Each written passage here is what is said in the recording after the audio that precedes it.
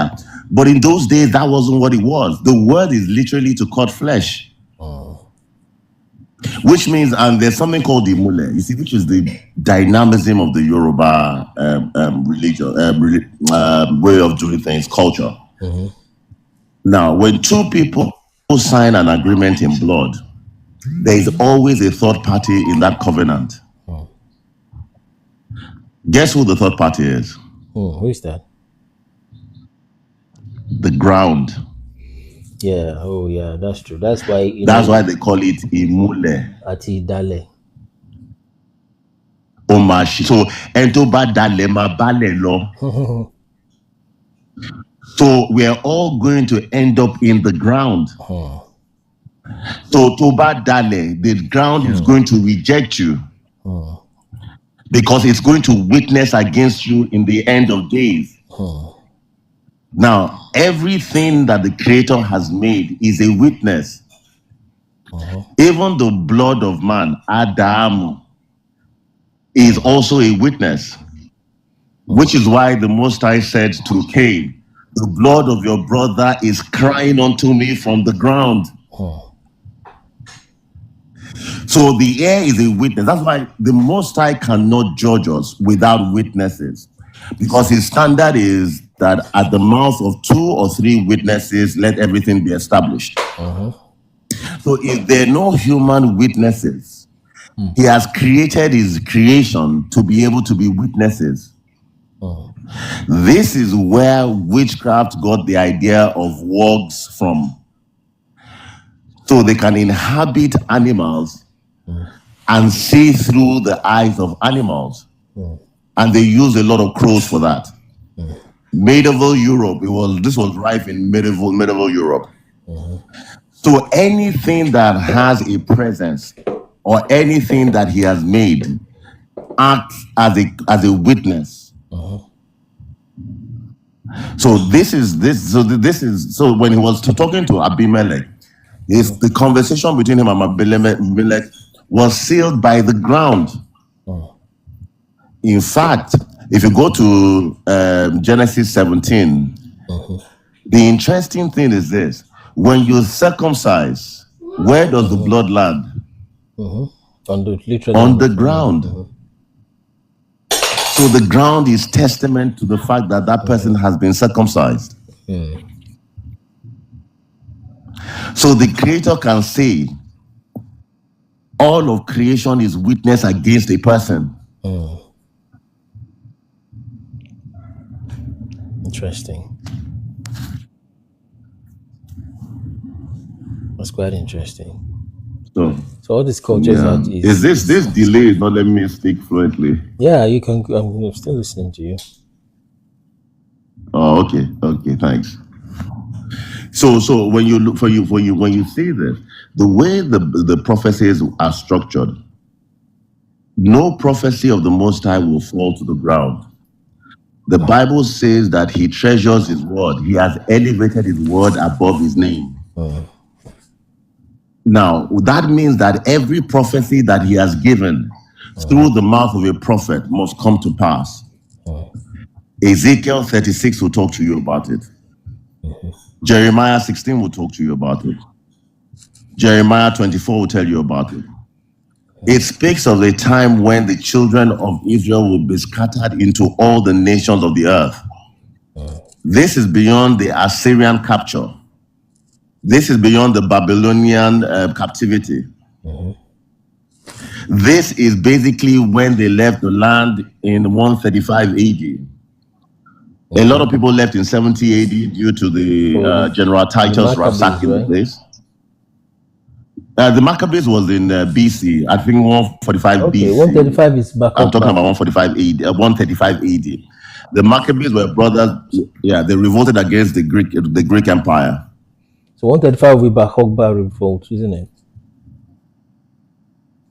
Well, yeah, precisely. The Bar Kokhba revolt, Simon Bar Kokhba. Okay. So that was when Emperor Hadrian literally bought half of his military resource to ransack Judea. Now, what happened was that if you look at Zephaniah, and this is, the funny thing about the Torah is it's a tapestry. If you know how to put the pictures together, you have the verses together, you're going to get one single picture. Now, when the Most High looks at all the children of Israel, he sees only Jacob, which is why when he complains sometimes in the Bible, he says Jacob has sinned. Jacob is the people that are forming Jacob that have sinned. They were putting Jacob in trouble before him. But so when you look at the entire scripture, especially something like Zephaniah chapter 3 verse 10, he talks about is migrating from beyond the rivers of Ethiopia or rivers of Cush. So the Nile River is the river it's called the Nile in Lower Egypt. Lower Egypt is more to the Mediterranean. Then Upper Egypt is more to Sudan, which is the land of Cush. So if you are moving from that land of Sudan and you're going far away, which is Oreku, which is where the word Iba, well, part of the reasons why you get the word Iba, Iyabaore. There's also Iyabari. Abraham was called the Hebrew. Abari, I don't want to talk about that. I'll talk about it later. So they went far beyond the rivers of Ethiopia or Cush. That leads you smack directly to Western Africa. So the Bible now prophesies in Zephaniah 3. It says, from beyond the rivers of Ethiopia, my suppliants, the daughters of my dispersed shall bring my offerings unto me. So that means that the people that are coming back from the west. There must be a gathering from the west to make that scripture fulfilled. And how were they dispersed into all the nations of the earth? Like I was saying to you before, 45% of the people in the transatlantic slave trade went through Badagry. That was why Badagry was known as the slave coast. Ghana was known as the gold coast because they traded gold from that port. But they traded slaves from Badagry. And those slaves did not go into West America alone. What people do not look at is that more slaves went through the Trans-Saharan. Yes. It went through the Trans-Saharan than it went through the transatlantic. So what he has said, it is for that prophecy to be fulfilled. Because if our people are not in China, the prophecy has lied. If we're not in Japan, the prophecy has lied. If we're not in Yugoslavia, the prophecy has lied. But what people fail to realize is that the world has been whitewashed. There's a word called aborigines. Luckily, there's a word called aborigines. The word has not been erased. Those are the original inhabitants of every land. They've been black people from the beginning. So what you would find ultimately is that there is a Hebrew, truly a Hebrew in every nation of the earth, if you track it properly. But at the end of the times, their blood is going to begin to call them to come back home. He says he will call. He says, my sheep hear my voice, and another they're not going to follow. So there's going to be a call from heaven. Obviously, maybe not an audible voice for everybody to hear. But the human being's mind, when you look at your pineal gland, it's a transistor. It has the ability to vibrate. So it works also with frequency. So if there's a frequency in the spirit, those that are tuned in, that have an uncalcified pineal gland, will be able to receive that information. This is where people talk about, I had a hunch. But we're all coming back together. We all have to come back together because Israel is supposed, I hate the word Israel, forgive me, but Israel is supposed to be a nation again, or Yasharel is supposed to be a nation again. I see. And that's prophecy. And the 1948 is not it. It's never been it. It couldn't be it. Okay, let me give you one of the major reasons why. It's just common sense. We don't have to fight anybody. I like debates. I like intellectual debates. I'm not disclaiming that you people are the people. Okay, you are the people. But what does prophecy say? Prophecy says that the entire tribes of Israel are going to be gathered. There are 12 tribes. You guys call yourself Jews. You're only from the tribe of Judah. That's an unfulfilled prophecy. Has he forgotten Naphtali? Has he forgotten Gad? Has he forgotten Judah? Has he forgotten Levi? So on a common sense basis, they can't call themselves the Jews because the constellation is 12 tribes that make one. Yes. You have only one tribe. One tribe is trying to make 12. How does that make sense? So if we are diligent in our studies, and if you read Jeremiah 16, I think it's 14 to 16 or 14 to 18, it says when he's gathering his children back, he said, we're going to forget the times that he delivered the children of Israel through Moses. Please, if you can find it and read it. He said, we will not talk about it anymore. Which is the same prophecy as the woman who had 12 crowns, who gave birth to a child, and the child was caught up to heaven. But that the woman itself, what happened to her? She was encased by the moon and the sun. So while the whole world was in pandemonium and the devil was trying to catch her, the Most High did miracles to save her. The first exodus from Egypt, which Moses pioneered, is a type and shadow of the major exodus that is going to take place. So Pharaoh was a type of Satan. But this time around, Pharaoh is going to be Satan because he's going to control the world. And Satan is going to be Pharaoh. Yeah. And what he will be challenging is the church, and not a church, I don't like the word church, is the ecclesia. It's called a called out people. Because we are not a church. We are an ethnicity. It's a bloodline. So that's why churches have as many denominations as their human cells. So ultimately, what we're looking for now, and it must happen, prophecy must be fulfilled, is the coming together of the body of the Messiah. He cannot forsake his covenant with Jacob.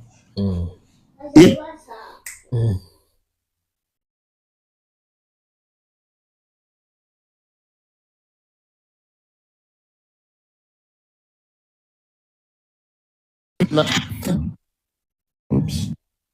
Yeah, I'm still hearing you. Apologies, please. Yeah. So he signed a covenant with Abraham.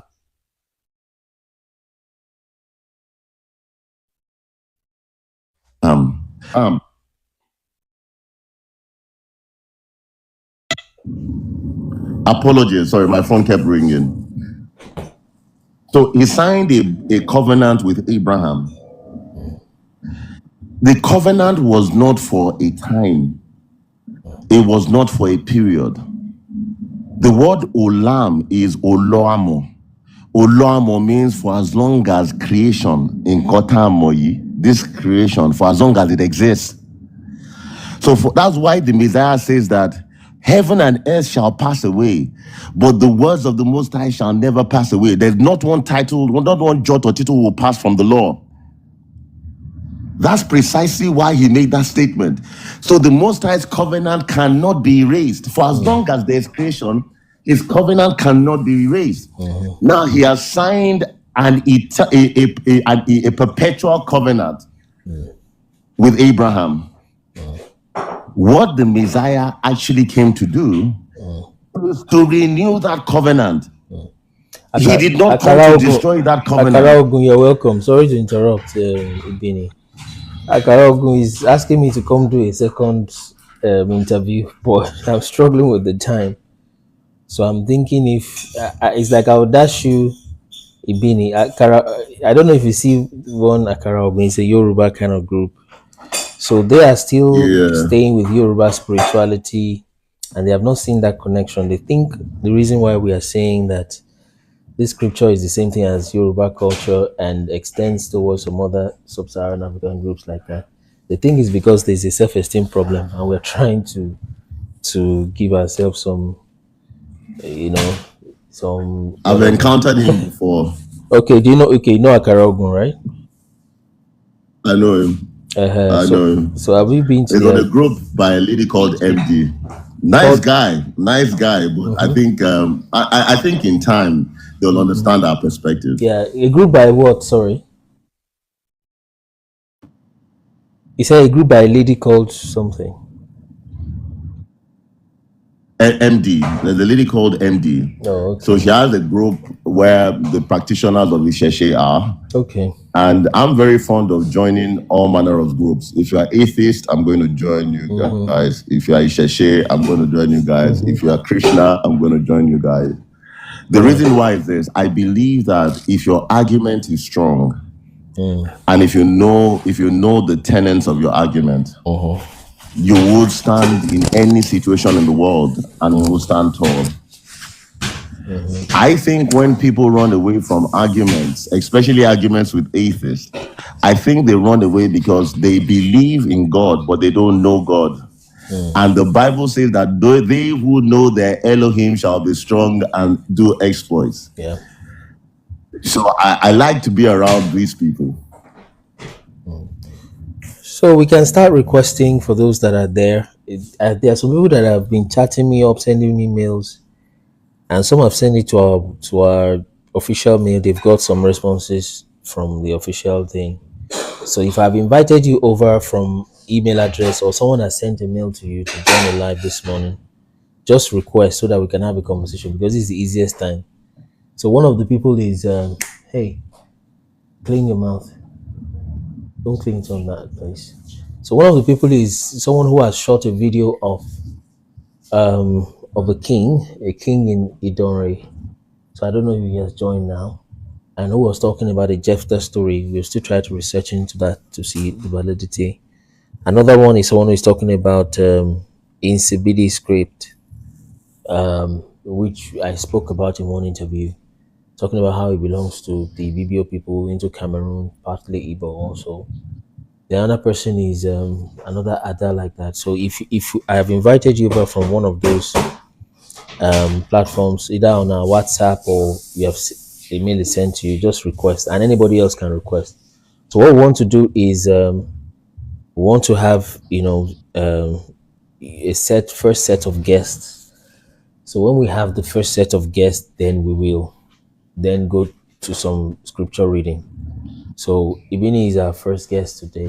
Usually it's like the first guest is usually timeless, which is great. So while people are gathering, so let's get this to 5K. We'll see how many speak. Sorry? Only run off after.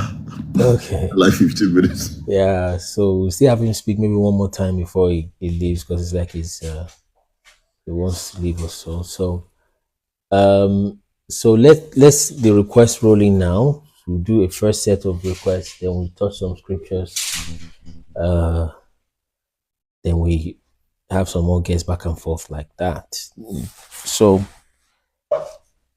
those who have been invited by mail or by WhatsApp, just request now so I can, because I may not have the time to maybe chat up or respond properly as I should online. So let me see.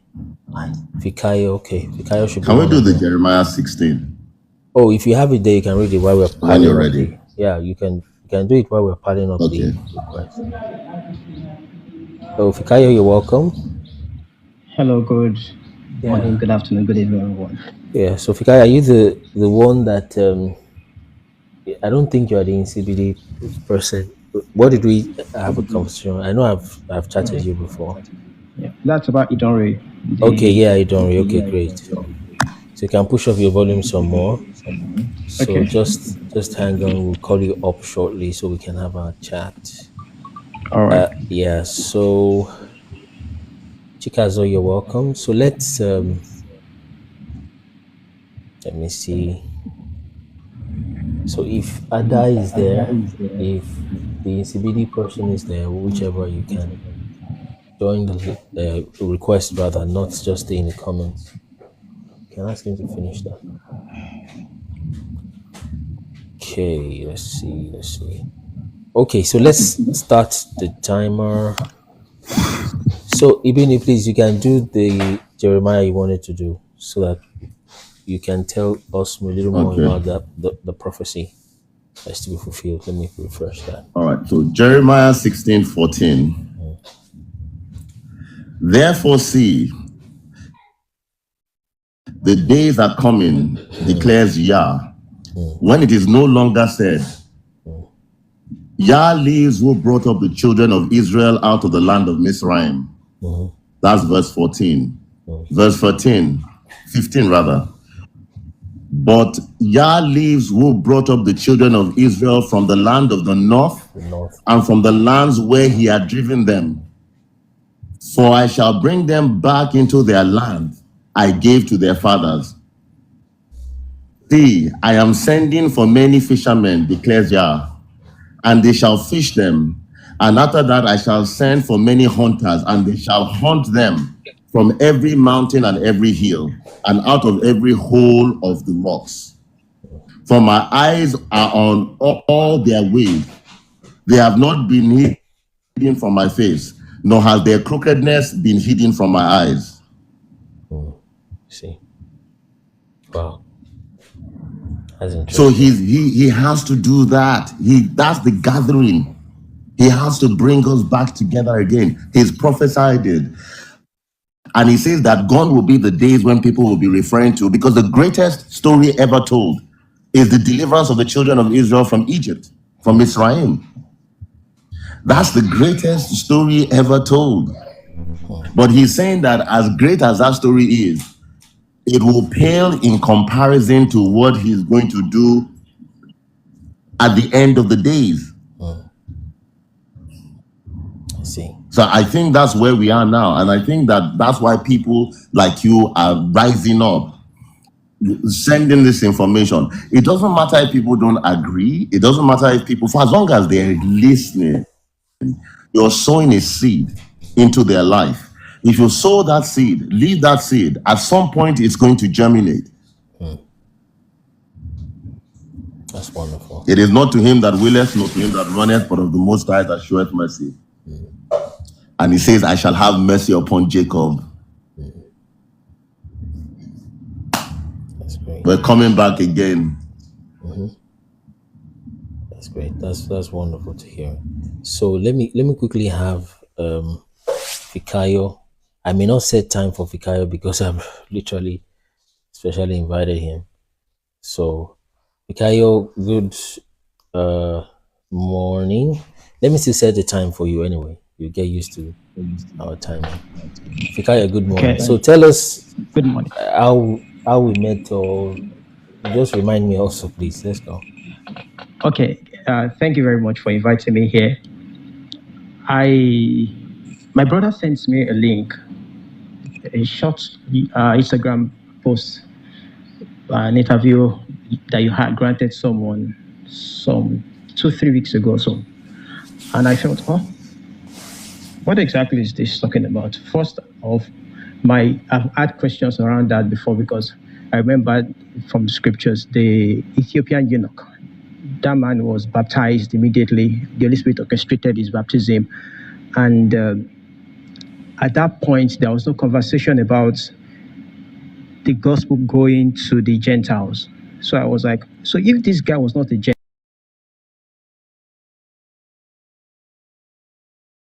to cross to the Gentiles, that means that there is something about that. So I have had that question for many years personally. So when I listened to that, it set up a chain of reaction in me. So the following day, I remembered an experience I had last year. I was at Idore, where I went on a field trip from my place of work then, and they have a bat festival. We were opportune to interview the king, and during the interview, the king told us that that festival, one of the things that they used to do was that virgin girls would take a bath to the top of a mountain around Daidori, and that they do it in remembrance of one of their ancestors who went to war, and when he was going to war, he made a vow to God that if he won in that battle, when he comes back, he was going to offer the first thing that comes out of his house as a sacrifice. Unfortunately for him, it was his daughter, the only child he had that came out. So that struck me, and I was like, what exactly is this? So I left it. I've been pushing it for some time. So 2 days ago, I just said, let me even check, where was Jephthah from? And I remember one of the videos that said, okay, Yoruba people, they're Ephraim and the likes. So I checked, and I said, there was a conversation about Jephthah had issues with the Ephraimites. I said, okay, let me share this video. Let me just figure out. I don't know where this is going to, but then I shouldn't just sit down on the information and just share it. So that was why I shared the videos and the likes. I just sent another video not long ago too. So that's it.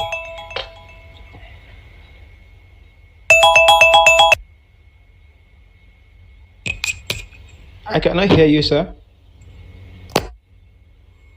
Yes, that story is apparently very close to the Jephthah story. It's literally just about the same thing. And the way I work normally when I see things like that, I still check 2, 3, 4, 5 times. And truly, Jephthah is from Manasseh, if I got it right. And Manasseh is a brother to Ephraim. Okay, just the same way this other person that was having the fight with them, Gibeon rather, is also from. The Gibeonites are also close to the Ephraimites like that. But yeah, definitely is close. So we'll research that. And I mean, apparently that is quite close. We are not Hebrews. Okay, let's say we are not Hebrews. Our Yoruba ancestry is enough. Yeah, we'll bring you guys up over time. So I'm like, so we'll push that interview, check it more, and I'll check more of his videos. So it's nice to have you, Fikayo. So how much time do you have, Fikayo? You still have some time to still stay on? Yes, I can still stay on for some time. Okay, great. So let me let Mr. President speak for his own time also. Although he doesn't believe these things we are saying, things it's not accurate. So Mr. President, you can unmute. Let's have you speak. Good morning, how are you?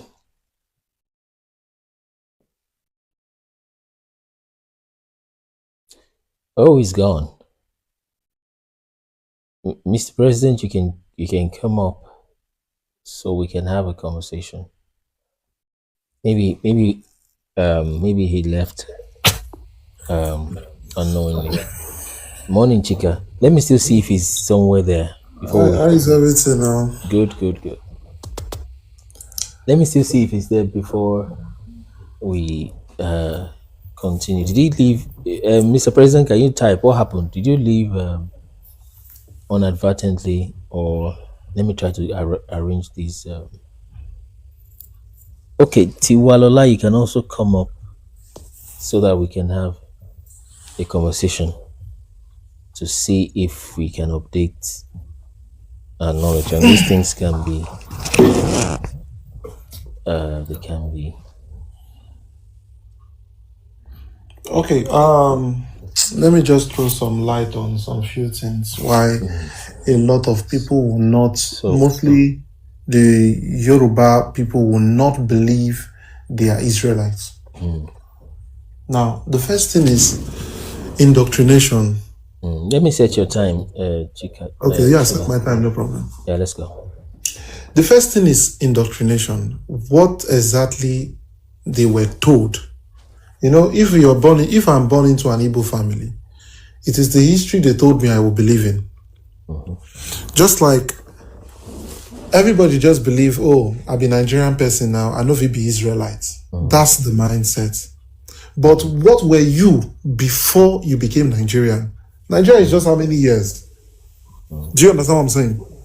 You were once first Yoruba, and before they called you Yoruba, what were you back then before you were called a Yoruba Do you get what I'm saying? Surely not Israelites. I Yeah, don't know that's- why you people Now, are listen, relax. why try and Relax. tag us with It's Israelite? Yeah, Trying to TikTok- use the Bible to tell our TikTok history. is What here. nonsense is this?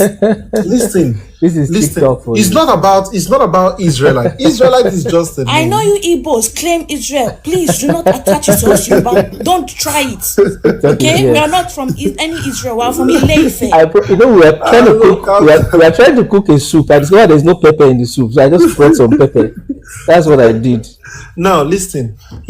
I'm not telling Siwa, you good that morning. Yorubas are Israelites, but I will still tell you the truth is the truth.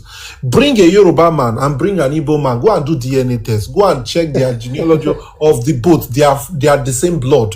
No matter the old tribal, this Bless Igbo, you. Yoruba, Bless this you, one. sir. We are all one. Forget about the old Biafra, this one. Which year Biafra nonsense happened? Even if the Igbo cry from now to tomorrow, this and that, all this things started, is just an instigation of 50 to 70, 100 years stuff that happened. Yeah. What about years before that time when they were all living together? Even this problem, we are just inheriting people's problem because even you are complaining. You were not there when they fought Biafra War. Me, I was not there. So why am I taking the problem? Please, what's the evidence that are from Israel? Let him finish his time. I'll talk to you. If you want to listen. I'm not telling you to force yourself. Just like my Yoruba friend, I have a lot of Yoruba friends. One day I spoke with them that I told them I'm an Israelite. One of my friends said, "Come on, keep quiet. You will be saying you be Nigeria." I said, "Yes, I'll be Nigeria because I did for Nigeria as a person. But that doesn't deprive me from me being an Israelite because I'll be Jew. It is my foundational level, my history, everything about us, Jew. It has been proven." And how did you come to that conclusion? Madam, That relax. you are a Jew. Now, listen. In Nigeria today, we have Christian, we have Islam, and we have Jew too in Nigeria. Who practice the Jew? Just the Igbo. See, today there are Jews in Igbo land.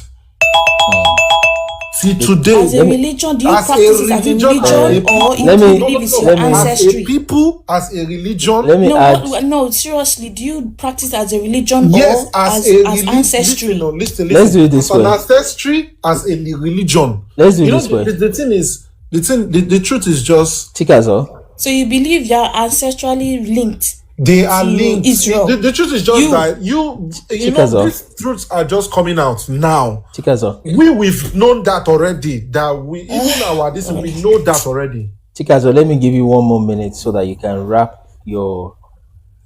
So that I'll give her a time so that she'll do hers. Because she interrupted is what I'm giving. So do your submission. She's gone. No, she should have stayed. Just like wetin I talk, I say wetin divide we Nigeria now. The day when they start to divide states to states, and I still tell person say if they divide even Delta State tomorrow in the next 4-5 years, somebody wey dey Delta go tell the next person say I'm not from this person. No, if they divide ordinary Lagos State into two tomorrow in the next 3, 4, 5 years. Somebody go tell you say you no be mainland person, you na island person. Yeah, and they will say we have no connection. Imagine, so that division has always been there. Every time they divide, Chika, you never tell us how you take be a Jew. Tell us how you take be Jew. No just all right. Time up. Time up. See, just search Igbo Jew. Just Igbo. There is nothing like Igbo Jews. There is nothing like Igbo Jews. All right, time up. Government already debunked that Igbo Jew. Time up. Government, which year the government they start? Time up. Government, what year the government? What year the foundation of our government started? Time up. No, can government stop propaganda nonsense. Time up. No. Stop propagating nonsense. Can I ask for a favor, Minister? Okay. Can I ask for a favor, go ahead, Ibini. Yes. Can you ask the gentleman speaking about confirmation of who the Jews are? No, it's the next one. That's Prince. Ask them. What do they think? What do they think a Jew is? The problem is this: they don't know what a Jew is. They have watched a lot of movies. That's why they're saying they're not. Yeah, that's all. So ask them the question: to start to educate them. We must know what the meaning of a Jew is to them. As far as they're concerned, is the people in Palestine. And they cannot reconcile the idea that they're related to white people. Exactly. They can't stand that. So the crux of the matter is this: what is your knowledge of what the name Jew is? What is your knowledge of what it is? That's all. Let's start with that. Let's move. Thank you. Sir. Thank you so much, Ibini. Let's go to Prince. If you're not patient on the Elewedu, you're welcome. If you're not patient with the live, you just go back and forth. You're not going to learn from each other. So let's have Prince. We'll give Prince 3 minutes. After a while, after this first set, we'll reduce it to 2 minutes so that we need to be concise and move. Let's go. Actually, I just came and I love the topic. That's why I joined. I have no submission yet. Okay. I will just be listening. Okay, but I'm sure you are a little skeptical about what we're talking about, ain't you? It's a fresh kind of idea. I want to know more. I know a lot of truths are coming up now. I've been to your page as well. So when I saw you live, I decided to join to learn more. All right, you're welcome. I'm open to to learn more. I don't want to be stereotyped like Jew is Jew. Let's see evidence, because a lot of things are unfolding these days. That's true. And then you have to open your mind if you want to learn. Exactly. Thank you so much. So let's put you in the comment section. Thank you so much for that. So so Fikaya has spoken, or I might still put Fikaya also in the comment section. So please, is it Elewedu? Mr. President, please come up. He has even shared the live. So Mr. President, come up. Please, Bini, I just have a question for this this Igbo guy claiming Jew. Just hold on there. We'll give you the time to do that.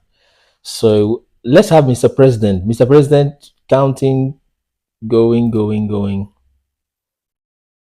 Let's see. Okay, so let's straight away take it to 2 minutes so that we can do that. Okay, so let me have where is this name? Opa, you're writing. Is this looks like Greek or Russian? So your name is Opafe, is it? What's that name? Opaf. Ora, Lunife, Oramfe, Unile, no. Okay, Oramfe. Oh, Omicron, Rho, Alpha, Eta, Phi, Epsilon. You're using Greek to write Yoruba. That's interesting. You'll be more accurate if you had used Hebrew. All right, Oramfe. Let's go. 2 minutes. So ask your question I'll let you, but Chika, you need to stay with your time. I'll give you 2 minutes each, like for 2 sets before we move to other people. I don't even need 2 minutes. I just only want to ask him a question. That's all. Okay, ask your question and I'll give Chika 2 minutes. What's your question? Let's go. Chika, if you are saying you guys are from the Igbos are from Igbos are Jews, can you also tell us who are your progenitors? And secondly, will I have an evidence the Israeli government carried they make a secret DNA test in Igbo land, and they found out that Igbos are not Jews, because there was a time in Nnamdi Kanu were claiming, the Igbos are Jews, they are Jewish, the Igbos are Jews, and the Israeli government secretly came to Nigeria and they did their DNA test with the Igbos, and they found out that these people are not they are not Jews. And I want him to tell me I want him to tell me the Igbo people, where are they from? Because I have also studied that these people are from Bantus. I heard that the Igbos are Bantus. They are not Jewish people. And please, can you tell me your progenitor if you claim you are Jew? All right. So, Chika, let's go. That's your 2 minutes. Try to condense it, Chika. Let's go. You can unmute yourself, Chika. You are muted. Yeah, let's go now. Now, the people that is there in Israel, what year did they came as refugee in the year 1946? Now, listen to me. They were not even Jews. They were practicing Jews. They came to Palestine. That land belonged to Palestine, and those Palestine chased out the real Jews, which were blacks. Now, listen to me. If you don't know history, go and check your history. Now, these people, when we say come, they came as refugee. That was how they gave them that part. And because it was through the United States of America and other part like Germany and the rest, they brought in those white people. All those people you see, they have 2 passports. All the people in those Jews, they have 2 passports. If wala happen now, they go jump, go their own place. Now, 2. People will know they originated from that particular place. How would they get our genealogy? Do you know the deception is too much? How would they tell you that you are the true Jew? People will can't deceive the entire, this will come as a refugee. It just be like somebody can't stay for Fulani, can't stay for Ife land now. Tomorrow, because they stay for there, they'll come talk say the Ife people are not Ife people. No, that's a lie. These people go and check which year that Israelite they come into Palestine. They get that position. It was in the year 1940 something. So if they tell me, say, I want you use through their own white man, the white people will come as refugee, where they want to define who we will be. Just like the white people go define us as black, say, you are this, you are not that. No, they can't. Nobody can define us where we. Before Nigeria came, I will still tell you the same thing. Our foundation was based. In short, we having a black skin alone tells who we are. Black skin alone tells who we are. That's just the truth. There is no way you can describe us. You understand me? That's all I can say for now. Thank you very much. Are you saying let's do this way. Hold on. Palestine chased your ancestors to Nigeria, to Africa? Hold on, Orafe. Let's do it the style that Ibini requested. Ibini is the second person on the guest list. Can you try to, of course, you know the way I am. I don't ask sarcastic questions. If I'm asking you a question, it's sincere. So if you don't know, you can say you don't know. Or who are the Hebrews? Well, what does Hebrew mean? Who are supposed to be the Jews based on your knowledge, Orafe?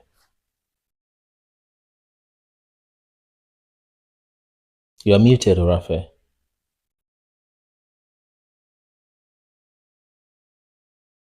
Orafe, can you hear me? Sorry, I'm here. Sorry. Yeah, so who are the Jews? Repeat? Who are the Jews? According to your knowledge. To me, I believe the Palestinians, they are Jews. Okay. In my own view. That's the people they show on the TV that are fighting, of course, Gaza, etc. Yeah? And no, lastly, I want him to answer my question. But you didn't answer mine. Are you saying No, I'm throwing my question to Chika. Are you saying the Palestine chased your ancestors to Africa? You didn't answer mine. And Minister, just 1 minute. Let me just answer you. The first question, the question is that part you're calling the Israel, that Israel where you see, so that's not Israel. They just accept the fact. The Israel where they think say they chase us go, that's a lie. That place is never Israel. Okay, then where is Israel? Where is Israel? Listen to me, listen to me. Do you know, say, if you say the white people came to some part in Africa and called that place Israel, do you know till today they will be calling that place Israel till today? As at those years in the early 1900s, there was nothing like Israel. There was no place on earth called Israel, but there were people called Jews. They have the Ethiopian Jews, they have the Bantu people, they have other people that has been practicing Jew. These are set of people that, or they are blacks. They all this they don't, just like the Arabs. The Arab, many of them are Muslim. You can't tell them the Arabic they speak. They influence those Arabic on people, and those Arabic they started speaking those language, reading the Quran. The same way the white people also came into Africa. They taught us how to read English in order to read the Bible, and that was how they started teaching us how to read ABC and the rest. That was how education came in. That was how they entered us and colonized us.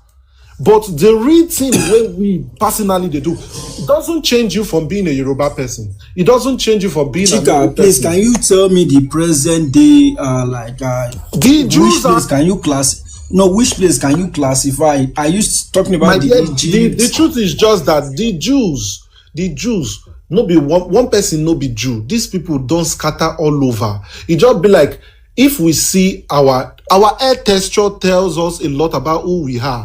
We, the West African, if you check our air texture, it's different from the people like the Somali. Check our air texture, it's different from them. It's different from the people from some other African country like Egypt and the rest. Orafe, let me reduce the fire. Let's mute. Orafe, let me reduce the fire on the live and to show something, so I'm not causing fights that I know the solution to. The real land of Israel begins at the Great Plain called Guinea. It continues to Ghana, up onto Benin, Nigeria. That is Samaria. And it continues southward. The real Israel is not in the Middle East. Have you heard that before, Orafe? No. So, I don't want... I think we need to show him the map. Apologies. Let show him Minister, the map. no. Don't. Please let Sorry, you said map. Who draw that map you are talking about? Who draw that map? Exactly. You see, we're going to complicate issues. I know. What we need to ask the gentleman is this: do not bother about location. We're scattered already. Let's not bother about location. Who is a Jew? He said the people from Palestine, that the Palestinians currently there are the Jews. That's where the argument should start from, because that shows that he doesn't know who a Jew is.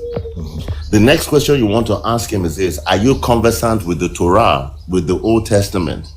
If he's not, then he needs to be conversant with the Old Testament, because you might be basing yours off of facts that have been read.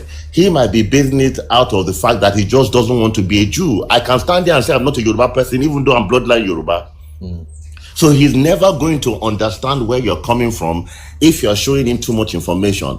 The basic information is this: how do you know a people? You know a people by their culture. There are no two cultures that are similar. You can have one or two things in common due to association, but cultures usually are distinct. Nigeria has been a country since 1970. The North has been there 1960. The North has been there, the East has been there, the West has been there. Till today, after amalgamation and living with ourselves, the culture in the North is distinct. The culture in the East is distinct. The culture in the West is distinct. Ghana is our neighbor. Cotonou is our neighbor. All cultures usually are distinct. So if we're going to show him that we're the Hebrews, first and foremost, he has to be patient. He has not done the research. We have. So as a humble person, what he should be asking, not fighting us, what Oramfe should be asking is, did I insult you? You are saying I should not fight you. Did I insult anyone? No, I didn't say, no, I didn't mean it. And then stop using the word fight. I didn't say it that way. I apologize. I apologize. But the point still stands. If you don't know where we're coming from, you can never know where we're going to. If you haven't read the books that we've read, if you haven't done the studies that we've done, it is only fair for you to be disgruntled at what we're saying, because you are oblivious of the facts that we have. But what we are saying is, we're not just coming from the blue and saying we are the Jews. That's not what we're doing. What we're doing is, we've read the Quran, we've read the Torah, we've read several books. And we've brought all these books together, and we found a common factor that shows that the original Jews were black people. First, let's start from there. Let's not even talk about Yoruba. Forget that he's a Yoruba man. Let's forget. It is indisputable, even for the white people. It is indisputable that the Messiah was a black man. Revelation chapter 1, verse 13, 14, 15 tells you. He said his feet were as unto burnt brass, as though they burnt in a furnace. Anything that burns, when carbon burns, it turns back darker. We are carbon-based creatures. Job said, 30:30, my skin is black upon me, not dark, black upon me. This is not a statement that a white man can make. This is not a statement that an Arab man can make. No matter how much they stay in the sun, they get a slight tan. The black man becomes very dark because of pigmentation. We're not even saying it from a spiritual perspective. From a biological perspective, melanin is the key to our conversation. Melanin is the key to our conversation. And what we're saying is that you cannot have white people live in a land that has radiation. and Egypt had radiation. So how did the white man survive as a slave, not as a ruler, as a slave, under the desert sun for 400 years? You can't take a white man for a stroll in Nigeria for 30 minutes. He's going to turn pink. Why do you think that they use sunscreen when they go to the beach? Do you know the sunscreen is white? Do you know the content of sunscreen? Melanin. If you use a UV camera and you look at a white man under sunscreen, you see a black man. It's the equivalent of chlorophyll. So this is not even talking about religious books. This is pure science that we all did in school. So how can you now tell me that a white man lived as a slave for 400 years in Egypt? They will not exist anymore because their skin structure or texture does not permit them radiation. It doesn't. They know it. That's why in Europe today, Europe is it's called the temperate region. It's not even called the tropical region. It has less sun than the tropical region. In Europe today, they have the top 10 highest rates of skin cancer is still in Europe. How do you explain that? So that goes to show you that it cannot be the white man or the Palestinians, as you're saying. These people migrated from Iran, from Persia. These are Persians, and they're whitewashed Persians because the original Persians were also dark-skinned people. So if we're looking at it from just an Egyptian perspective, they spent 400 years in Egypt. If you are looking at it from an Egyptian perspective, have you ever had a white man in the desert before? It's common sense. You can't. Their hair cannot be the texture of what it is today under the sun. Samson had dreadlocks. The white man cannot produce dreadlocks. So how did Samson have dreadlocks if he was a white man? Ask yourself these questions. We're not just coming here trying to some outlandish claims. We're not just trying to speak for speaking's sake. We're speaking because there is a technical fact behind this. There is a fundamental error in the message. And what we're saying, what Chikazom is saying is this: if they have lied to us, they have read the book, and in the book says that he's a black man. If they have lied to us and they've given us a white man with blonde hair and blue eyes, the next question you need to be asking is, was the lie intentional? Because they enslaved our ancestors by this. You cannot be more patriotic and more ethnic and more African than we are. We are African enough to research these things. And if you're going to be African as well, you will research it. You can research something when archaeologists dig a hole. Sometimes they don't find anything there, but they still dig. And if we're wrong, dig with us and say, guys, these are the errors. We're not right on every fact. I disagree with Minister on some facts. He would disagree with me on some facts, but we're together as brothers because we have a common purpose. If they enslaved us with a white book and with a book that they brought to us, they claim they brought the book to us. If they enslaved us with that book and they put the image of a white man and they made us worship a white man for 500 years, and we're now discovering that the man was not white, the question you should be asking is, why did they do this? Let him come from Ghana. Let him come from Sierra Leone. Let him come from South Africa. The fact is that he was a black man. He was an African. That's the point we're trying to prove to you. And then we can now narrow it down. Which people in Africa have these traits? I rest my case. Let's save some of Ibini's. So I don't take too much time. Ibini's fuel. Thank you, Ibini. So, sorry, 1 minute. No, not 1 minute. Let me just say one thing. Okay. Do you know when Russia opened up their vault that was locked for many years, they showed us something on the internet to tell us that the Jesus that was in the Bible is a black man? Why would Russia expose such truths if you think? First thing you go, that thing now, why did they open that vault? To show us, okay, Abi una don't do too much. Oh yeah, let's just expose this truth to give black people to know this is the real Jesus, is a black man. Why Russia, of all things, just to expose the NATOs and all of them all put together? You don't use anything to fight them. You go, open the vault, bring out the picture and show the entire world that Jesus was a black man. So which narrative do you think this man is trying to pass? Is an hidden truth. So if you feel like, I'm not talking about either Igbo, Yoruba, I'm talking about we blacks. Blacks is black. Whether you be Yoruba, you be Igbo, you be this, we all are black. That's Thank you, sir. Thank you, sir. Yeah, so Rafael, let's give you some time to maybe do some research. Let me bring somebody else who may maybe, or do you want to say something before? I think Eliwidu wants to come up, and she's also on your side. Okay, I will drop now, but I will just tell you that even the Jesus you are talking about, I don't believe in it. Yeah, That's all. That's okay. All right, thank you, Rafa. So, but take your time to think about it. So, Eliwidu, you can come up, or End Time Prophecies is the fastest fingers. I don't know. Okay, let's view guests. We have been, I think Omi something has been there for quite a while. So, Omozopo, let's give you 2 minutes. We can make it 2 minutes real quick. Omozopo, drop your submission, your question, whatever. Let's go. Well, I would like to contribute in this respect of these Jews something. Mm-hmm.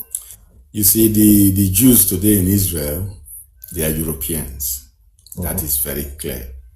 They came from Poland, Hungary, and Russia, and Germany also. So that area they call Israel is not the actual geographical location, because in the beginning, when they were looking for a place to establish the nation called Israel today, they went to Uganda, Kenya, and those areas. So later they abandoned that project there and shifted to the Middle East. So why were they in Africa, deep down Africa, Central Africa, and later they changed to the north part of Africa? So there was something going on. So if you look at those people there, that land, to me, that land was former ancient Egyptian land, Kemet. I've been to Israel. I went through. There's nothing spectacular there, nothing great. When I went to visit where they said Jesus was buried, I'm telling you, it's new, very new.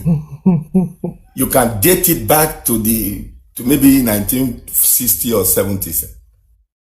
They're just using it for money. I went to River Jordan. You go to those areas. There's nothing that makes you feel this place something happened. No archaeological digging of human skulls, there's no melanin there. But when you just go over to visit Egypt and say, okay, go to Abydos, go to other areas, go to Giza, you are going to see things, archaeological things. Even you will see the mummies of ancient pharaohs. Now they are closing it. Before it used to be open. The time is up. That's true. That's very wonderful. But the thing that there's a lot of evidence there. These people today, they are not Jews, and the Jewish, you see, this Jewish for me is a religion. They're trying to make it a kind of a DNA something. To me, Brother Chika, is a religion, and it was carried to Europe by Africans. We brought it to the Europeans. Thank you. Can I quickly ask my question? Yeah. Just to everybody. Just a minute. Just a quick submission. Yeah, you are here already. We're going to bring you up next.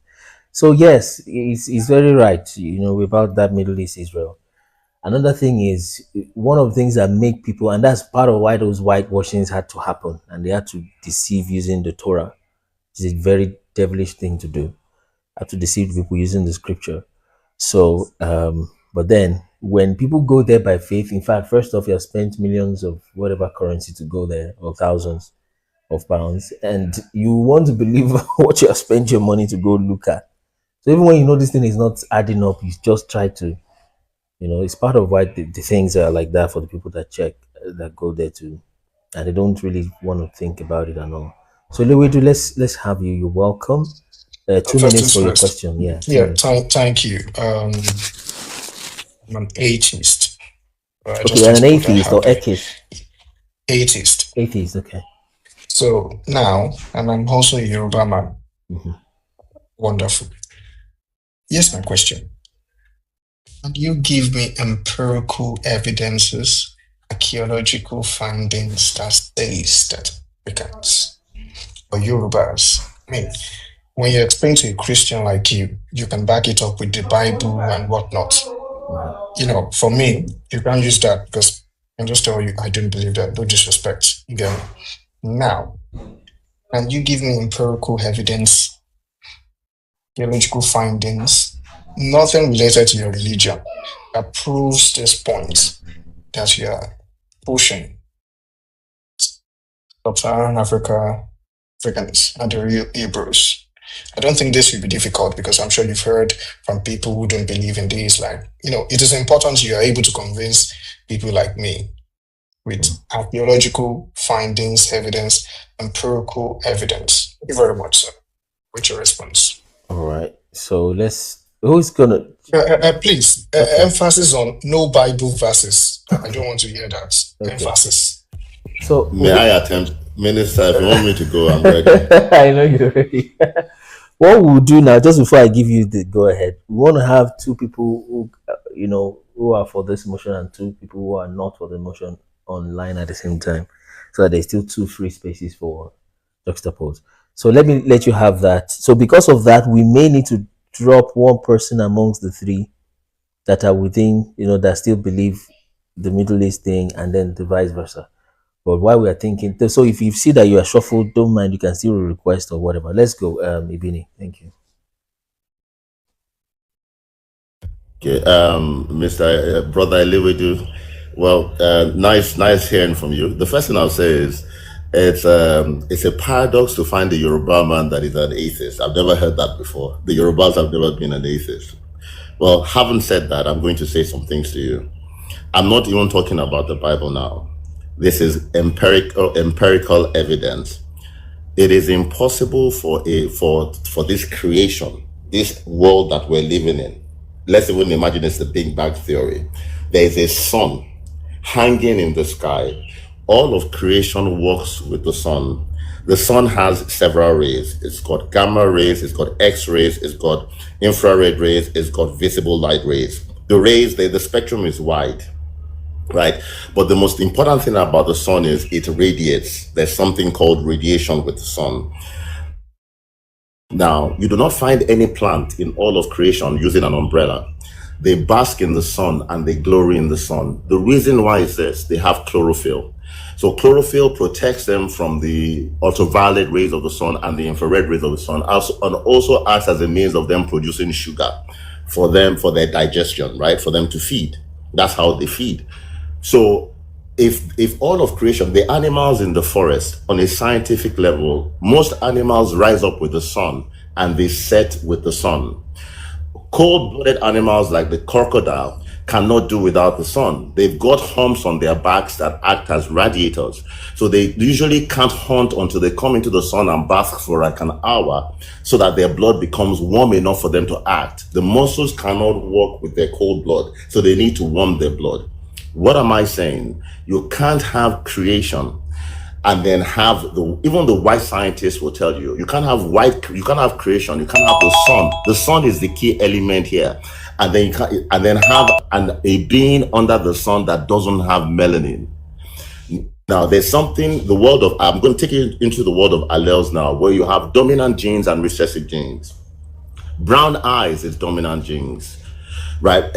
Black skin, melanated skin, melanin is from a dominant gene. Kinky hair is dominant gene. White skin is recessive gene, which is why a black man can give birth to a white man, which is what we call an albino. But you can't copulate two white people and then they'll create melanin.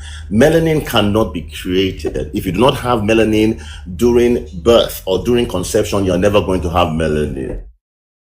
Now, the beautiful thing about melanin is this: every cell in your body is covered in melanin. I'll take you to the nucleus of the cell. In the nucleus of the cell is protected by a heavy layer of melanin, because that's the only way you would not damage the DNA in the cell.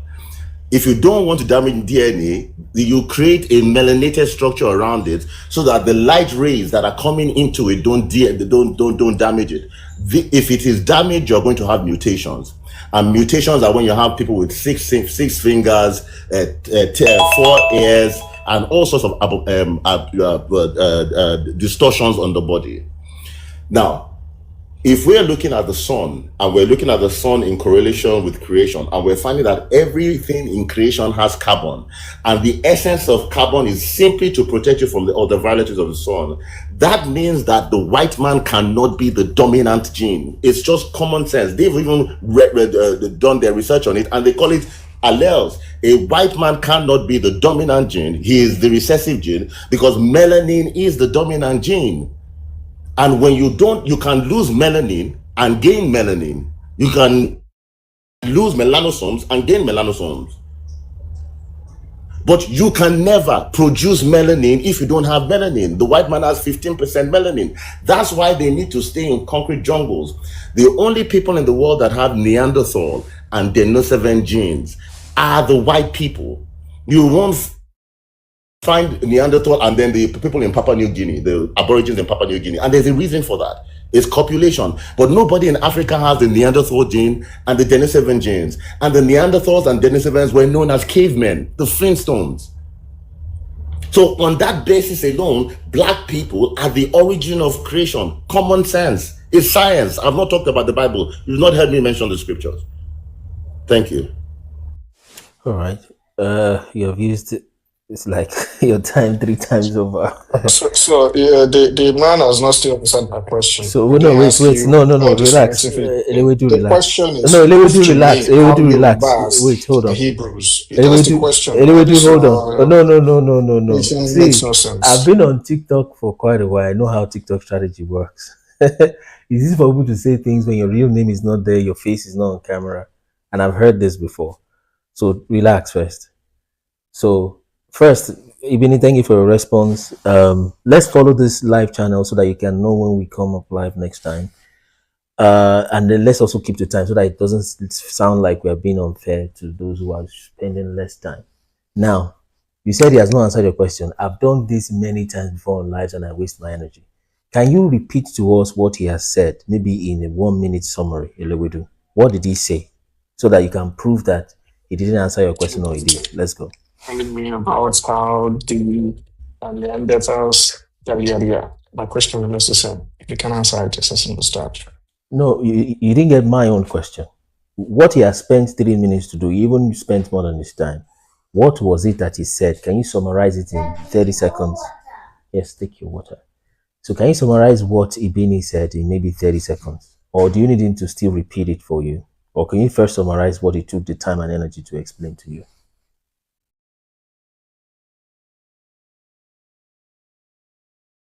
You're muted in case you don't know.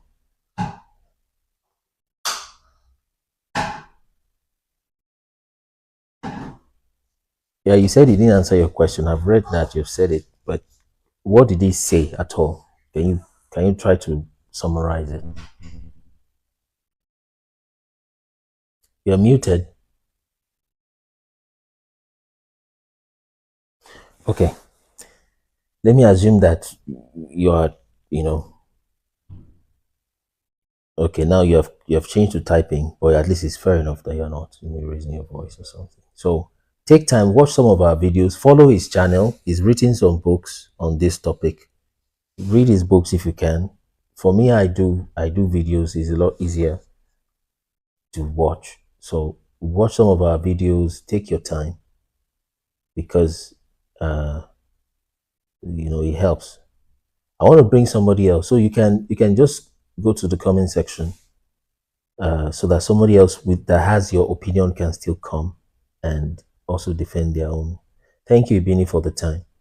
So we'll just try to stick to the time given next time. So I think what he said, because I was listening, which I've learned something that I've not even learned it before, which is that what's that thing called? The melanin is the dominant gene, and it's natural with the sun, such that you need it to really survive. And then a dark-skinned person can give birth to a white-skinned person, or it's not possible vice versa. I've heard that before, but I've not heard it quite explained technically this way. And what else did I hear? I heard that, it's definitely scientifically backed up. And then it is with that kind of dynamics between a melanated and a non-melanated person, it is just fact and demands that the melanated person is the one who is who is dominant and who is the father, in fact, of all other races. So thank you for that, Ibini. So let's have some people who have studied, so I can learn something from the other person too, who may be on the other side. So triple A, I need somebody who doesn't quite believe this thing we have up here. Okay, who can, over time we'll have people from Europe come on, is what happens most times, and they can talk. So have them come on. So if you don't believe this, there's a lot of people requesting, but I want to bring in somebody who doesn't believe this thing we have written here, so that we can have them, rather than just talking amongst ourselves and we already know what we're talking about. So if you in that category, you can let us know on the comments, so I can bring you up first, give you priority. Or let me just do it randomly. End time prophecy has asked. Let me just let her or him, let her come and say hi. So Akinshola, you're welcome.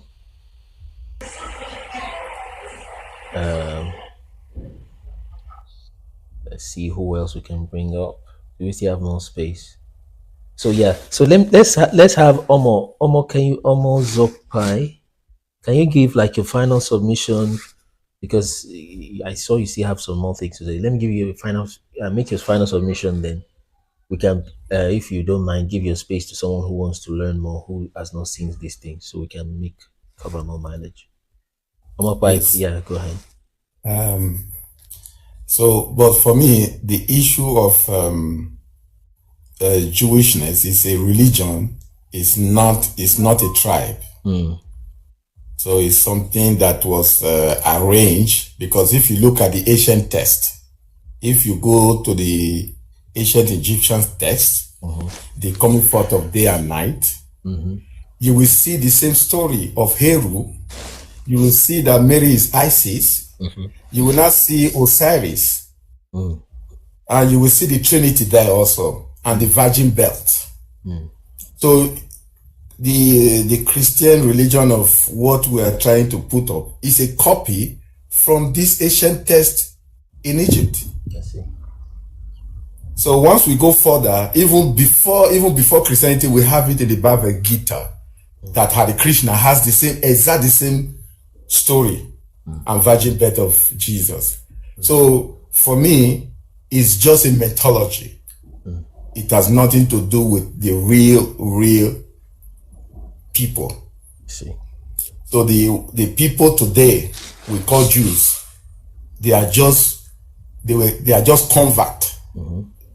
They have nothing to do with Africa. They have nothing to do with today Africa. They just came from Europe, and you can see it in them, their DNA and everything. Even NASA once said they left black and they came white. Yeah, and they will not accept. Yeah, and I see the Egyptian prime minister at one time. Yeah, he said we will not accept that. They left black and they came white. So that is my submission. So I will go down. Thank you very much. Thank you so much, Omo. It's good to have you. So like I said, in fact, there's some things he even said I disagree with, but then at least we were able to hear his submission to it. It's okay. Yeah. But then, yes, but like I said, the Eastern European, I mean, Netanyahu himself had to change his name. That's not his original name. You know, he had to change it to what he's got now. So, yeah, so let's see who has not spoken. Osas is here.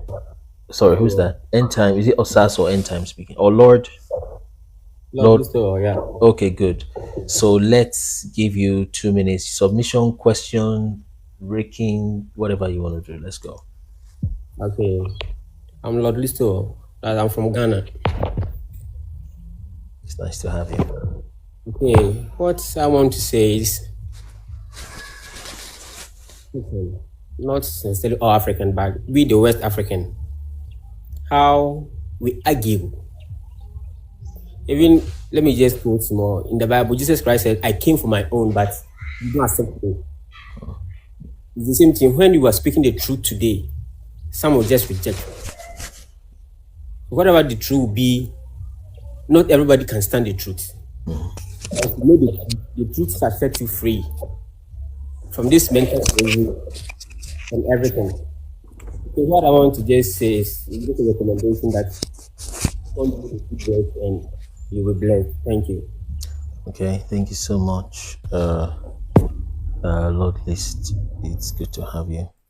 So yeah, it is. That is it. If we just take the time, just like the brother Elewedu that came up, just take the time to learn things. Just check the facts and see. So if I had not, if I didn't have that TikTok experience and I know how TikTok works and how people speak, actually, not just TikTok, the same human beings, I would have wasted Ibini's strength again asking him to respond to somebody who is not listening, trying to pour water on a dusk bag or a polythene bag. It wouldn't work.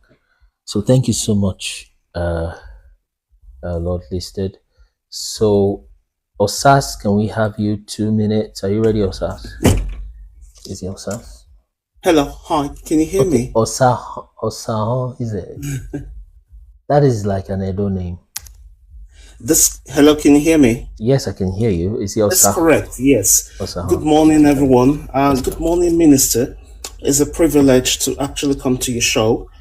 The first time I actually met you on TikTok, I was so happy to realize that I wasn't the only person who actually has the same kind of belief as you are, even as a Christian.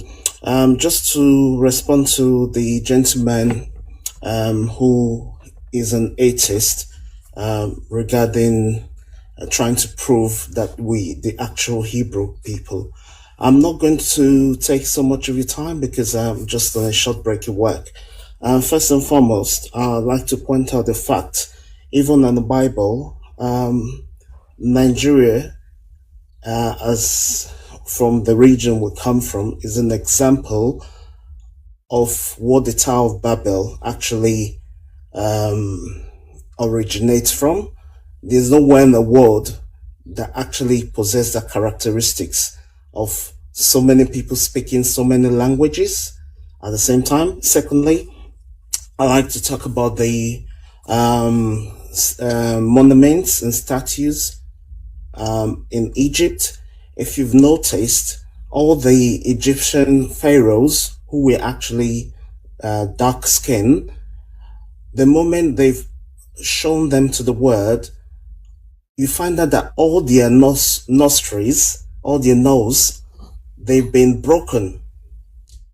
If you doubt what I'm saying, you can Google it, and you find that all the statues, all of them somehow, magically, they all have broken nose, and that has been done on purpose, because just trying to show to the world that they are of the other kind, not of us, trying to confuse us.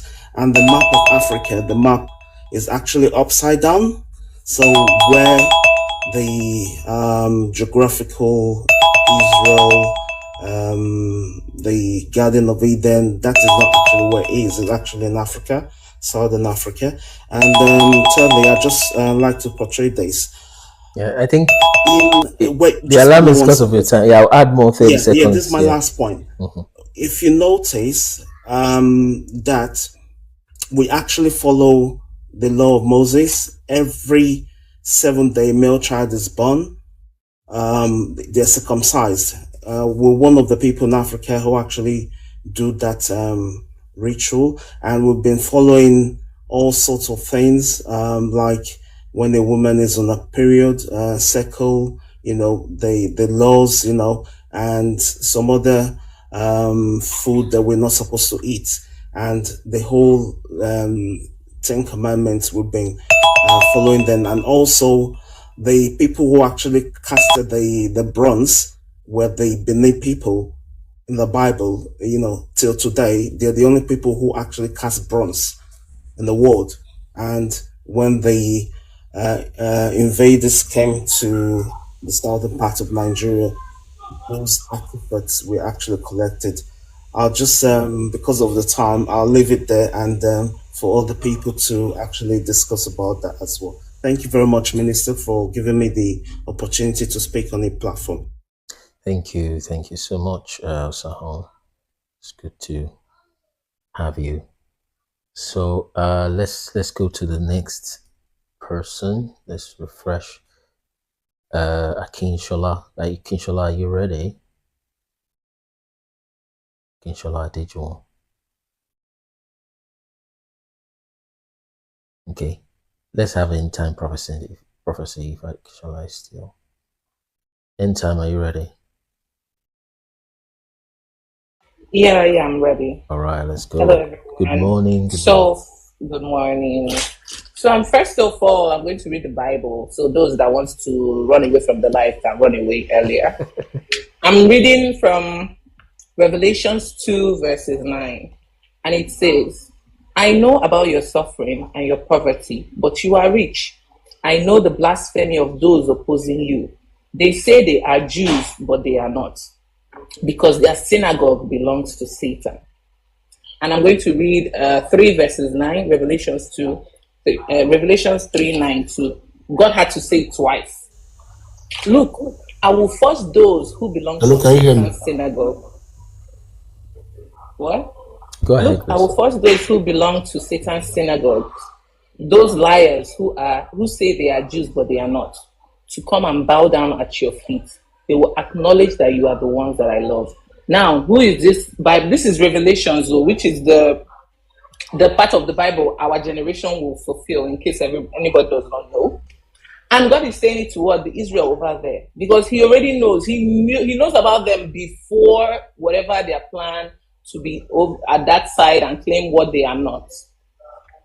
And another thing, I wanted to answer the question of that atheist guy that said, what is the proof about Israel? How do you know Israelites? Israelites are people that are rebellious. We are always going from slavery to slavery because we never want to leave. Israel has never seen an idol they don't want to worship. Israel has never seen a Baal they don't want to bow down to. And that is why we've been going from slavery to slavery. Which race in this our own knowledgeable time has been taken as slaves? Israel can be found in America, Jamaica, Haiti, the Caribbean islands. And because it is a tribe of people. Yeah, 30 more seconds. Go ahead, please. You can do 30 more seconds, end times.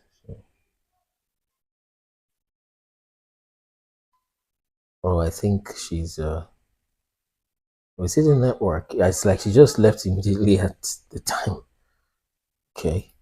So is she back? Akinshola is here now. Can you hear me? Oh yeah, Mr. Akinshola, you're welcome. Let me add to your time while we're waiting for him time to return. Good morning, good morning. Good morning, good morning. I stumbled on your site sometime, and you've been quite an inspiration. I am one of the old school.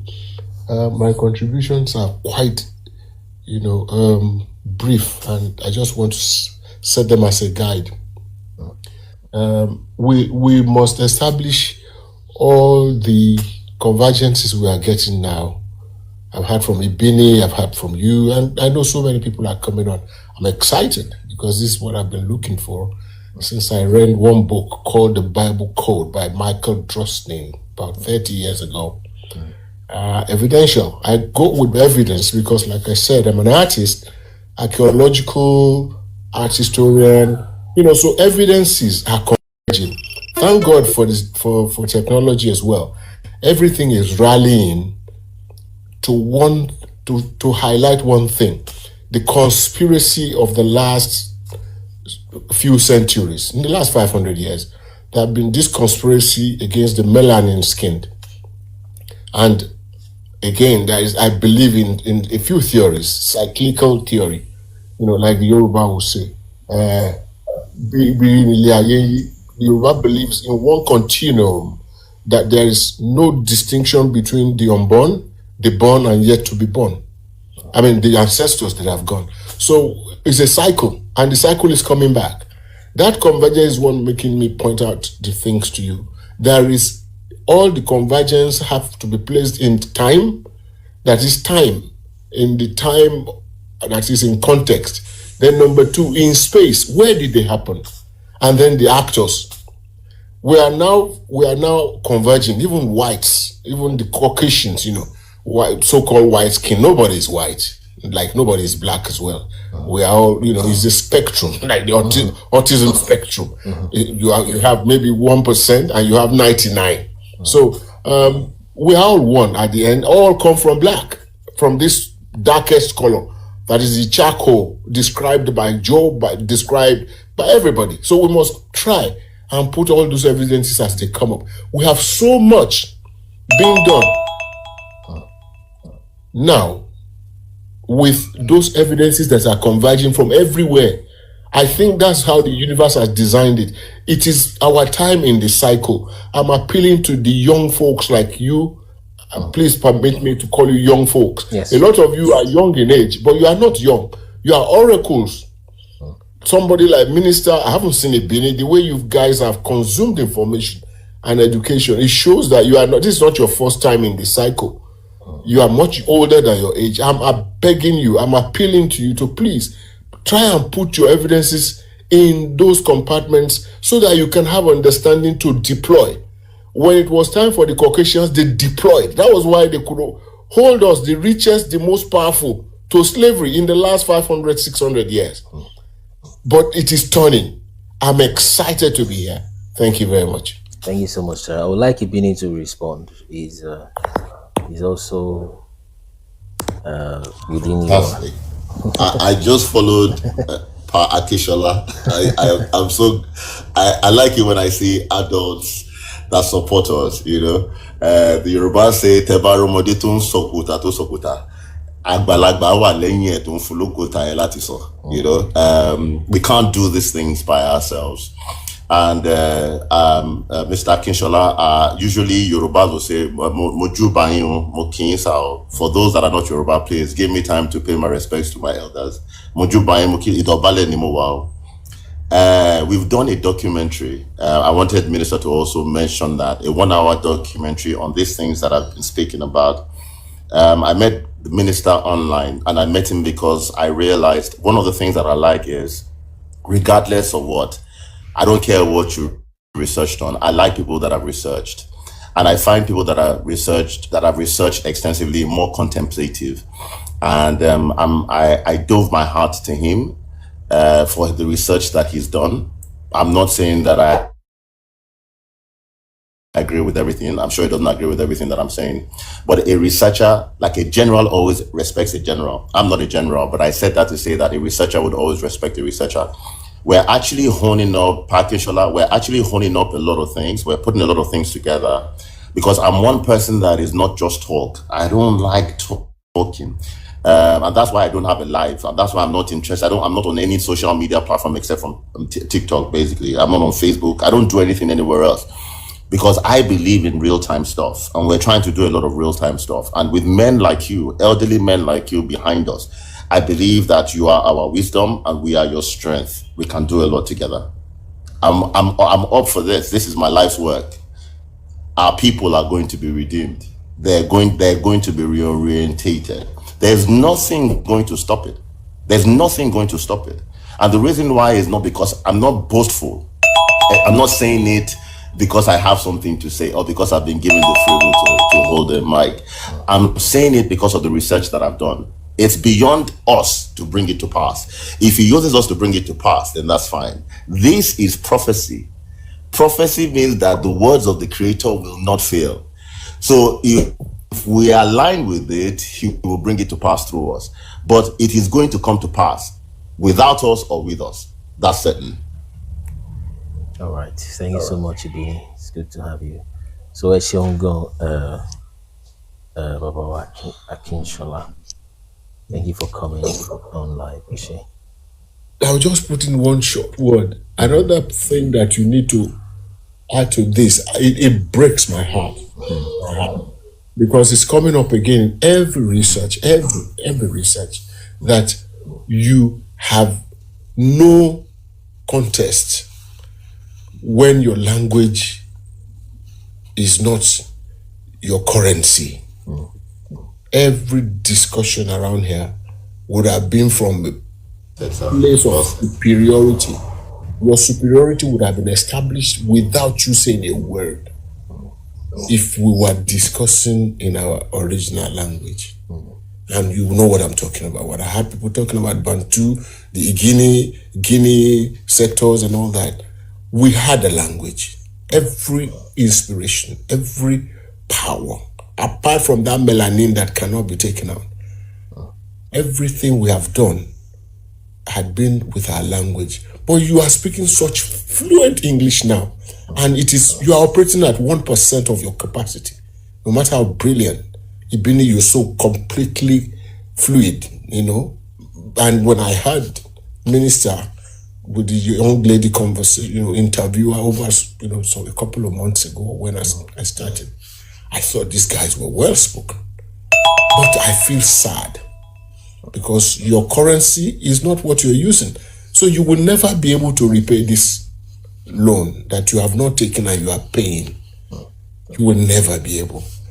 How you are going to now turn the dial of this crystal to that, I don't know. Like Ibini said, you have no choice in this matter. You have been called. Shongo, when Shongo back when you don't know how you operate anymore. The thing operates through you. They've been using this in all the movies lately, the universe, all those movies that they've been cooking up in Hollywood. They are snitching, they're just thieving very small snippets of our heritage. They haven't even touched the icing on the cake. But I'm saying, I am happy, I am convinced, fully persuaded that you will get there. It is not by you. It is like Ibini said, you have no choice in this matter. You have no choice in this matter. Thank you so much, sir. In God at worry, let the people permit me to speak in Paleo Hebrew for a few minutes. In God at worry, ibita she wadi mo bi o te ma yóò máa yà ẹ́ lẹ́nu pé a rí pé ẹ jẹ́ kí n fi nǹkan hàn yín nínú kẹ́ tó lọ tó bá yẹ pé tiẹ̀ ní nǹkan tẹ́ ń ṣe lọ́wọ́ máa fi nǹkan hàn yín sí. So let the people that are live just permit me to speak this coded language for a while. Máa fi nǹkan hàn yín sí. Mo dà pé ẹ tiẹ̀ ti rí nínú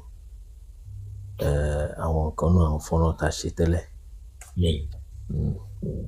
A rí i pé nígbà tá a gbé ìwé bíbélì à ń wo àwọn ọ̀rọ̀ tó wà nínú ẹ̀, a rí i pé ìwé Genesis orí kìíní ẹsẹ̀ kìíní tó bá fẹ́ sọ ní èdè Hébérù ọ̀rọ̀ mẹ́fà ló wà nínú Genesis 1:1. If you're saying it in English, ọ̀rọ̀ mẹ́wàá ni. In the beginning God created the heavens and the earth. Tó bá fẹ́ sọ ní èdè Hébérù ọ̀rọ̀ mẹ́fà ló wà ńbẹ̀. Nínú ọ̀rọ̀ mẹ́fà yẹn márùn-ún ẹ̀ Yorùbá ni. Ẹ ti rí yẹn náà tá a ti ṣe nígbà tí a ṣe sí abẹ́ tí ṣe rí nù. Ṣe rí ojú fọ́nrán yẹn báyìí mo ṣe fi hàn yín. Bẹ́ẹ̀ni mo ń wò bẹ́ẹ̀. Kí n kàn fi lè hàn yín so that àwọn ọ̀rọ̀ márùn-ún yẹn rí. Àmọ́ in the beginning God created yẹn nìkan ló fẹ́ dà kó fẹ́ sáfẹ́rẹ́ díẹ̀ báwọn yòókù heaven and earth. In the beginning ní Hebrew wọ́n máa pè ní Bereshit. Yorùbá dẹ̀ ní ìbẹ̀rẹ̀. Gbogbo àwọn strong numbers ẹ̀ láti ti kọ sí ìbàyẹ̀ àwọn tó ní mọ̀ èdè Hebrew, and this is modern Hebrew. God is Elohim la máa ń pè God tá a bá ń gbàdúrà láwa Christian. Singular ẹ̀ ń jẹ́ Eloha òǹlẹ̀lẹ̀. Yorùbá dẹ̀ ní Olúwa. Heaven ní Shama òun ló máa ń pè ní Hebrew. Ó tẹ̀ jẹ́ pé dàgbà yá yẹn lọ́wọ́ àwọn bíi Haúsá kan ṣùgbọ́n Yorùbá máa ń ní àwọ̀ sọ́mọ̀. Hebrew adé ní Shama. And lédè Hebrew yẹn jẹ́ earth. Yorùbá ní àti. Wọ́n pe earth yìí wọ́n pè ní eret.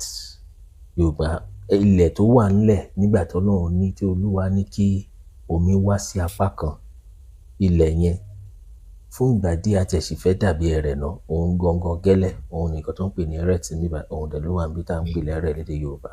Ó dẹ̀ pọ̀ lọ bẹ́ẹ̀ lọ títí òkèlè tá à ń sọ lẹ́nu yìí òkèlè yẹn gangan ló ń pè ní food lédè Hebrew.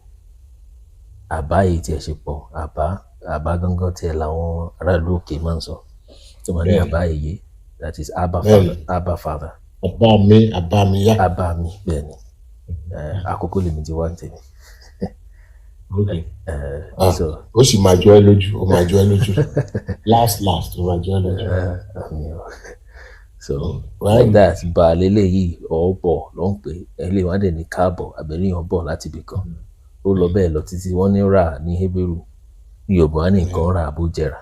So those are the words like that.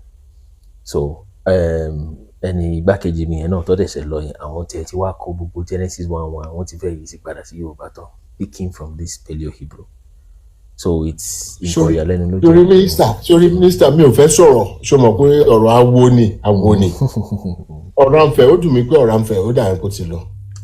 Ibi ni àbí ṣe tó ń sọ̀rọ̀ lókè yẹn àbí o. Tó sọ̀rọ̀ lákọ̀ọ́kọ́ tó wà combative báyìí. Okay. Tó ní òun atheist. Eléwédú àbí ẹ̀dá eléwédú ló pẹ̀rẹ̀. Ọ̀rọ̀ àǹfẹ̀ ó pé méjì. Tó sọ orúkọ ẹ̀ ní ọ̀rọ̀ àǹfẹ̀, ó lóun atheist. Ó ń sọ̀rọ̀ nípa pé òun pé atheist ni. Ọ̀rọ̀ àǹfẹ̀ is an Ife aboriginal god. God of fire. Ó wà nù Hebrew. I have read the book of Enoch. Gbogbo nǹkan tó ń fi hàn mí àbí. Sórí èyí tó ń ṣe yìí, wọ́n ti ṣe pé it's a gentleman tó ń sọ̀rọ̀ Igbo. Wọ́n mọ̀ pé Igbo àti Yorùbá. You see, I work with the Oni. I'm Oni's consultant on Olojo Festival. And a lot of work on. I keep talking about convergence. When the convergence comes to become, gbogbo àwọn tó bá kàn wọ́n lè ṣe nǹkan kan sí. The scientists know this. Americans know this. British, the British is just that the custodians of our own, the original owners of the crystal have been scattered. What is that? But you young folks, I keep using the young with respect and with trepidation.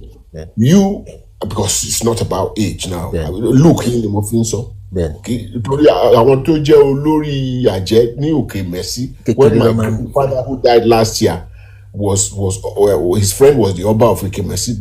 The girl was 12 years old. About 32 years ago when I went to visit that.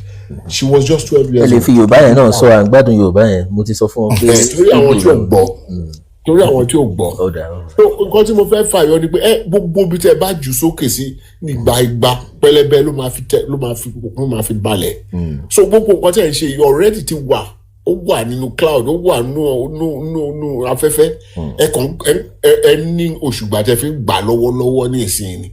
And ẹ̀yin lọ́lọ́run darí ẹ̀ sí. Mo kàn fẹ́ ikọ́ tí mo wá ṣe ń bí ilé ni kí n jẹ́ kẹ́ ẹ mọ̀ pé ẹ̀yin lọ́lọ́run darí ẹ̀ sí o. Bóyá olówó ń di àbó olówó ń di ẹ̀. Bóyá o ní Minister, other tribes too are also listening to this stuff, and we are learning from Akinsola. So please, we are learning a lot. So please let him speak in. Even if not pidgin, we will still understand them. Yeah, and I just wanted to add some Yoruba stuff. No matter, but at least let the message be passed, because if you speak for typical Yoruba. Now, only few set of, not be only Yoruba did this live. You understand? No. I'm going to I just want to sign out. I'll let Minister just come. I just wanted to drop my message. I'm just trying to drop a structure so that as you go, you will all know that you are just not talking. Even the owner of TikTok, if he knows what you're doing, he's going to take you out. Exactly. And these people are very sensitive. They are in the spirit. So, and the person who spoke about... I've in fact gotten a flag, sir. Sorry to interject. Go. I've gotten a flag already. So, so Chika, calm down. They are very spiritual. So they know what you're doing. They are reading you in the spirit world, in the skies. I'm saying that please just know the structure. The tribe, the races, the ethnicities don't matter. And people talk about religion. They don't even understand it. But I want to make it clear to you, Minister, that all the things you're doing, some people have passed through it. And Ibini was saying nobody can stop him because he's a joker. He will be resisted. The resistance are listening to me, but they know they can't do anything to me because of what I carry. Once you are a carrier of the message, until your message is delivered, a train will run over you. You won't die. You see it in the movies these days. That's what is happening in the physical sense. So I'm saying, I know for a fact that every melanated body are from the same source. You are saying that now. Yeah. And I know that the spiritual powers that you carry are converted towards one essence, which is Olodumare in the Yoruba system. If you look at it in Igbo, at the end of it, you look at it in the Edo, Ibini, you look at it in the former Jews that are far out, wherever they've been taken to. If they combine to their own language, the original language, when you look at it, thank God for AI. It is converging quickly. AI will rally the thing as quickly as possible in the next 2-3 years. That whatever way your arguments will reduce. Because you will see that all the people that started with combat, that were going to, that were looking at it, they were confronting you, they are all landing in the same place at the end. So you see that your job has already been done. It's just that you didn't understand yourselves from the beginning. Somebody said Babylon is Nigeria, the man that was trying to speak Queen's English. It's okay.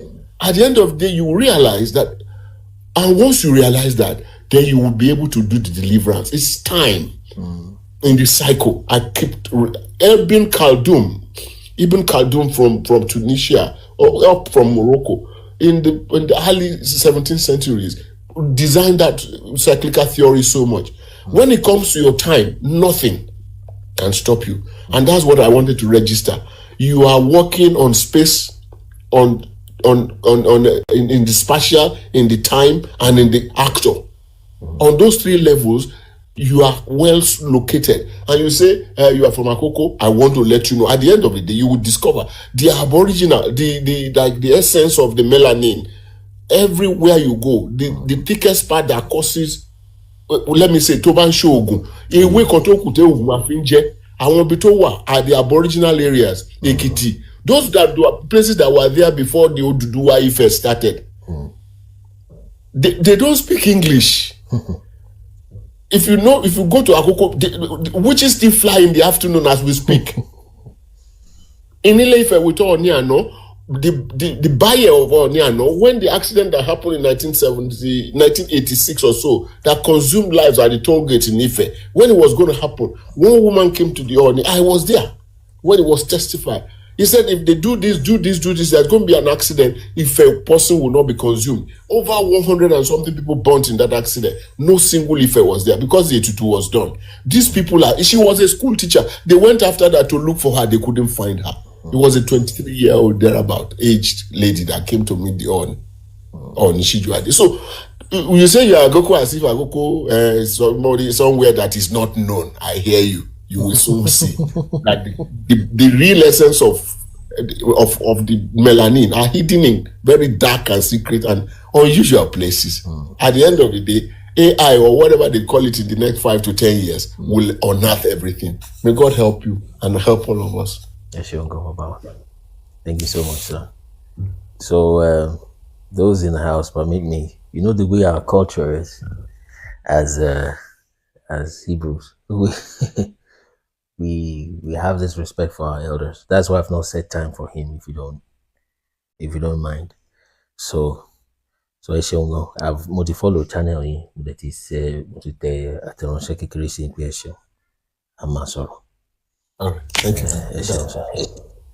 So we'll just ask those who are Adem Halam. So those that are there can join now. So Gita has not spoken. Let's see. Gita Rakor. So Gita Rakor, let's give you 2 minutes if you're ready. So let's follow Akinshola Adejuwon channel page. You could learn from him, etc. So I've put it up there for us to see. Okay, so Gita, are you ready? Okay, so can anyone hear me? I can hear you. Okay, so I wouldn't say like for the topic, I wouldn't say I'm like totally not in agreement.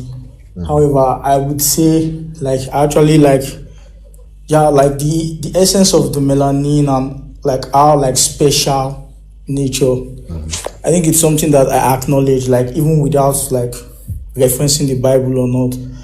And I think yes, there's still this concept of syncretism, right, where a lot of religions kind of picked from a lot of people's practices and stuff, right? Of which, yeah, I would even say the Bible was very much like part and parcel of that too, right? So, I think my main focus is more of I think it's more as regards like understanding. Like I think there was someone who came that spoke about like from the scientific perspective, which is nice and it is correct in a way because yeah, we thought they like Western education had kind of made us think we are something else, but when they kind of always research about us, they find the reverse of it and find out that okay, yeah, the people that were kind of Neanderthals or so were like it's not us. Yeah, sorry to use those words. I don't know if TikTok will flag me, but yeah. So yeah, so I think one important thing is that I actually believe in like our kind of like our native like spirituality. I think that's one thing I need to emphasize, and I actually feel that people should embrace that rather than taking one that is kind of a copy or highlighted a lot of like our native practices we did, because that's what a lot of religions actually do, especially like Christianity, right? Right, where you see they picked from different concepts of different religions, and then just created an idea, and this is what everyone is referencing rather than the original source. So I think that's what I have to say. Yes. All right, thank you so much for your time, for the submission. That's well noted. So yeah, we keep learning every day and learning. So it's good to always go to the source of things. So I just started reading the comments. Sorry for the time we spent speaking in the ancient languages. We just had to do that for a short time. By the way, we've had one strike. Well, I think Ibini, can you request again, or were you the one given the strike? I was told one of my guests was given a strike. So Ibini, did you get a message? If it is you that got a message, I want to think it will be a Lewetu that did it, or probably their AI. So we'll just check for some of their words. And talking about that, that's why we have this. Okay. That's why we I'm have back. this. Yeah, welcome. That's why we have this chat rod. We need an African equivalent. So I didn't get to read your message when you're asking me to ask him to watch your documentary. So that's one of the things that TikTok does. It allows you to meet people. So let's check this app. Let's follow that app. That number one app there, chat rod. It's an African equivalent. All this censorship is just unreasonable. I've not seen any hate speech so far, but then they've given the channel a strike, which is not necessary. So let's have one F1 per person. In fact, 5 F1 per person. So we should have like 50 F1s. So let's tap the screen and let's type F1 and let's follow this channel. So when we go live next time, we can always see. So F1, let's go. That should come in like in drones, since everybody can type simultaneously. So let's also follow the host account and the chatrod account, so that you can go download the app. I mean, in the nearest future, if we can promote them properly, we might be going live there after a while. It will be too important and too necessary, and I pray that they keep being sustained. That's the app. It will be too necessary. A time will come when, information warfare, they will not allow you to discuss some things. So we will need that platform. So follow the chatrod account. It's an African equivalent. We've got this app now is Singaporean and American, initially from China. We've got Telegram from Russia. We don't really have anything for Africa, really. So let it be at least, even if it won't be a substitute immediately, let it be at least an alternative. So if they do anyhow, we just move. Not like we have to start covering the mouth to speak. It doesn't make sense. So let's do F1 and tap to 20K. We can still do another 1 or 2 hours. We'll try to touch on Enoch a little bit. Like that. So let's see. Chat Lord. Okay, let's accept Chat Lord. So Git, I think Git just spoke now, right? Git, I think he just spoke a few minutes ago, correct? Git. Yes, I do. Okay, Yes, I do. good. Thank you. So let's accept more guests. We just want to, if you All don't right. mind. Yeah, thank you. Thank you so much, Git. So those that want to request, you can request like right now, so that we can just fill that space, do another session. We touch what's that thing called? We touch Enoch a little bit, then we are done for the day.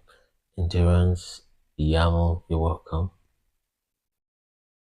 So Ara, are you able to come up to say hi? So I think I can see Eljo. Eljo can come up. Oh, Joel. Boy, sounds like Eljo, my brother's name. Okay, so let's have oh, this guy left. Okay, chat Lord, let's have you 2 minutes. Let's go. Chat Lord. Good morning. Morning. Everyone. First of all, Minister, I want to appreciate your work. You're doing a great job and, enlightened not just me, a lot of people. It's really inspiring, the level of knowledge out here. So I want to talk, contribute to what I know.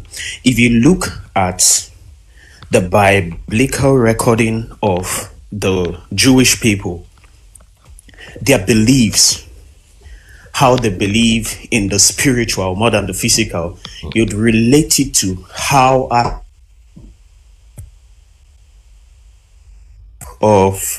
if an European comes to a bridge, they'll build a bridge and cross. If a Chinese come, they'll put stick and cross.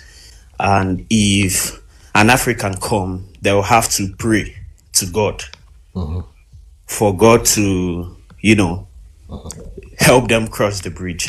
As funny as those jokes are, but this is actually, if you look biblically, most of the wars recorded in scripture about the Jewish people, you see how they relied more on God for sustenance, for their way of life and everything. And if you look at the level of poverty in Africa, though we are rich, as the Bible said in Revelations 2 verse 9, you find out that despite the bad water, despite everything that's going on and all of that, we are the healthiest, living the longest. And it's not like it's the drugs, it's not like it's everything out there from the Europeans, from, sorry to use that word, but the people I'm talking about, so that we don't get flagged. So it's not like it's what they are bringing in down here that's sustaining us, but the nature around us, the breath here, everything, it relates to it's if you converge it to what the Bible has recorded all along, you would see the core similarities, and you don't find it in any other nation or continent but here in Africa. So this is something you look at, and from a very clear mind, you can really accept that indeed this is what it is. And also about the Igbo, we do call it Igbo, right? But from my own research, it's Bo, Ndibo, that's the word. Old people, ancient people. Yes. Ndibo, meaning that you've been there before. And a quick one. Let me add one more minute. And that Ngo, you understand Yoruba, do you? No, not really. Yeah, that Bo, like I said, is also a Yoruba word for old. You got to Bo. You see? Wow. The same thing. It means old and like old, ancient. Go ahead. So, if you look at the language itself, the culture and the tradition, you see similarities with everybody around us. So everything they've been trying to do is trying to divide us, trying to make us believe what we are we've not been there, we've been saved, they came to save us, blah. But we actually give them everything they had today. The Bible, the translation and everything, they got it from the pre-colonial times when they came. So that is the few things I have to contribute, and I must commend you. You are doing a very wonderful job, sir. Thank you very much, brother. It's good to hear from you. Yeah, so that's just it. Thank you, child Lord. There was somebody that left. So let's have, I think the person I was about to call just left. Igbo migrated from Ilefe. Okay. Matured, yes, yes. So Akaragun. Akaragun, they asked you to come and explain how Igbo migrated from Ife. Yeah, Joel. Joel, you can come up. Or is it El Joe? Is it my brother? I want to listen to him. Okay, he's not my brother. Yeah, but yeah, thank you, Joel. Who else? So let the other person request again. So let's have Ayo, and we'll create more space now. Ayo, are you ready for us?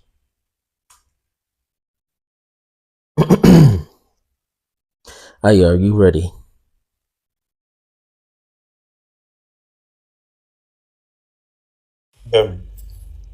Hello. Let's go. Hi, hi everyone. Good afternoon, and I want to commend you, sir, for your research and educating couple of us in this on this platform. I've been following you for a couple of days now, but I've been listening to videos, and to be honest, I'm wild, and it's really me. And well, I'm also from your home state, from Ondo State. I'm actually from Akure. So I just want to commend you for all the effort and hard work you've been doing. And basically, I've been reading and watching different documentaries about similarities with the Jews for a couple of times, but because I am a Christian, and the sense of not agreeing with so many things do come in sometimes, and it's a real battle, because sometimes I have a WhatsApp group with my friends, and I'll bring some of the topic there, and some of them that also like to read and research, they will come against it, and some we agree with some few words of the Hebrews being Yorubas, and but in essence, I just want to say a very big thank you to you, and I hope this platform will allow us to spread this this word more because I know they are very sensitive, and they could take the platform down from you anytime from now. But I just want to say a very big thank you to you. Thank you. God bless you. Thank you so much, brother. It's good to have you. Thanks for all the kind words. So yeah, so Kamani, are you there? Kamani, are you there? If you're there, then let's go. Hello, Minister. Hello, is that Chikazo? Yeah. Okay. I just want to drop something quick. It just came into my mind, and yeah, that's fine. You can use the timeline. Yeah. Now, one of the basic, problem for everybody, this thing is just a little bit of an opener of the eyes. I believe the first thing a lot of people need to do, they need to understand the context of what we are talking about. Even before going into the part of the Jew, they need to understand they need to understand that there is a word called deception. The devil. They need to understand that pattern first before they even go to the part of African becoming a Jew. They need to understand how just like most of if they need to go and watch your video, that's just it.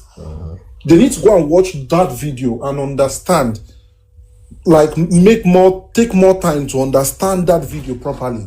They need to understand the Tartaria, they need to understand the millennium year, they need to understand all those things first.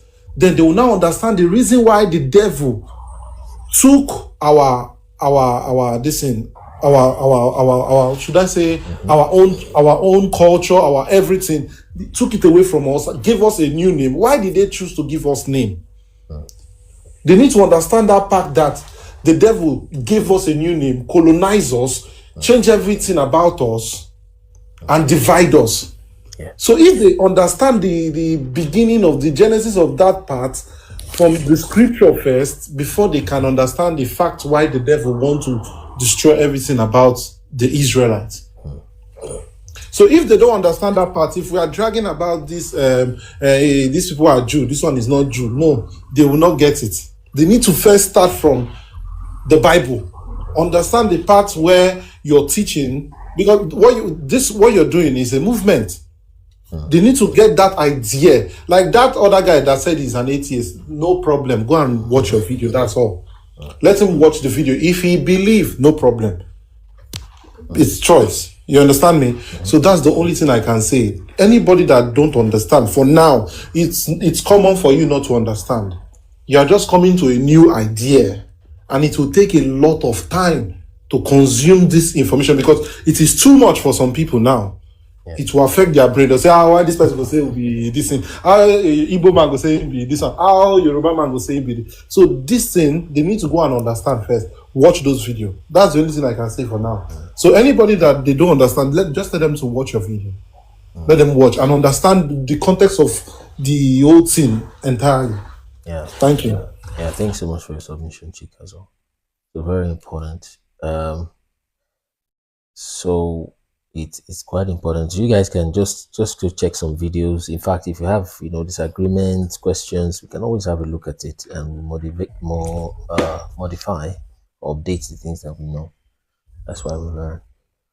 That's how we learn. So let's have AI.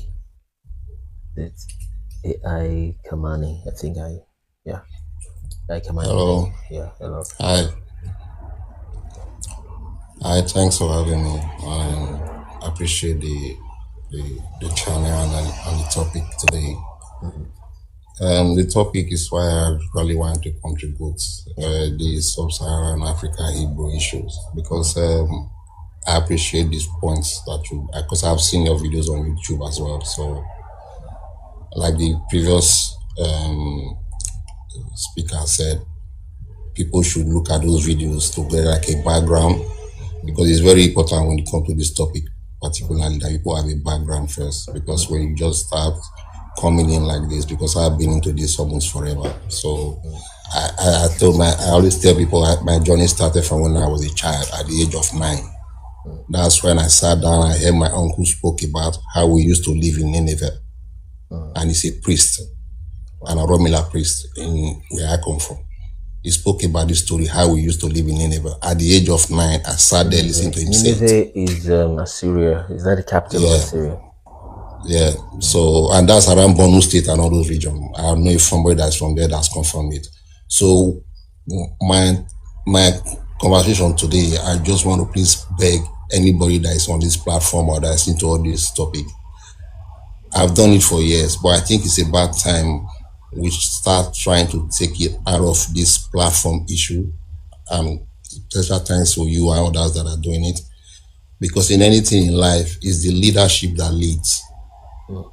Because we can do all this for as long as we can, but we come from where it is like everybody listen to the leaders.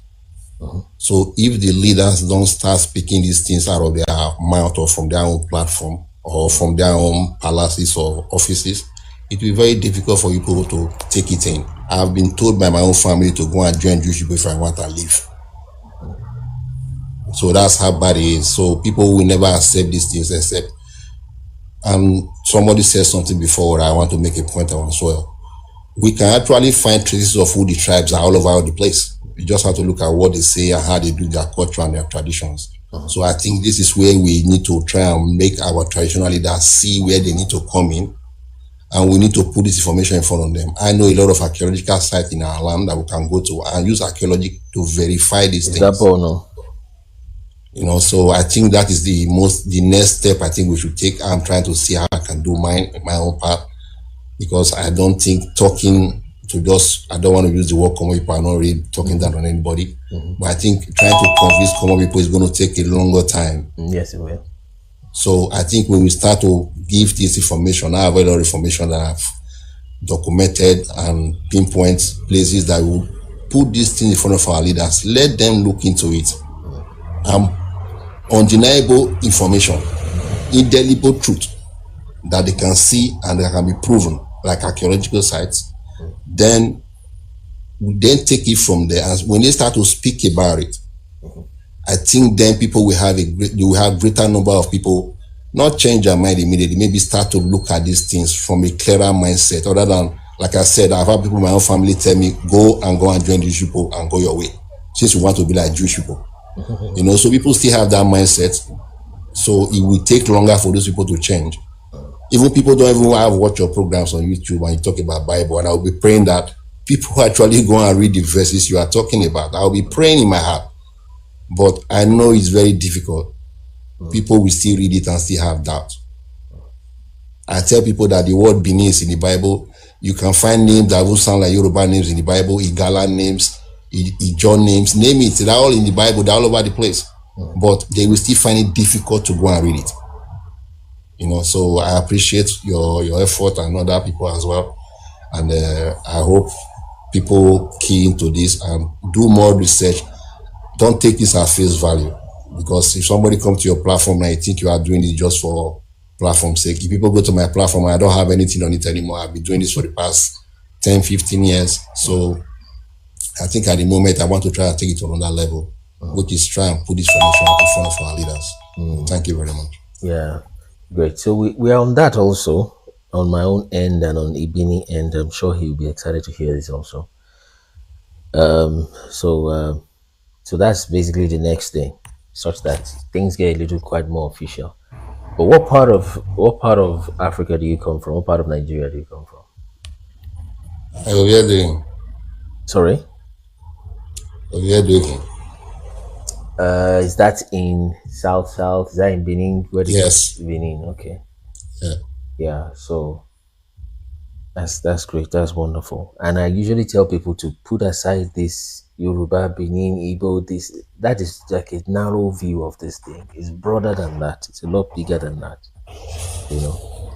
It's not, to be honest with you, not sorry to cut you short. It's not even about being those tribalistic. I think what it is that we are known because of what one of the speakers said, because of this new demarcation of maps and all that, and political issues. It's more political, to be quite honest with you. Yeah. Because I spoke to an Igbo guy. I said the reason you all call yourself Igbo was for political reason. Because people wanted to have larger group as the new democracy system come and say for population rule. So people start to group themselves together to have larger population, so they can have political voice. So I think all those actually have part to play in it as well. But I think with time, when this information start to come out more and more, people start to go into their own mind and read, because it's documented. Like I said to somebody the other day, I said the Bible said their hands will testify against them. So you go and read the testimony, and the testimony is in the Bible. Everything is documented, is there. You just have to have the mind to be calm, and like people say, they seek the spirit or whatever. Yeah, it's your own spirit. Tell your spirit to show you the truth in the Bible, and it will show you the truth is there. That's great. I answered Chat Lord. Chat Lord is asking me a question down there. I'll answer that shortly. So Ibini, I'm speaking to Ibini. Are you still there? Let me give you I'm here. Yeah. Let me give you, maybe 3 minutes to talk with him on live, because that's with I Kamani on this leadership thing, because it's very true. We can stay here and argue all day and nothing changes. Just a few people will be inspired, that come around, and that still works a little bit. But we need to get it central. We need to get it mainstream in that sense. So to the extent that you can share with him, can you share with him some of the things that you are thinking about? To the extent that you can share in public, yeah. All right. Thank you, Minister. Mr. I Kamani, I hear you mentioned that you've been at this for 10 to 15 years. Man, you're a general in this cause. So we honor you greatly. We honor you greatly. And thanks for keeping up alive. It's not easy because your mentality, your psychology, your person, your spirit, all those things are defeated by people just constantly bashing you, and telling you that you're crazy. I can imagine what you would have gone through because I know what I went through. But this is what makes a man a general ultimately in life. It's the battles that we face that carve us out to be exceptional human beings. So 10, 15 years, I just visited your page very briefly. I'm honored to know you. Now, as Minister has said, we're forming some form of alliance. And I'm not much of an online person. You won't find me online, Instagram and all these things. People have opened pages for me, but I don't do it. I'm more of a real-time person. And I was talking to Minister about some things that we need to do. First and foremost, we have a documentary out. It's a 1-hour documentary. And what I'm doing is I've authored 8 books. I've published 3 on my foundation's website. So people can go there and read those books. But ultimately what we're doing is we're producing, because I know that people have a lot of work to do. They're eating, they want to eat, they want to work, they don't have time. So we're producing documentaries so that people can sit down in the comfort of their homes and watch documentaries from the beginning to the end. And through, like you're watching your Netflix, and through those documentaries, you can come to realize the truth. And so we're also hoping to partner with a lot of foundations, with a lot of businesses, and with a lot of people. And we're going to be going into the public space. We're going to be showing these things in the public space. We're going to let people see these things in the public spaces, right? And we're also going to be sending this information also to people that are in government, letting them know, because if we say that we're the Hebrews, we're not just the only ones that are Hebrews. You're not going to believe the people in the government are Yoruba, they're Igbo, they're Hebrews as well. So we need to get them involved. And they need to realize that this is not a political movement. This is just a couple of people that are seeking truth. They're trying to correct history, which is archaeology. So the archaeology we're doing now is simply the archaeology of the mind. People do archaeology of the ground where they dig out stuff. We're going into our brains and we're digging out information based on the information that we've been given. So we're not against anybody. We're not antagonistic to anybody. We do not care about anybody's claims. We're not trying to disprove anybody's claims. I like I said to the Minister, I joined the atheist clubs. I joined the Sheshe clubs. I joined everything, not to practice what they practice, but to participate, so that helps me to also have the culture of being able to listen to somebody that doesn't agree with me. Most of the time, the problem with people is once they have a mentality or a mindset on something, they're not mature enough to receive something else in. They cling on to it. And that's not a sense of maturity. And that's not even a sense of a researcher. Those people become brick walls because they're unlearned. They're truly unlearned. When you find anybody that is obstinate to what you're saying, the obstinacy is because this is what I've been told, I don't want anything else to enter it. That shows a mind that is not advanced. An advanced mind can listen to anything and tell you, I will take this one and I will not take this one. You get information from diverse places. I've gotten information from atheists. I know how to talk to an atheist. I know how to answer an atheist question because I've listened to an atheist. I know how to answer. In a room full of Muslims and speak to them, you think they will kill me the next week, their friend. Yeah, exactly. And that's dynamism. So that's your 10, 15 years. Because you put 10, 15 years, I didn't start like that initially. That's why I'm more empathetic with people. Because I also was a little bit, when you have all this, I have this knowledge, pride, arrogance, and all that. But the vicissitudes of life, the pressure that the Creator put me through, made me throw all those things away. You're not going to deliver people by being forceful with them. They're children. They've never taken meat before. Why give them meat? So these are the things that we're going to learn. But what I keep saying is this. You, AI Kamani, you can join Minister and I on a private chat room.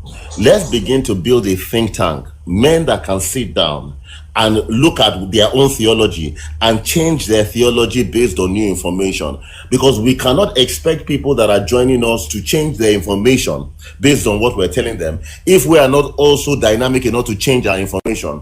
One of the reasons why I like Minister was he made a statement at some point on one production that he was on. He said, I stand to be corrected. If there's new information that says that I'm wrong, I'll accept it. That's a man. Now, to the Isheshe people, right, I respect them. There are a lot of things that Akara Ogun, I've met him before. I've had a conversation, I've been on a group with him before. They didn't let me talk. I still am on that group. I laugh with them, I play with them. Sometimes they insult me. They call me all manner of names. A bastard, Yoruba boy, all sorts of things. But this was some time back. Today we're friends. We're all having a good time. I respect Akara Ogun. I respect everybody. Because everybody comes to the truth at their own time. What our duty is to guide them to the truth. Let me give you an example. The thief on the cross. Matthew didn't come in. He came in after Matthew, Mark, Luke, John the Beloved. He came in after all these guys. But he was the first person to enter paradise. He must have been hearing the preaching. He was still stealing when he was hearing the preaching. So it will be very, very wrong for us to assume that because we started the race, we're going to finish it, and that we are better than the others. The first shall be the last, and the last shall be the first. In our own kingdom, we who are trying to be the leaders are the slaves of these people, and have been warned. You are slaves to these men.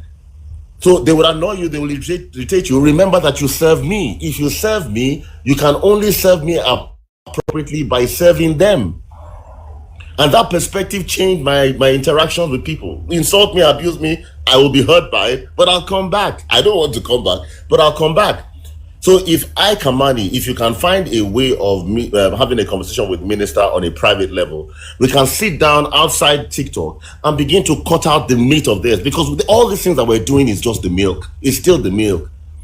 The meat of this thing is building an ecclesia. That's not a joke.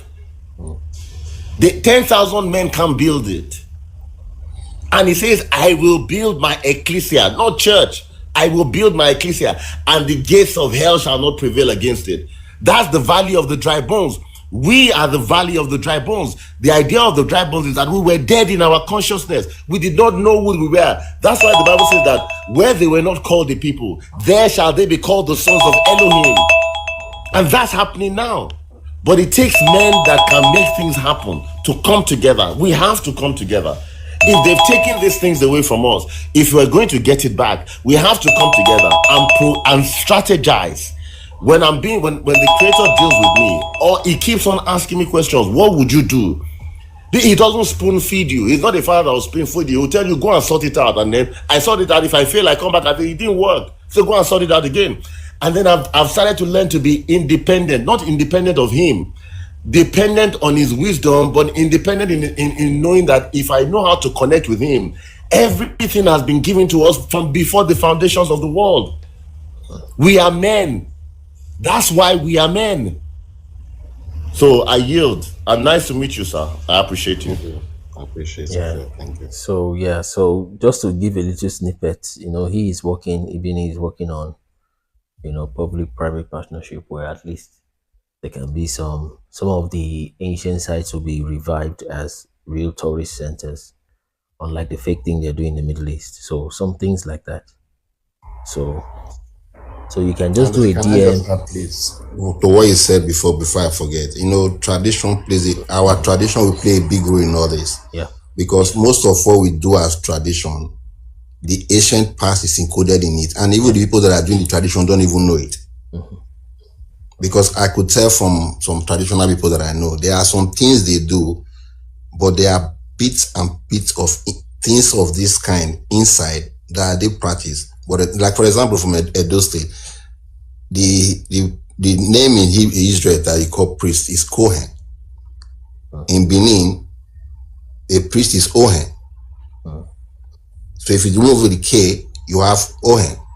But the chief priest in Benin that is called himself an Ohen, we never accept this story, regardless of the fact that there's a similarity between the two names.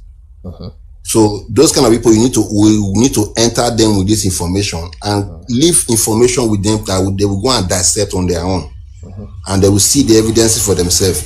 And the group that you're talking about, I have no problem with building anything with anybody, but I'll just let you know that at the moment I was going to talk about it on the other on the platform. I'm writing a book that I've titled 13th Tribe, and it's not just about the tribal issue. It's about the disorganization that started in the 13th tribe. It's not actually 13 tribe. There's a reason I added one to make it 13 tribe. So what I try to do with that story is where the problems start from. So I think if we are going to do any organization, we should try to also add this bit. We should let our people know where the problem started. It's like a doctor. We want to give them a piece of the diagnosis. Like, where is this thing come from? This is where it started. This is how it started. So that you can know the pain. Also analyze the pain it has caused. Because I always tell black people, I say, Oyibo man go do counseling if anything happened to them. Nobody counseled us after what happened to us. Very well said. So we need to now learn how to reprogram ourselves, cancel ourselves. So to bring this healing, and just to add to what the bros was saying before, we don't need to read books. Our ancestors are not stupid. They left everything in our DNA.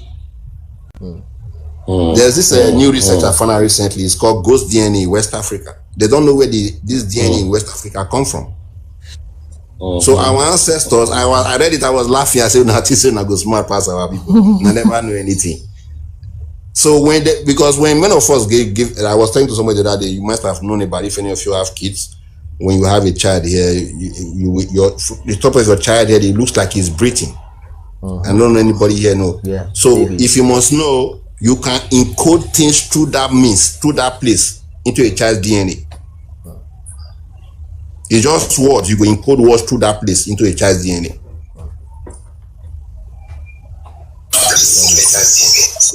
So these are things we need to bring back. Most of these I'm talking about now, you must have remembered technology. When a child is born in 8 past, they will put a cotton wool on top of his head. I don't think they do it anymore now, because they don't even know what it means. It's like putting a clean, a pure thing there, because that is the seat of the soul.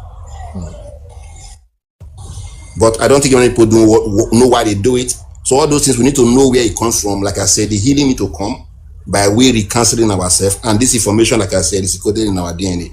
It will comfort on its own. We don't need to fight for it. That's great. Thank you so much for your submissions. Let's have AAA. So you can do me a DM. So I'll link you up with Ibini and you see how you can work in. Hey, are you ready?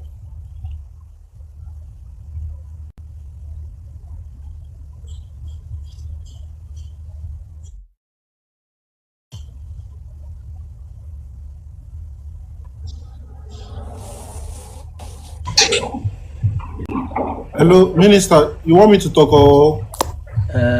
Triple Man A is one trying to speak. Triple Man.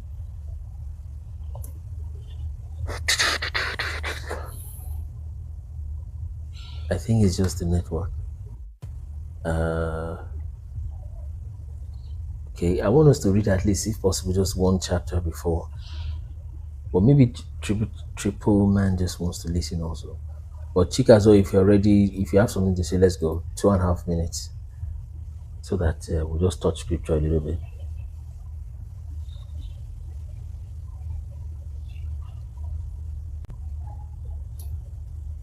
Chikazo, your time is on, yeah. I really like what the other guy, the AI Connie, said. And I think I buy that idea. Because it's not all about talking or saying all this on the platform. It's also by also going straight to that particular place, making more research, physical research. Do you understand me? Yeah. So making more research and then finding artifacts. And I think, was it this month or last month or 3 months, they found a particular score that is dated back to like thousands of years in the Yoruba land. And the archaeologists, like few months ago. And it shows, I think they showed it on BBC, CNN, I think they did that stuff then. I think they went to Ileife. Do you understand what I'm saying? Yeah, I think it's Iwelelu, yeah. Yes. So these things are very. It is not easy to say, but it is something that can, like what you're bringing now, it's like a new ideology. They know people will fight you because people will, especially the other religion, both the Christian, both the this, and they will judge you. They will, but if they can find a physical proof, the physical river. But the most important thing is to pass the information. Just like you said, River Niger is the Euphrates River, right? Or River Pram, or something related to that. Yeah. Do you know you don't even need to prove anything? Show them that River Niger. You don't need to do anything. Show them the River Niger. And if you can do a pure documentary, I tell you, if you go to Anambra State in Aguleri, they will give you more about the people of those Jew people. They will give you more information. If you still take that video based on your own research too, you go to the Yoruba land, find out more about so and so and so and so. Even if you don't have an archaeological proof, they have artifact they found. Go to that video. It is far back dated as thousands of years. Those things are part of the proof that Yoruba have existed years before that time. Do you understand me? You don't need to show any facet proof. You understand me? Yeah. Because we're not there. This is just a new light, and we're trying to start up a foundation from it. All those places you notice, okay, just like somebody said, the Babylon, that thing struck my mind. The language, a place where they have over 300 and something languages. And if you imagine that in one location, it is something you have to think about. Only one setting, then get over how many languages to show you there is something special about those people. So I think that's what I can say for now. Thank you.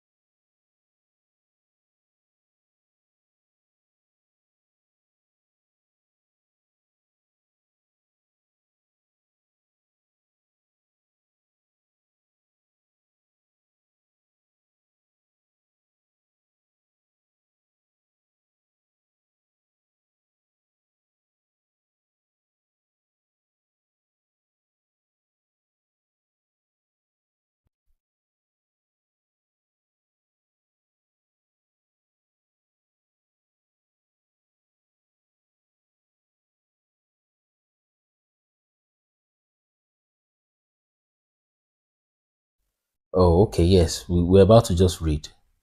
So after we read a little bit, we'll just take one last tranche of guests. But reading is usually very exciting. In fact, my mind now, I want to read just two chapters, but we might end up going further. Now, we started from chapter 8, maybe 2 days ago, or 3. But then I want us to just quickly run back to the previous chapter 1 and read it towards 8 again before we continue. We stopped at 20 yesterday. So, chat Lord, your question, the Holy Spirit, yes, Holy Spirit is still around. I've heard it too before that when Jesus comes, Holy Spirit will no longer be here. But I think it's picked up of one scripture that he'll be here until he that letteth will let him. Something like that, I'm paraphrasing.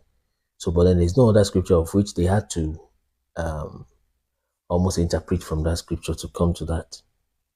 Oh, is the screen upside down? No, it's not. I think it's just the stuff I brought up. So the Holy Spirit apparently has not left, or if he left, it's just during that time of when some judgment needed to be made. The Holy Spirit is definitely around. So I don't know if that answers your question, chat Lord. Before we read one or two chapters from Enoch, reading it will whet some people's appetite, cause them to want to read more, but it's usually very interesting. All right, thank you, chat Lord. So let's go. God, we ask that you guide us as we read your word and help us see beautiful things from your law. In Jesus' name. Chapter 1. This is Enoch chapter 1. The word of the blessing of Enoch, how he blessed the elect and the righteous who were to exist in the time of trouble, rejecting all wicked and ungodly. Oh, he swapped. You're correct. It's laterally inverted. Let me correct that. I just checked on another device. I noticed that. See, this their app again is doing funny stuff. I'm trying to knock that off the screen.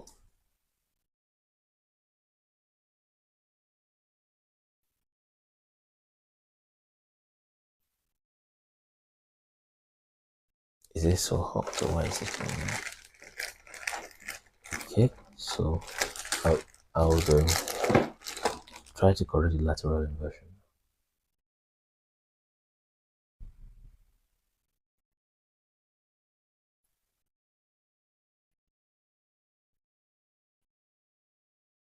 That is funny.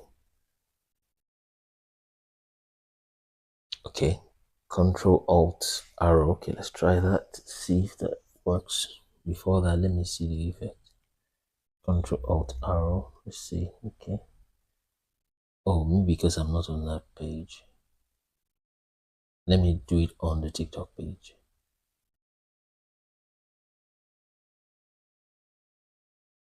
Let's close this.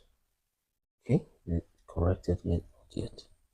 Control Alt arrow. See if it works. Not yet. Since having some funny, just put something on the page. And it's not taking it off. Okay, let me try from here if it's gonna take it off.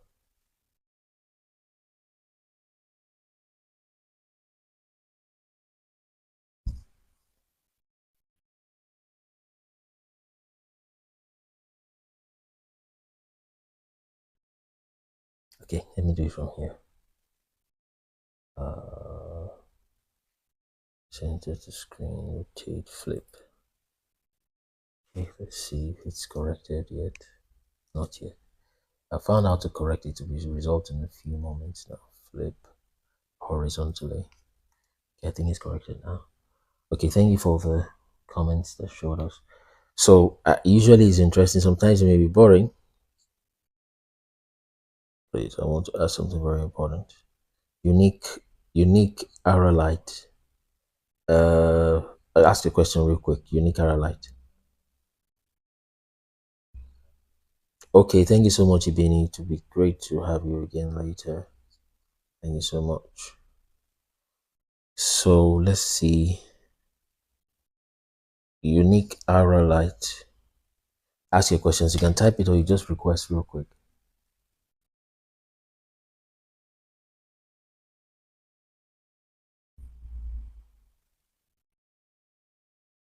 Unique Aralite, if you can hear.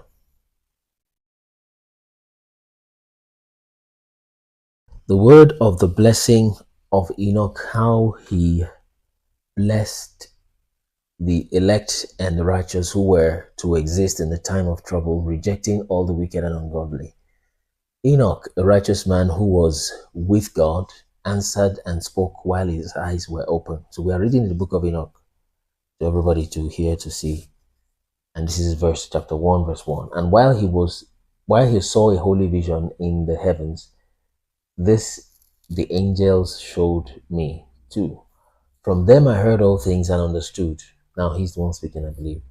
What I saw, that which will not take place in this generation, but in a generation which is to succeed at a distant period, on account of the elect Upon their account I spoke and conversed with him, who will go forth from his habitation, the Holy and Mighty One, the God of the world, who will hereafter tread upon Mount Sinai.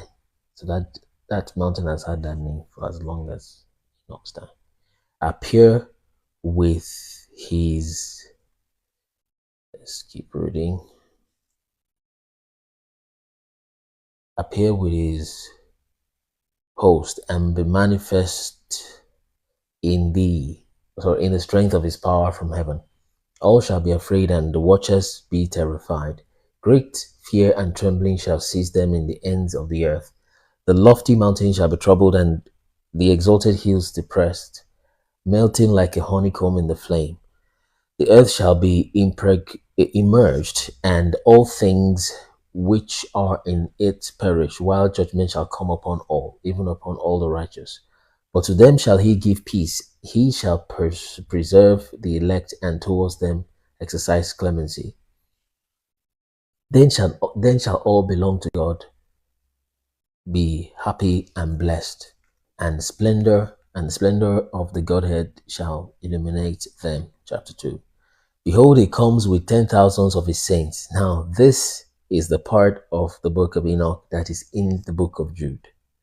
Behold, he comes with 10,000 of his saints to execute judgment upon them that destroy, upon the wicked. So just for reference, let's quickly put it there. Jude chapter 1, verse 18, I think. KJV. That's the part of Enoch that was quoted.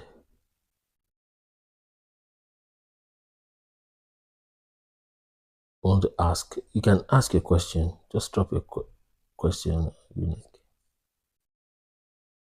Unique Aralite. Okay, so let's just read that one real quick.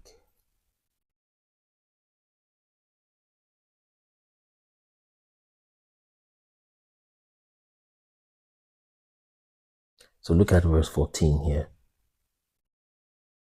Jude 1:14. Just made it bigger. I want it to be like this.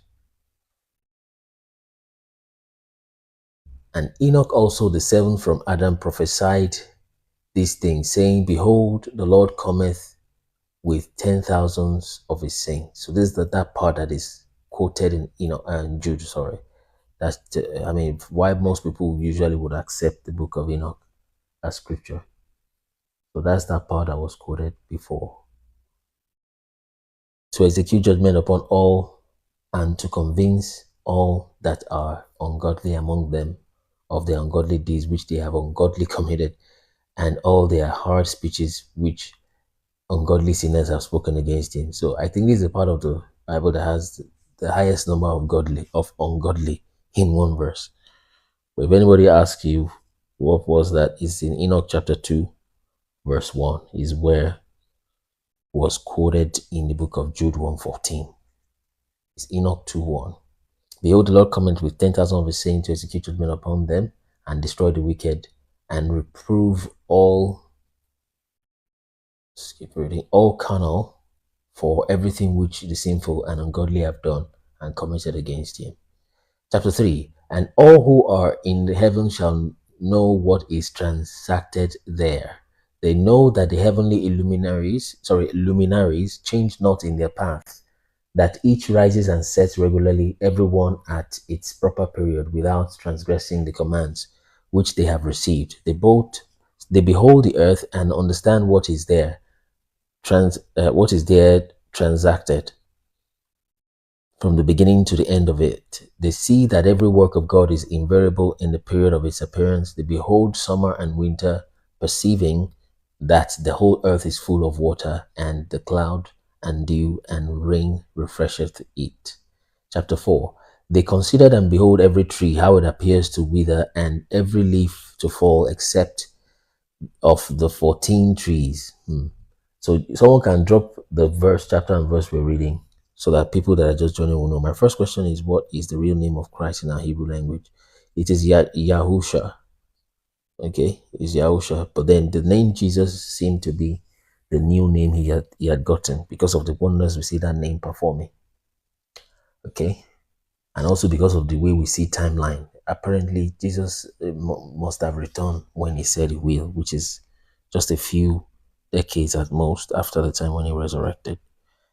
So that's why we believe it must be the new name. And the book of Revelation says you'll be given a new name. So that's to answer your question, unique Aralite. You can type the next one if you still have it. So let someone type what we're reading to people so they know. You can also do F1, read one or two, at least maybe we should be able to get to that 8 where we stopped previously. Then we want people not to be afraid of this book. It's a good book. It's like we have uncovered the reason why they were hiding it and tried to scare us away from it. Chapter 4. They considered and behold except 14 trees that don't wither, which are not deciduous. Honestly, I don't know what that means. Let's see the meaning of deciduous. Chapter 4 is one verse, interestingly. I think deciduous has something to do with water. Let's just check it real quick. Deciduous meaning.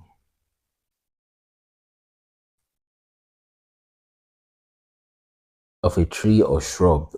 Okay. Shedding its leaf annually. Okay, it's this literal meaning.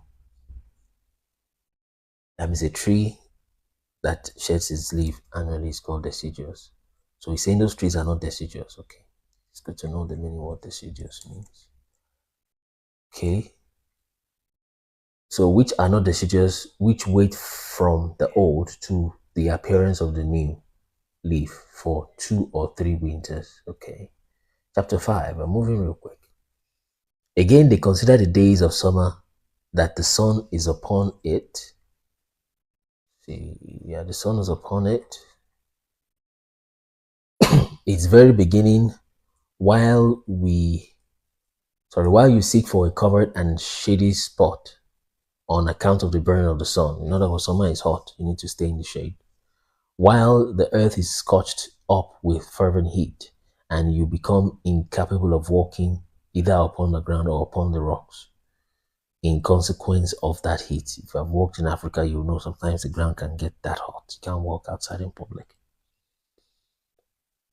So let's someone type what we're reading so that people joining can know what we're doing. Enoch chapter 6. And also let's do F1. We'll soon finish, probably by 1 o'clock again today. Slightly after. So chapter 6, they consider how the trees, when they put forth their green leaves, become covered and produce fruits, understanding everything and knowing that he who lives forever does all things for you. That's the works at the beginning of every existing year, that all his works are subservient. That means they serve him, basically, subservient to him and invariable. Yet as God has appointed, so are all things brought to pass. Actually, we may go a lot longer than 1. I just remember something. We may go longer than 1, so we might still do 1 or 2 hours more. Okay, so let's go. They see, too, how the seas and the rivers together complete their respective operations. But you endure not patiently, nor fulfill the commandments of the Lord, but you transgress and calumniate. I think somebody's name. I think calumniate means to do something not good. I think calumniate is not a good word. Calumniate. Calumniate means make false or defamatory statements about somebody. Wow. So why do people call themselves Callum then? That's somebody's name. Name of a Scottish, it means dove. Really. It even sounds like callous. And you see an African that doesn't know the meaning of stuff will go call their child this. Calumniate means to slander, really. To make false and defamatory statement about somebody is what calumniate means. Interesting. Okay. Where is it at? So you calumniate his greatness and malign malignant are the words in your polluted mouths against the majesty. You wither in your heart, no peace shall be to you. Therefore your days shall you curse, and the years of your life shall perish. Perpetual execration is still speaking against them, shall be multiplied, and you shall not obtain mercy. For that's talking about those who are speaking against the Most High God. In those days shall you resign your peace, and eternal maledictions of all the righteousness and sinners shall perpetually execrate you. That's another word. I don't know the meaning of it. I remember when I first read the book of Enoch, so I had to keep going to the dictionary. Execrate, just the meaning of execrate. Execrate meaning. So sinners will execrate the person, feel of express great loathing for. Loathing means hatred. This one means to curse or to swear. Okay, so sinners will swear or curse rather those people along with the ungodly. The elect shall possess light, joy, and peace, and they shall inherit the earth. Anyway, we've put it on the title there anyway that we're reading the book of Enoch. So that's what is going on. Okay, let's see. Yeah, there's a comment. Real knowledge is power. Yeah, knowing who you are is so deep. Yeah, to allow us dig more. Yeah. My first question is, what's the name? Okay, we've done that. Yeah, they shall possess light, joy, peace, and they shall inherit the earth. But you, unholy, shall be accursed. Then shall wisdom be given to the elect, all of whom shall live and not again transgress by impiety or pride.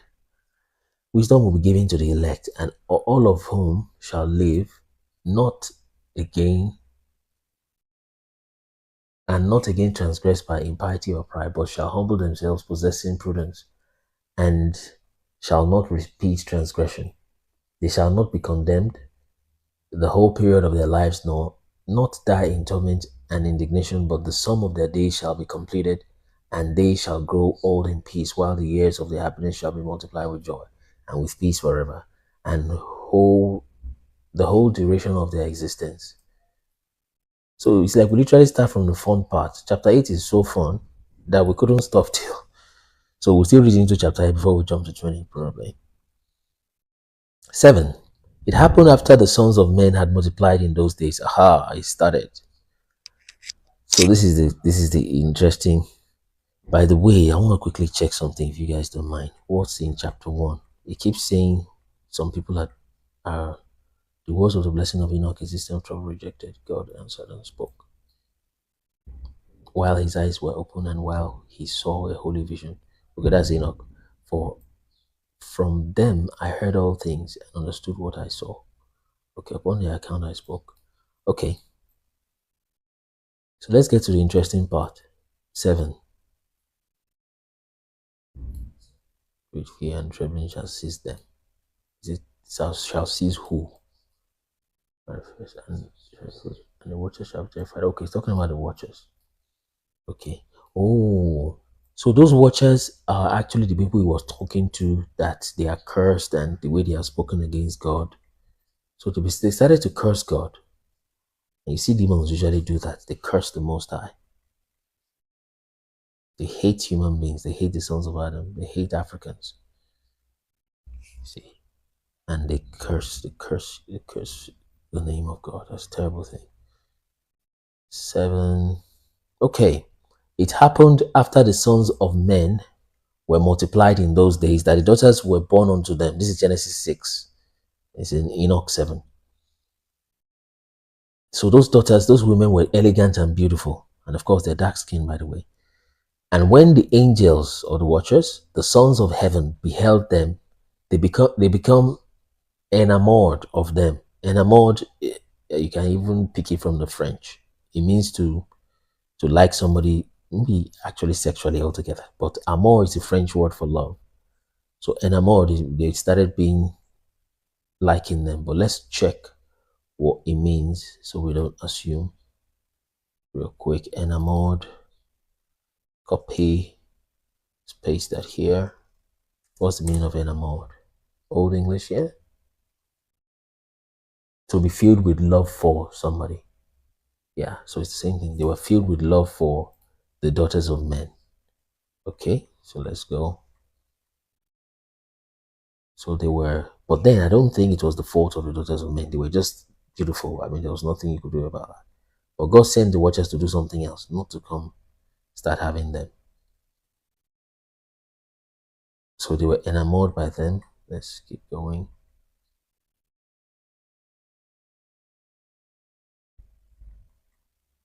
That's the way to pronounce that, by the way. Enamor. Enamor. Enamor. Okay.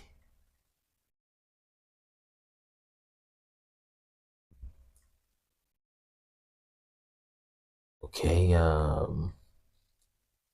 Oh, each other. I wish I would have not jumped. Let me try to read it here, just to our listening, in case you're not seeing it.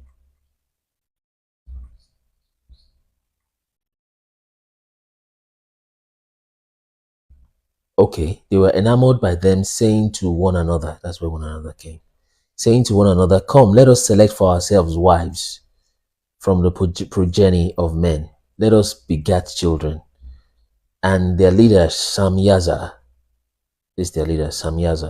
said to them, I fear that you may perhaps be indisposed to the performance of this enterprise, and that I alone shall suffer. They want to make a covenant. This is what happened at Hermon. He said, if I do this thing, all of you will leave me when the Most High want to punish us. There are several books of Enoch. Can I know which one you're reading? This is the main one. There's one day they are combined together in one. Which one do you know, Son of Grace?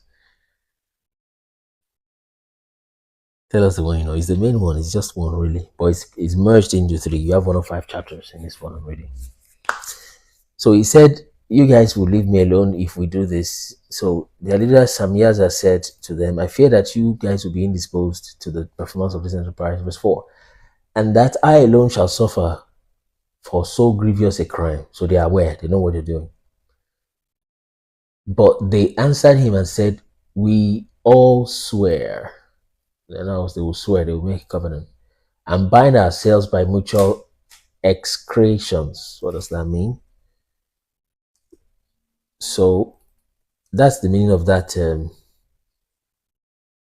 Why they named that mountain that, by the way. Excretions is act of expressing, cursing, denouncing, or intensely condemning someone or something. It's basically swearing an oath. That we will not change our intention but execute our projected undertakings. Then they swore all together and all bound by themselves by mutual excretions. Their whole number was 200. So this is where we have 200 watchers. That's why people used to suspect some councils, some places in Israel where they have 200 this, 200 that. Excuse me. So this is where that was going. Enoch 7:7. Okay. So who descended upon Ardis? This Ardis, they will still call it Hermon later, which is at the top of Mount Hermon. That's it. Some will spell it as H-E-R, Hermon, Mount Hermon. So the fallen angels are there. Okay. Yes, they are all the same to the best of my knowledge. This one is Ethiopian anyway. But they are all same. The book of Enoch is basically one. That mountain, therefore, was called Ammon, you see, because they had sworn upon it. So that tells you the meaning of the word Hammon. And bound themselves by mutual excretions. These are the names of the chiefs. Samyaza, who was their leader, okay, Urakabaramiel, Akibiel, Tamiel, Ramiel, Daniel, Azkiel, Sarakniel, Asiel, Amars, Batral, Anen, Zaveb, Sam Savil, Artael, Turiel. And I've heard, people are just unwise. Well, they just say things. I've heard somebody said that he said he was even speaking in colloquial Nigerian language that God self he's doing the same mistake, same sin that the watchers committed. But I think God will forgive them because of their ignorance. They said I think the person is an atheist, that you even need to look at that God. How come 1/3 of the angels left you? He said, myself, I think you are probably not a good person. Why did 1/3 of the angels leave God if he was a good God? In fact, and they said, yeah, God is. Some of them say God he likes authority. He just wants to keep reigning, keep reigning. Can he not allow some other person to still reign? You think you are in United States or in Nigeria, wherever, where they do politics. You don't know who you are talking to. You know. So they said even is even suspicious of that God. That Satan is even a good person. He rebelled. So they don't know these things. They don't know these things. They don't know the real history. Gab, you're welcome. So they don't know these things. Said Satan is even good the way Satan rebelled. Even that God is questionable. How can 1/3 of people leave you? This and that. Learning the hard way may mean they lose their eternity, by the way. So, Gab, you can quickly say hello. We're just in the reading section. We are going to go live long for today. I didn't remember. Today is going to be long. Generally, yeah. Hi, good morning, Kule. Yeah, morning, brother. Oh, good afternoon. Yes, it's afternoon, really. So, our lives on Thursday will be longer. Yeah, go ahead. I was on the live session earlier. I was listening to one lady calling had some heated argument with some guys where they were asking for proof of the Hebrew origins of we in West Africa. Yeah. So I just wanted to quickly add.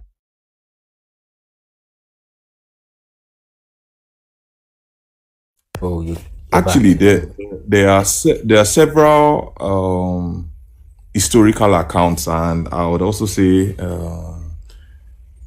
word of mouth accounts that we can that I feel are actually very, very accurate, or that we can actually rely on. One of the word of mouth accounts I would use is the Awujale. Okay, tell me. Awujale. That's the Oba of the Jebus.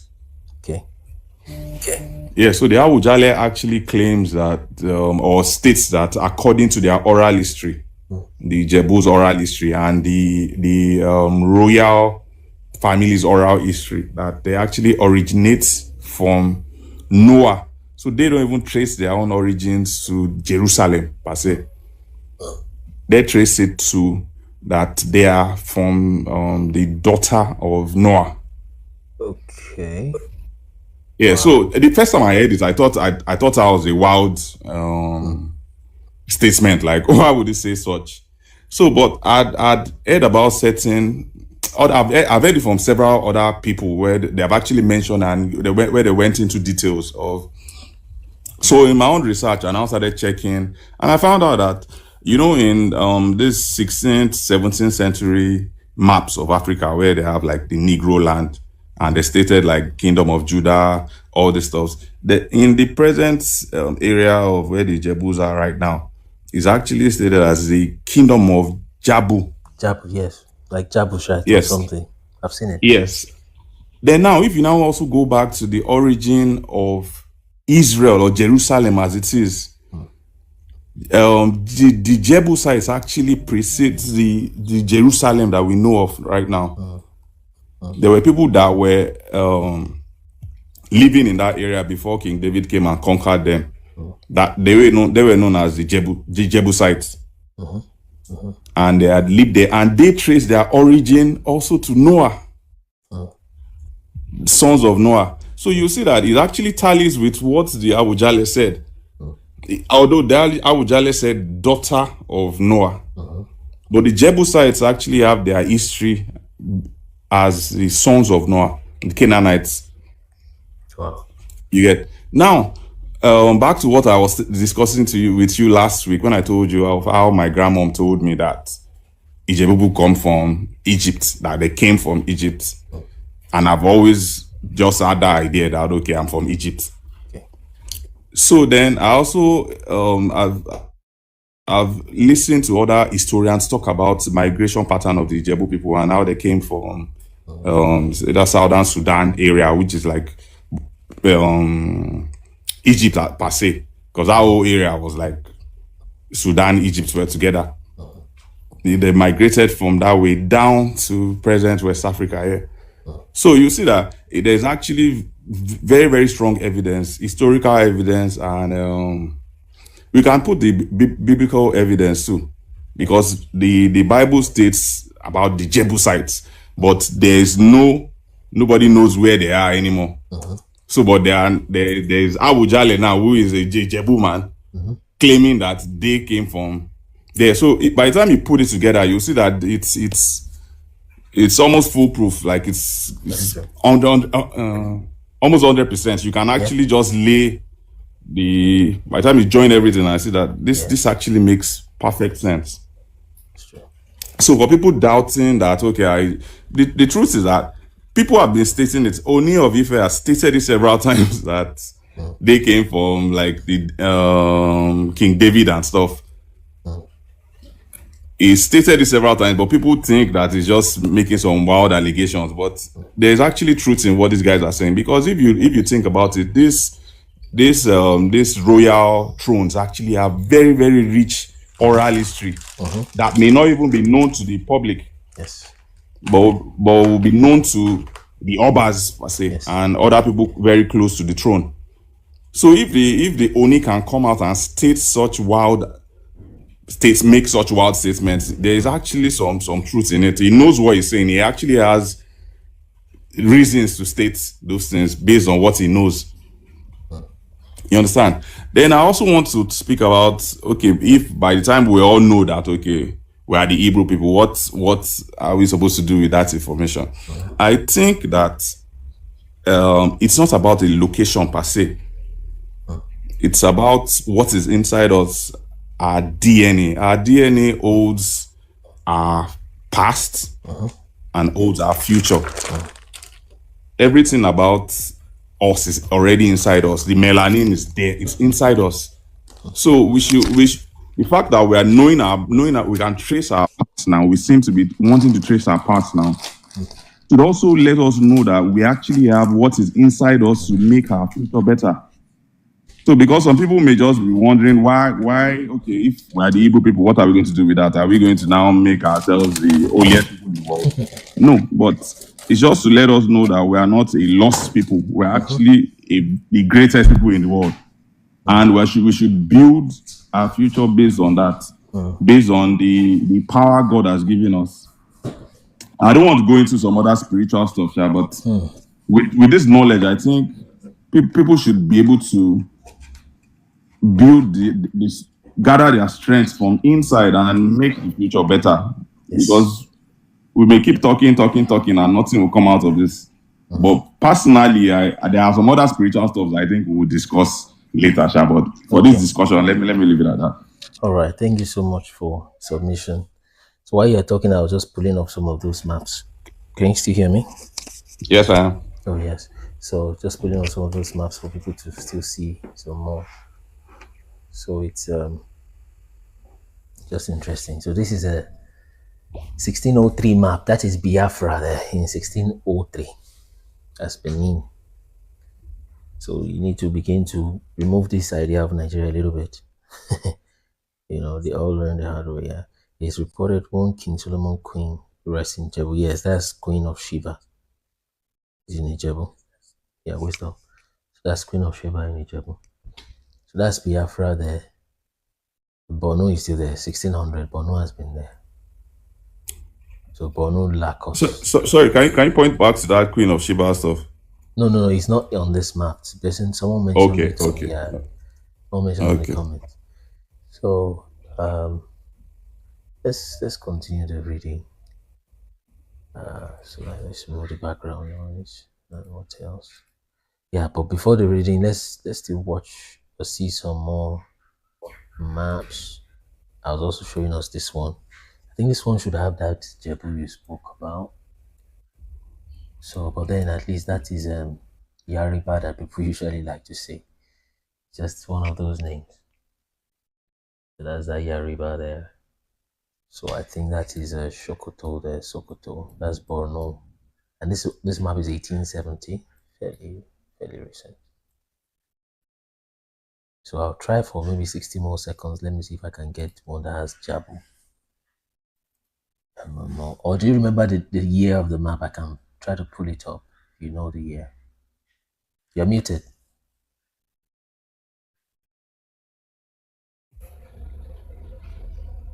Can you hear me? Yeah, I can hear you now.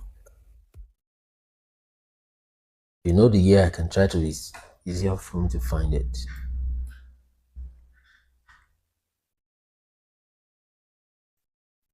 I can't hear you if you're saying something.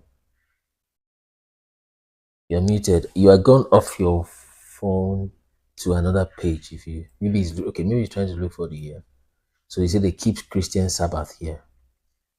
That long ago, 1710. So that's Great Benin there. 1710. That's River Lagos.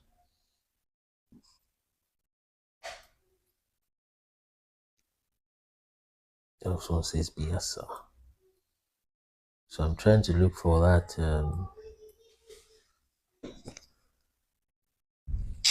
Looking for that Jabu. This is Wida. This also means Judah, by the way. Wida or Ida. Right there.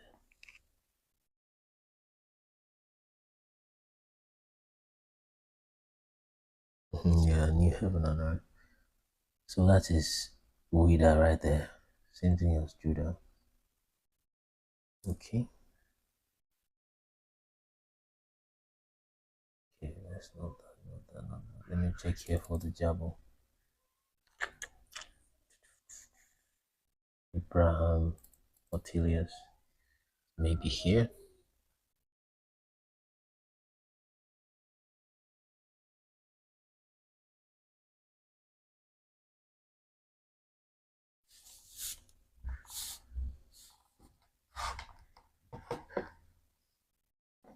Okay. Abraham, Ottilius map. If we don't find it here, we'll just carry on. That's Biafra again. 1603 has been there. That's Benin has been there. So you guys are brothers. You've always been side by side. Always been side by side.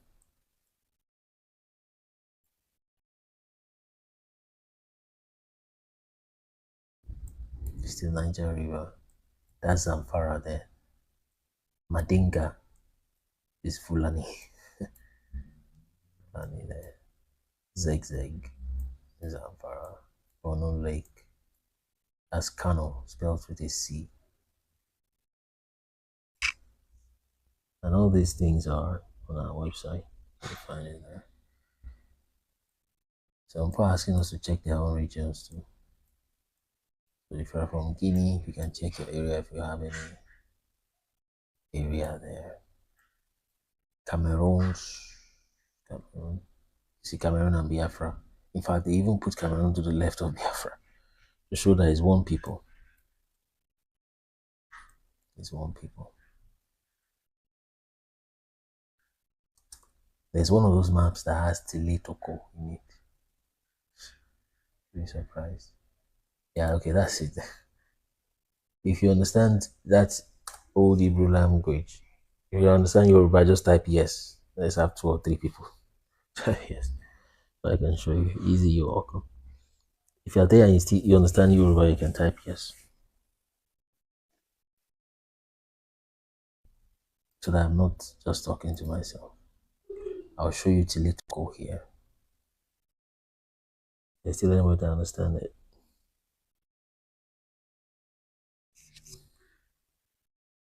Gamba.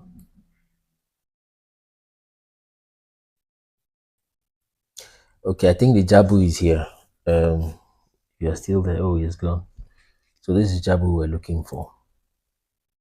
That's Badagry. This map is 1817. So this is Jabu he's talking about. Jabu. There's another one that's okay. Someone understands Yoruba there. So look at it, real infinity. Look at the way they spelled Tiletoko. Look at it. Tiletoko means both those at home and both those abroad, or both that combination of those at home and those abroad, or those at home and those in the farm. How authentic are these maps? Well, you can go check them. They are in the public domain. This is mission from Cape Coast Castle of Ashanti, West Africa map, 1817. So for the person asking, they are quite authentic. That's Shadrach John. So that's Tile Toko there. I was just gonna read it when I first saw it some years ago. I was gonna read it. Tile. I'm like, oh, seriously, this is Tile Toko. That is there. So that's the Jabu the brother is talking about. So that's the homie there. They also call it Abomi. So that's that. So it's their own people. One people. Delay Toko. Yeah, they spelled it in English form. Delay Toko. See there. And this map is 1817. Let me see if I can show you the date on the map itself. Yeah, that's it there. So the brother that is asking, you can go check. 1817. This Ashanti, by the way, is a Hebrew name of Ashan tribe, Ashan people in the scriptures. And you find Ashanti in Ghana today. Yahudi, this is the word for Jew. This word means Jew, Yahuda. Yahuda is the name of the guy without the J, because there was no J. And Yahudi is the person that comes from Yahuda. Yahudi is Hausa. There. See how they spell Hausa here. So let's see. This is mind blowing here. Does it affect the Christian faith? No, it doesn't. It purifies it, so to speak. It decolonizes it. Is what it does. Too many people's Christianity is colonized. I've heard someone say that, in fact, that now that he's knowing that Jesus is an African man, that he's even having a problem worshiping that Jesus. And the person that says so is African. So you can tell that person is not okay. That's Hausa. So maybe it will also help some of our ladies to stop wearing or reduce the way they wear wigs.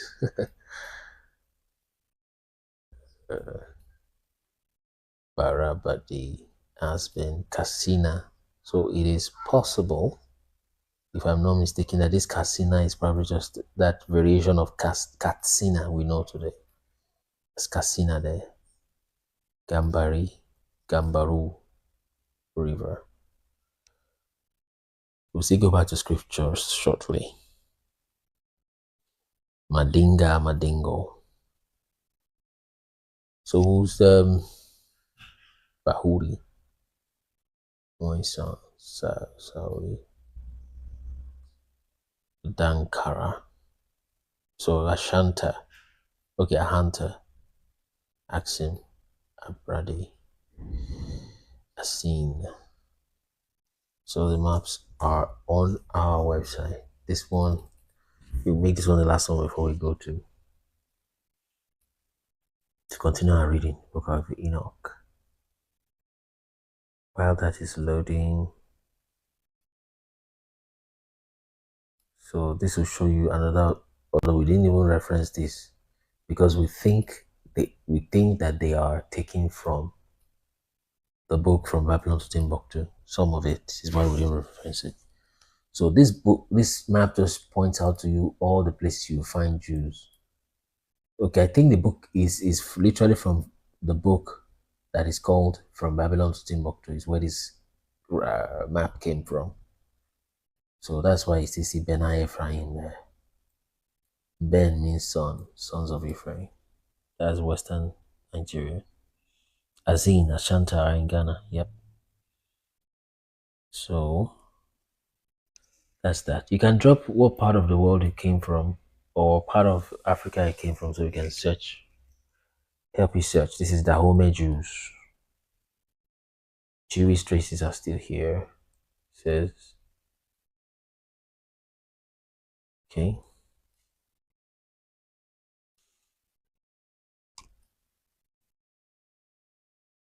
This is Kanuri people. Tibesti. This is Levite city in the middle belt. There are Levites there. So many of these people you see singing, Nigerian music ministers, singing Christian, they come from this middle belt. There are some of them from this middle belt. They're singing things that come from their DNA, singing their ancient language. So it's Levite cities here. Not something colonialists can fake. Okay. Let's see. Does it mean that the present day Israelites are not the real ones? No, they are not. Who are the Philistines? I saw it now. Philistines are the real Palestinians. They're just southern of Africa is where they are. But of course, those ones have been taken off. Till later comes back to English, yeah. So Philistines, let's read it. Where did we see Philistines just now? Oh yeah, that's it. The Minoa Philistines, that's Palestine.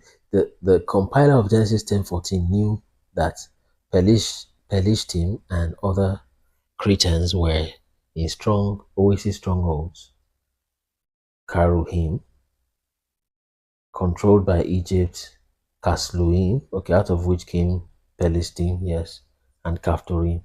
It is not possible on so small a map to show all the surviving Philistine communities. So there are some Philistines that survive. Philistines are from Ham, by the way, just like Mitzrayim, which is Egypt. Yemen Jews, Falasha Jews, Negro Jews, Moorish Jews. They're all there. Kabinda survivors, Luanda Jews. This Gabon. Jewish traces are also here. So this is just the real Israel. That is it. And I like showing you this map. We have not shown it for some days now. I will interpret what is in it because it's written in Spanish. Oh no.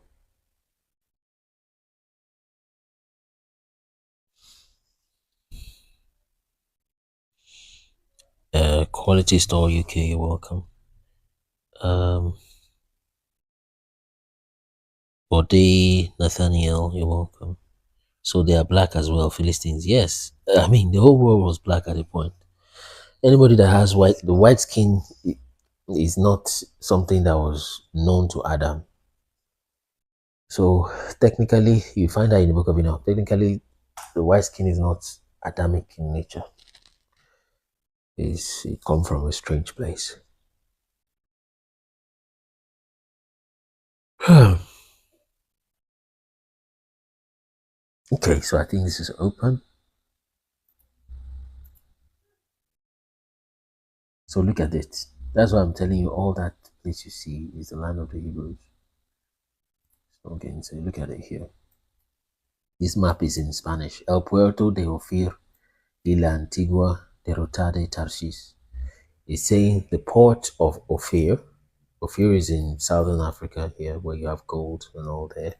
So the port of Ophir and the ancient map of the defeat by Tarshish.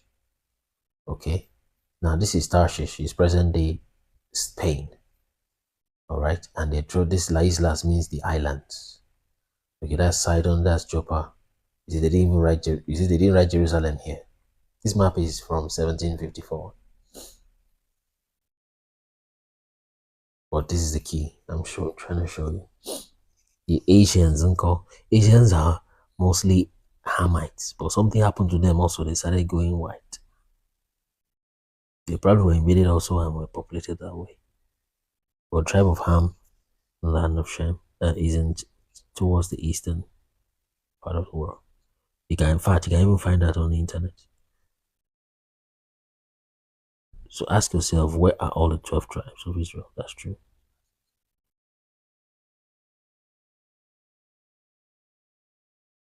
So necessary. Yesterday's body.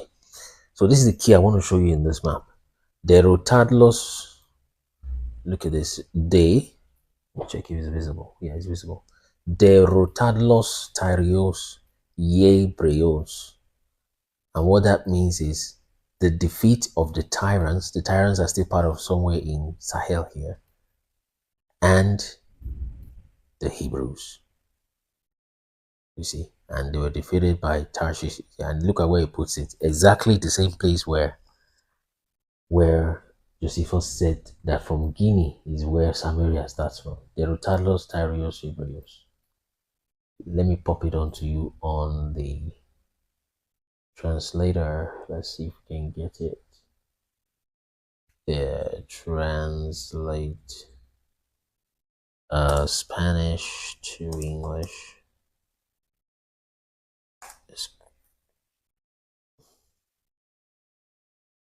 So Derotadlos Tyrios Yebrios. See? You see that we're not making that up. Right. See, we're not making it up.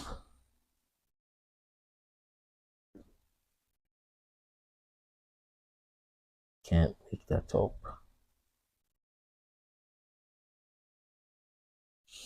So that's it there. Saint Bawe, you're welcome. So Derotadlos Tyrios. Even this Tyrios, I didn't spell the word. Tyrios. Tyrios. Tyrants. Yeah, that's it there. Defeat the tyrants and the Hebrews. You see? See? That's it there. Let me put this well. Defeat of the, let me switch it again. Derotadlos Tyrios Yelos Hebreos. Defeat of the tyrants and the Hebrews. And you've got it here. Zion, you're welcome. See? Derotadlos Tyrios Hebreos. So this is where the Hebrews are, and they were defeated from Spain, from Europe. See? So that's the land of the Hebrews, period. No long story. 1754 map. You can check it. Gabriel Ramirez map of Africa, 1754. Even that, let me show you something about it. Even the Africa that I'm telling you all the while. Let me show you something in Italian. Okay. Not Africa, let's say Hebrew. It's been said that this is even where you got Africa from. Africa, Hebraica. Even the Africa that you say from Hebrew. Let's speak Romanian. Because these things came from Latin. Now, do we have Latin from here? Okay, let's try Latin. Hebraice. So that was modded, as it were, to become Africa. Romanian. Like Hebraica. So that became Africa. I've heard that also before. Black people have nothing to do with Hebrews. It's funny. Then someone just help me reply that person. They say Portuguese.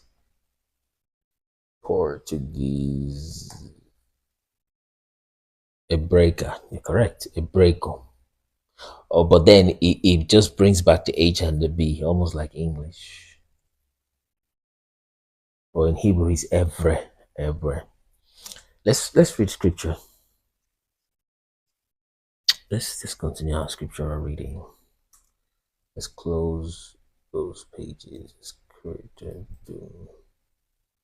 we're not using that one today. Personal messages. Okay.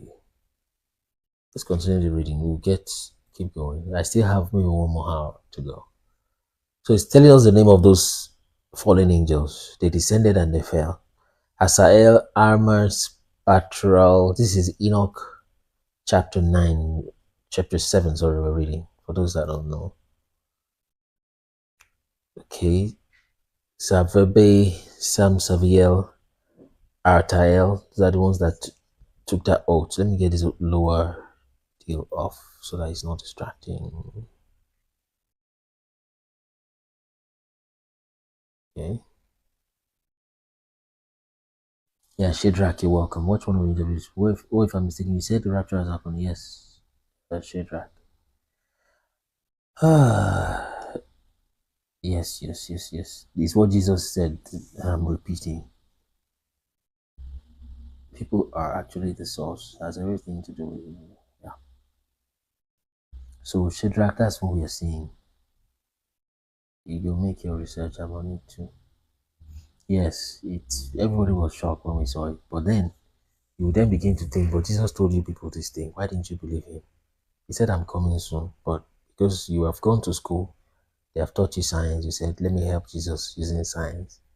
Maybe Jesus was saying that, but what if he was telling the truth? What were you saying? So Shadrach, go check it up. It's what we saw. Go and have a look at it. Let's go. So they're telling the names of those fallen angels. RTL, Turiel, Yom Yael. That El and Al just means the Lord or God. These were the prefects of the 200 angels. That's the top ones. I think those are 10 he just mentioned, or maybe 20. Okay. So then they took wives, each choosing for himself. Oh dear, terrible event. Whom they began to approach with whom they cohabited, teaching them sorcery. They teach those women sorcery, incantation. So it's women that started learning these things. They're telling my watchers. By the way, let an Igbo person correct me. The meaning of angel is in the Mose. In the Mose. And in the Mose means the spirits that teach. Which suggests to you an encounter of the Igbo people with angels. Yeah, in the Mose. Yeah, correct. The spirits that teach. That's what it means. In the Mose. So now these spirits are teaching bad things in this context. But then angels generally teach. It's literally inside of the concept. I mean, it's the language of the Igbos. In the Mose. And that's where you have that song, the Mose Binigwe, Anasi, Hallelujah. Like that. The spirits that teach. But many of these people, these are Nigerian Christians, they don't know. And when they know, it will strengthen them afresh. It's going to be a different vibe. They will decolonize their Christianity. They will stop supporting leaders that are taking things from Europe that have deceived us so much and destroying their country for that. They will understand that things are deeper. Many of them, when they show them on camera or they show their village, they say, oh, we are now on the world map. No, you are at the center of the world. So painful. Some of them will do almost anything just to show up that, oh, yes, come and show us here. Yeah, this is Anambra. Oh, they're talking about Anambra and CNN. The CNN will not talk about Anambra or tell you something negative most times, especially what's the name of that on BBC. So they talk about your village or your country. Now say, wow, they're showing our country, they're showing our state on CNN, as if they don't need you guys to survive. Let's not even get there before they start saying they're flagging whatever now. But the self-esteem has been so washed. So washed. They just mention, they even call your name wrongly, they will misspell it, you'll be happy. But then it's not good self-esteem. You need to build that up. So if you know some of this, preachers, around, just let them know these truths. They will stop just acquiescing and they will decolonize their ministries. Very important. Thank God for the fathers that are building structures here. Thank God for them. There's something that they saw. So I know they may not have done everything right, but you can't afford to just criticize them. They saw something. One of those men, as I said in my part two. I've not even watched the part two myself because I was in the interview. So, but I don't know what the interviewer cut off of the video that I said. One of those fathers, he said God told him that this is the land, build here. But they're criticizing him today. They're still building. They're still building to now. So they may not have done everything perfectly, but then those men know something. Forget. Those men know something. God told him, this is the land. One of them even called their place Canaan land. 100% correct. But people will criticize them. They have not done everything perfectly. But you yourself, are you perfect? You're not perfect, are you? He called the place Canaan land. One of them built a whole city there. And it is fenced around. Just went into the bush and built that. They know something. And they don't know it by the way we do, where we can show everybody. I don't think so. If they did, they would have told everybody. They don't know. But they know it by the Spirit. That's the power of walking in the Spirit. Very powerful. Very powerful. Let's read some more. Let's see how far we go. So they taught those women, sorcery, incantations, and dividing of roots and trees. And the women conceiving brought forth Nephilim, giants. Oh, let me pop up the screen.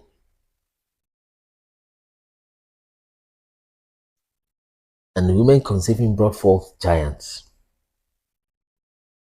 Brought forth giants. If this thing is cutting your screen, just go out of the app, then come back in the app. I think it will refresh so you can see what you're doing properly.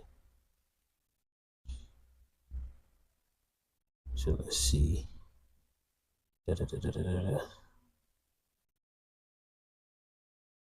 Yeah. Okay. Yeah. Anyway, check. Okay, let everybody one F1. This life is going low. It shouldn't be this. It was 50 something before now. Just type F1. Let everybody type F1. Then let's each person like a few times. Get it to 21K.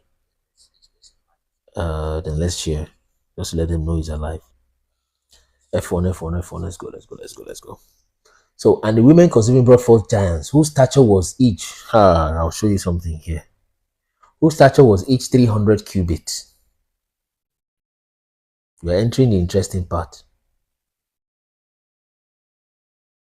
In Aramaic text, the Aramaic text preserved the name in an earlier list of names of these watchers. Yeah, just telling you other version of the names. Let me show you something here. So the children that these women gave birth to, of course, I can't imagine they gave birth to those children with that size from the start, because there's no way the woman would have been able to. So, but then probably their full-grown, mature size is 300 cubits. I want to show you something about 300 cubits. So we should be having like 31 F1s now also. Let's push it and get this to 25K or so. Share if you know. Don't be selfish. Don't be selfish. Let's share for people to see.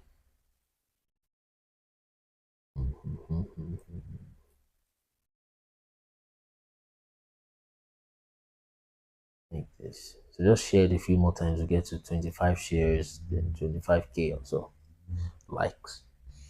So they don't flag us again.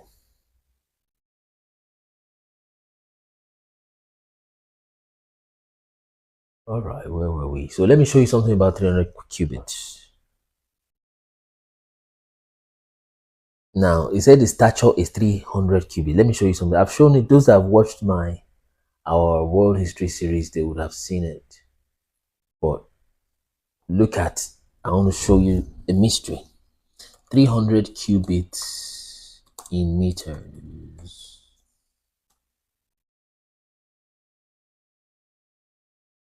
Can anybody see what's the size of 300 cubits in meters? Can anybody type the answer? Because 1 cubit is what is 300 cubits in meters? From what we checked, 138 thereabout. 137, yeah, exactly. Did you guys see that? And this 137 is the height of what? Let somebody type in the comments real quick, just to know if you guys are there. This is 137 meter is the height of what? Where did we get the 300 cubits?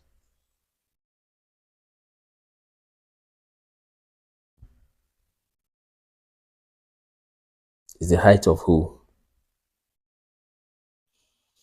Just to know if you're sleeping or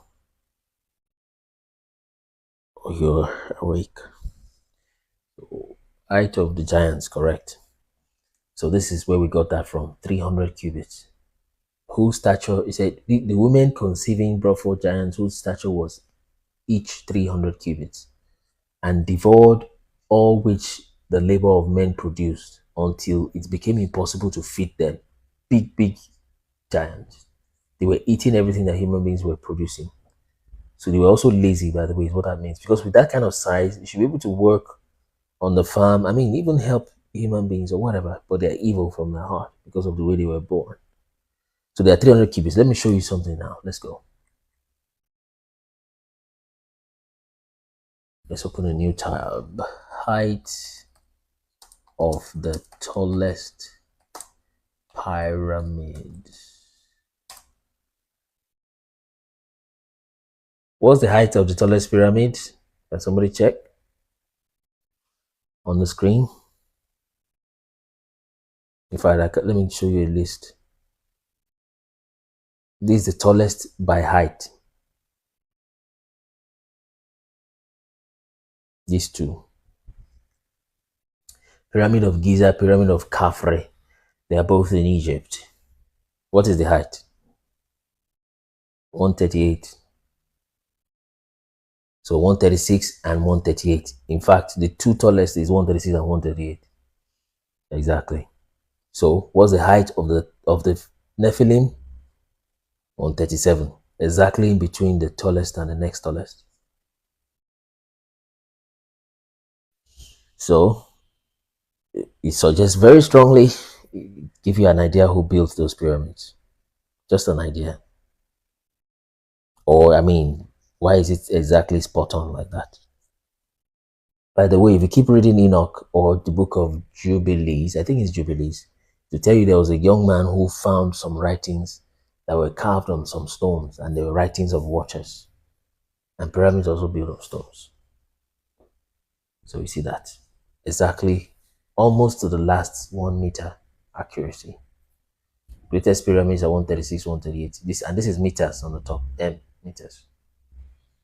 See?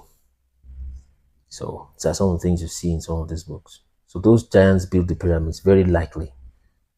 Very likely. Very likely. All right, let's keep reading. So these are the kind of things they were giving birth to. Now let's now look at, to let you know, now listen, that is why we tell atheists, so-called atheists. So what is now the probability that somebody just sat down and just wrote this? Oh, we want to deceive the Africans. What do we write? Just write one story. Just write one story for them, and the story will be matching everything like this. It doesn't make sense. It's just pure ignorance. It's just pure ignorance to say, if you can tell me that they use the Bible to deceive. Of course, some people still even use the Bible today to get money from people, to extort people and things like that. But to say somebody just wrote it's just to deceive Africans, it's just, okay, you have not read that book.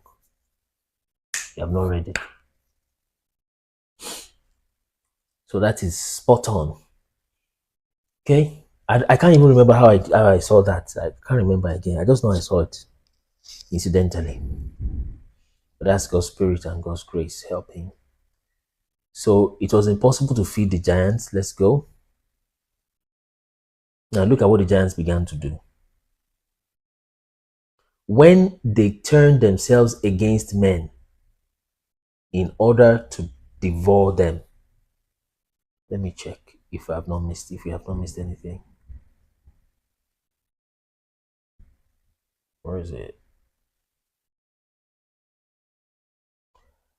Okay. There's a lot of footnote here. brought to them watchers. 3 races. First, great giants. The giants brought forth some slew Nephilim, and Nephilim brought forth the Eliod. And this is increasing power and greatness. Okay, so verse 12, we're going to verse 13. It became impossible to feed them. And they turned, okay, when they turned themselves against men in order to devour men. So they started, I'm not showing you the text anymore. In order to devour them.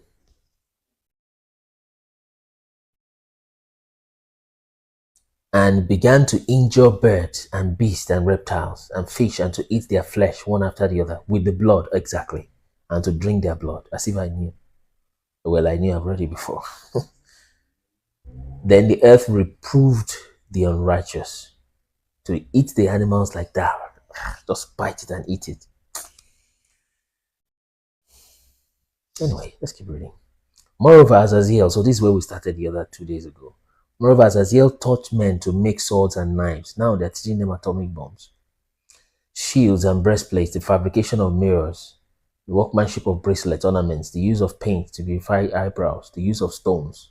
So he taught them makeup, doing makeups. I can't say it's bad. I don't know what to say, but look at where they said you can't. Okay, how will you say mirror now is bad? It's like saying cell phone is bad. Is it bad? Yes and no. Because what mirrors does, it begins to show you yourself. Look at yourself 10, 15 times. Now you can take 200, especially our beautiful women. Take 10, 15, 20 pictures and now sit with it and start deleting like a project. And you're not a graphic designer. Just showing yourself all the time. Just yourself. Show yourself. I have fine pictures too. You see it on our website. So, but then look at where these things were invented. Fabrication of mirrors. See. So it's not like we are trying to be harsh against women or something, but look at where this thing come from. Eyebrows. Making eyebrows. The use of stones of every valuable and select kind, all sorts of dyes, so that the world became altered. Impiety increased, fornication multiplied. I think I just jumped. Okay, let me just ask the house. I remember your show, some big buildings. Yes, high gates like last week. Yes. Although I would want to think it's the good watchers that build those ones, or probably the saints. But then most of them just have bigger heights. So should we read? Let's tell in the house. Should we read? Continue 8. I would be here irrespective, actually. So that one is not to be voted, actually.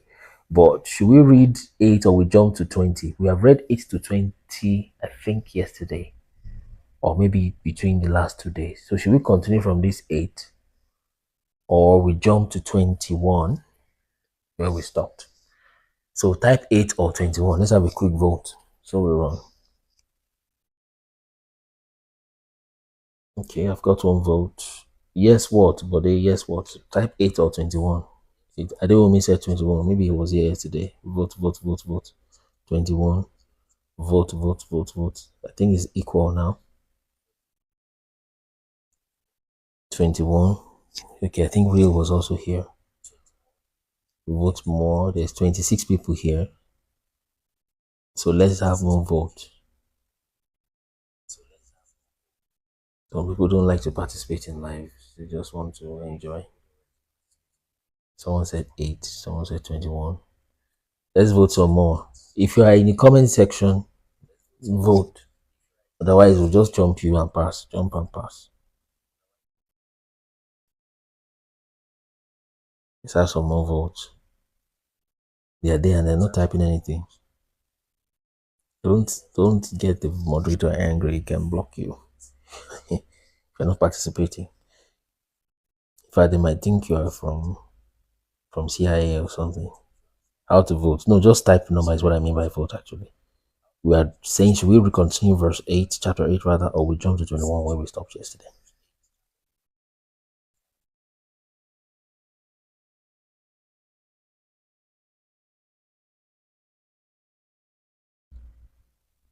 Eight, please.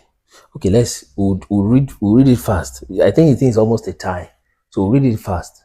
So now look at Amazarak, and it'll also be a good reminder for those who already have read it before, or who was the one read it 2 days ago. Amazarak taught all sorceries, dividers of roots.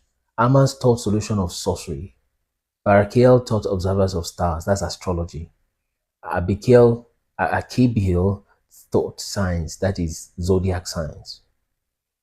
See, let's keep going. You see, now it's called astrology straight up, or astronomy. Tamiel taught astronomy, which is really astrology. Asaradel taught the motion of the moon, and men being destroyed cried out. They started shouting, God help us. Which one be this? God help us. Help us. I'll try to read fast. So Michael and Gabriel and Raphael and Suriel and Uriel looked down from heaven. Okay, they saw the blood. Now they started talking to God.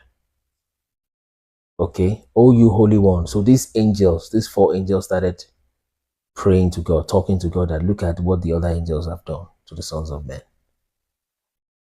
So, oh you holy one, look at what is happening. You are just. Then the king said, then they said to their king, Lord, to their Lord, the king, you are Lord of lords, God of gods, King of kings. Your throne and glory is forever. That's how they started their own prayer too. Forever and ever is your name sanctified. You made all things according to your power. Okay, so they kept speaking to him like that. Okay, so before you, all things are before you. Behold, nothing can be hidden from him. Yet he's not saying anything, like we said before, waiting for them to speak. So look at what Azaziel has done. He has taught them every species of iniquity. Right? I'm still moving. So he has discovered crimes to them, that is, showed them how to do bad things. So he said the women also have brought forth giants. They're telling God what's happening, even though he knows. Thus has the whole earth been filled with blood and iniquity. I'm just running fast. So, and complaint has gotten to the gate of heaven. So their groans exceeded, and none can escape the unrighteousness which is committed on the earth. You know all these things before they exist. In other words, God even knows before time. And you have done so, and what has been done by them, yet you did not speak to us. Oh, they told God, like, why are you not telling? Why are you not saying anything? They say, God, you did not speak to us. Why? And that's candor there. That's sincerity there. What on account of these things do we ought to do? So they have the power, but they don't have the authority yet to do anything to those fallen angels, to those watchers. And it's beautiful. Then the Most High, the Great One, spoke and sent Arsayalalo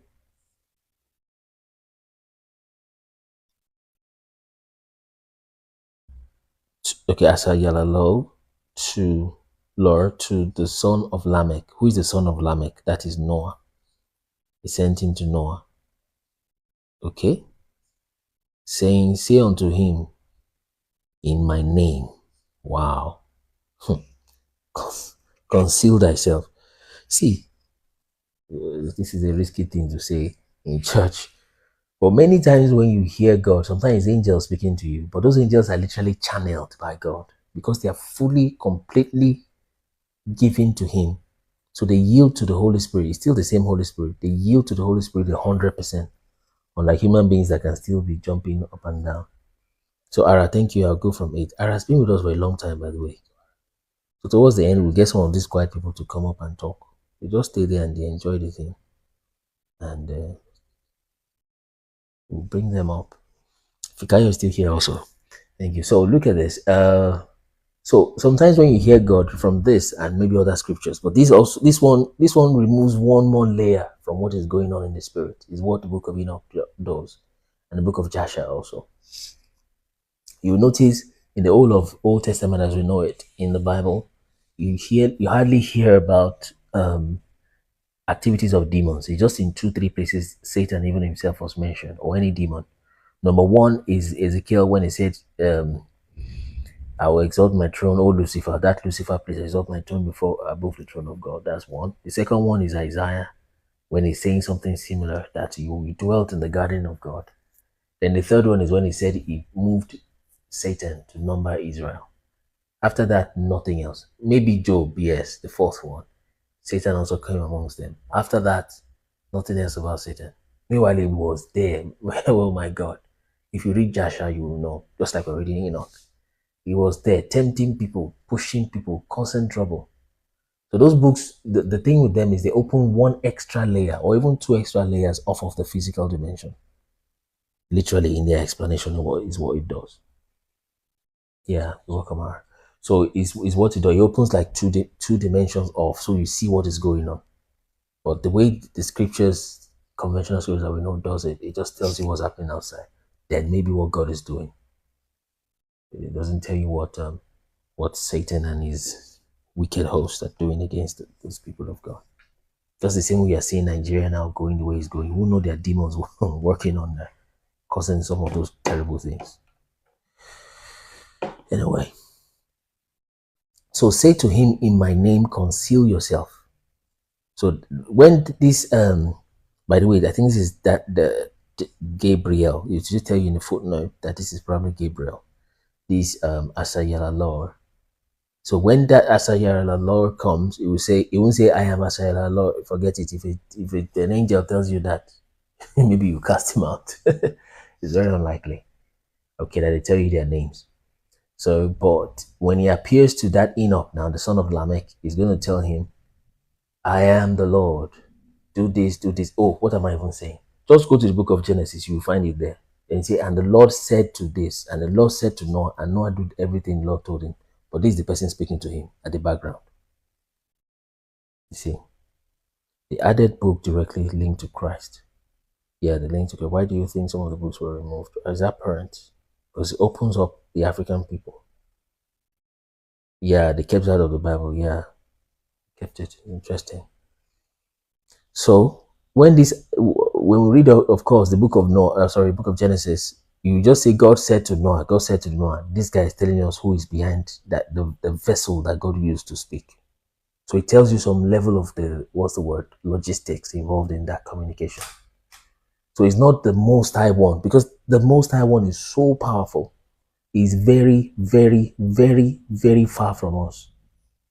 I know it doesn't sound like the New Testament grace. God is my friend, he's my friend. Lord Jesus, you're my buddy, you're my friend. Oga. You don't know what you're saying, no? So it's a two-way thing. You will know him as a friend. At the same time, he's also the judge. He's a great king. He's the great king. So anyways, the logistics is that he went through this Asayala law to give that message to the son of Lamech. The son of Lamech is Noah. So tell him, conceal yourself, then explain to him the consummation which is about to take place. That is, the world is about to be destroyed. The earth shall perish with water of deluge, and all things which are in it shall be destroyed. Now teach him how he may escape. So they'll begin to teach him things, and how his seed may remain in the earth.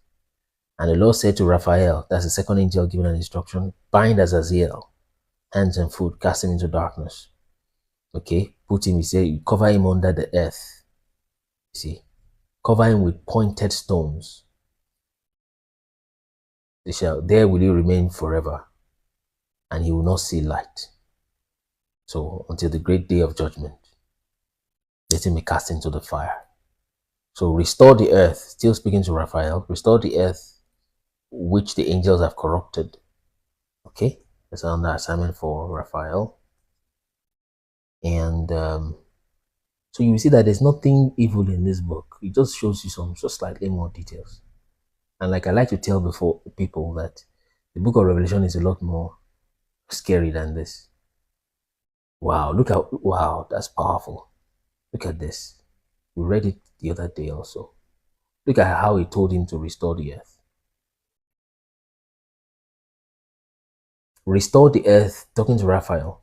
Restore the earth which the angels have corrupted, and look at what he told him to do to the earth. Announce life to it.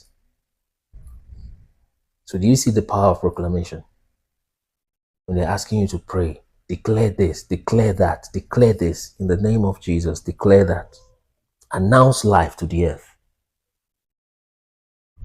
Okay, pointed stones pyramid. Okay, maybe. Okay, but I think that is talking about under the earth, maybe not necessarily the pyramids.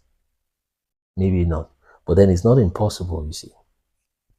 And that's plausible. Maybe I should read that again. Real infinity. That's true. Let me read that. And that's what happens when you read scriptures together like that. Let's see. Restore the earth. No, just before that. Okay, it may not be. It may not be because pyramid forms like a pointed stone that points upward. When this one is like, it's like jagged stones that's like zigzag stone to pin him down. Is what it looks like. But then it's very similar to that. Although this is watchers, not necessarily the Nephilim.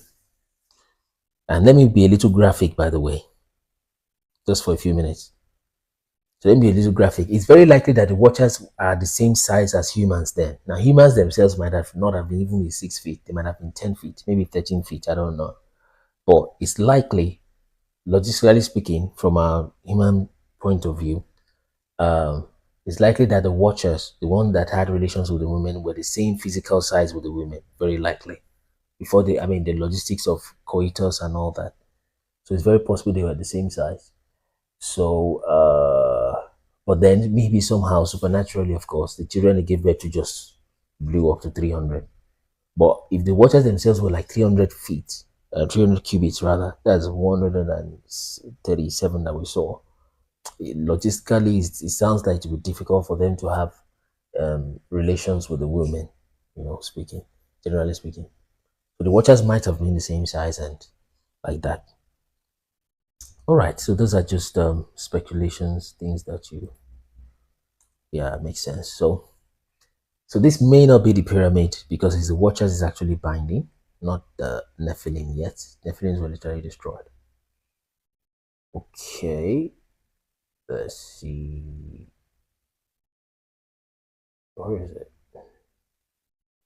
So announce life to it. We have not started doing prayers on our channel yet. When God releases us, we'll do prayer and worship, because those three are important. This is word study. We do prayer also. That's when we announce things to our own lives, and then we worship the Most High too. But we're doing it step by step as God leads us. So announce life to it that I may revive it. So you see the logistics there. It needs to do that announcement before the life pops up. Those are the legalities of the spirit realm. All the sons of men shall not perish in the consequence. They will not be destroyed, which they have taught their offspring. Watchers have, okay. All the sons of men shall not perish in consequence of every secret by which the watchers have destroyed and which they have taught their offspring. All the earth have been corrupted by the effect of the teaching of Azazel. To him, therefore, ascribe the whole crime.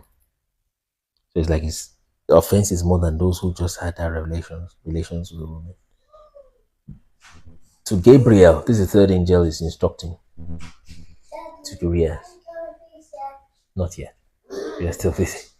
So, and to Gabriel also, the Lord said, go to Beaters. Now, this Beaters is a place. Okay. To the reprobates, to the children of fornication, and to destroy the children of fornication. Talking about the Nephilim, those big giants. So Gabriel can even fight, you see. The offspring of the watchers from among men bring forth and excite them excite them. Okay, he did this strategically. One against another, let them perish by mutual slaughter, for the length of days shall not be theirs. He said they would beg you, they will entreat of you, but their fathers shall not obtain their wishes upon them, because they want to live up to 500 years. Human beings by that time was living that long, so they also want to live that long. Number 4, to Michael, a more popular angel amongst men. To Michael, likewise, the Lord said, go and announce his crime to Sam, Yaza, and to the others, and with them who have been associated with the women, that they might be polluted with all the impurity, and with all their sons shall be killed when they shall see the perdition of their beloved, till they will see their children die, the Nephilim die.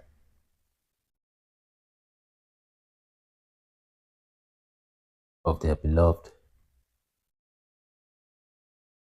Bind them for 70 generations underneath the earth. 70 generations. We tried, now maybe 700 years. What is a generation in the time of Enoch? That may be 700 years or 7,000 years. Because they lived a lot longer. 700 years, 7,000 years, 350 years. One of those three. Anyway. Underneath the earth, even to the day of judgment. Suggest why it is that long. And for the consummation until the judgment effect of which will last forever be completed. Then shall they be taken away. I'm reading fast. Lowest depths of fire of torment. In confinement they will be shut off forever. Okay.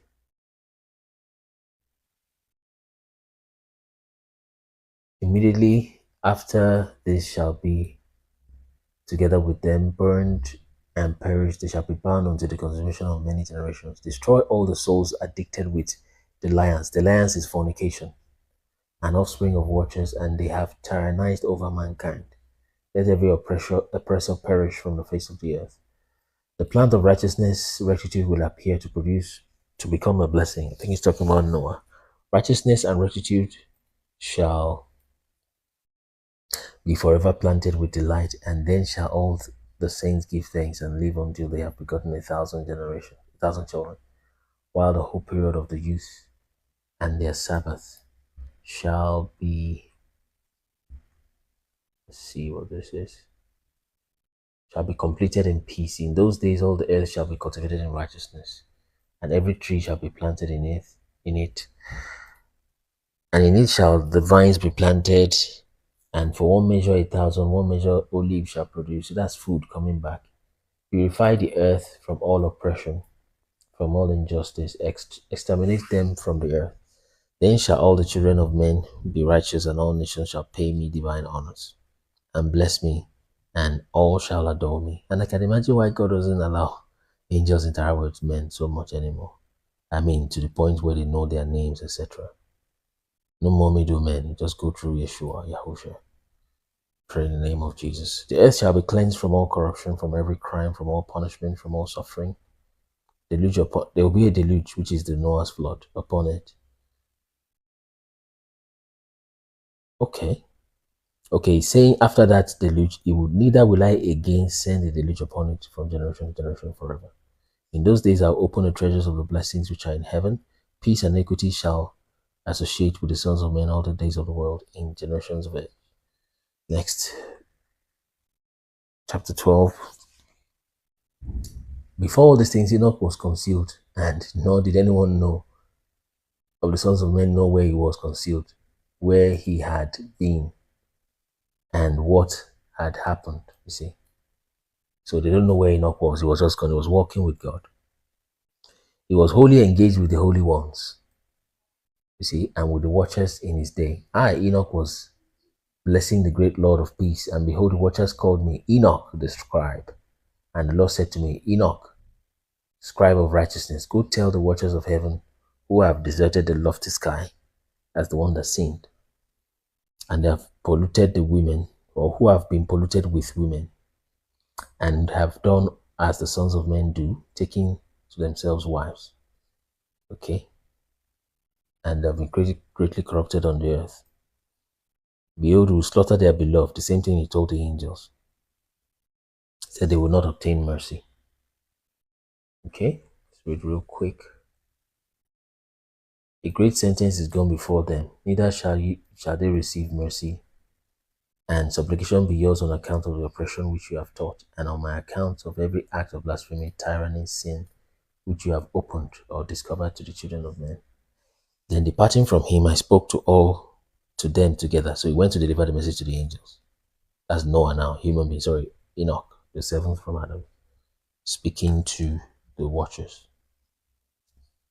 And they all became very terrified. They became afraid.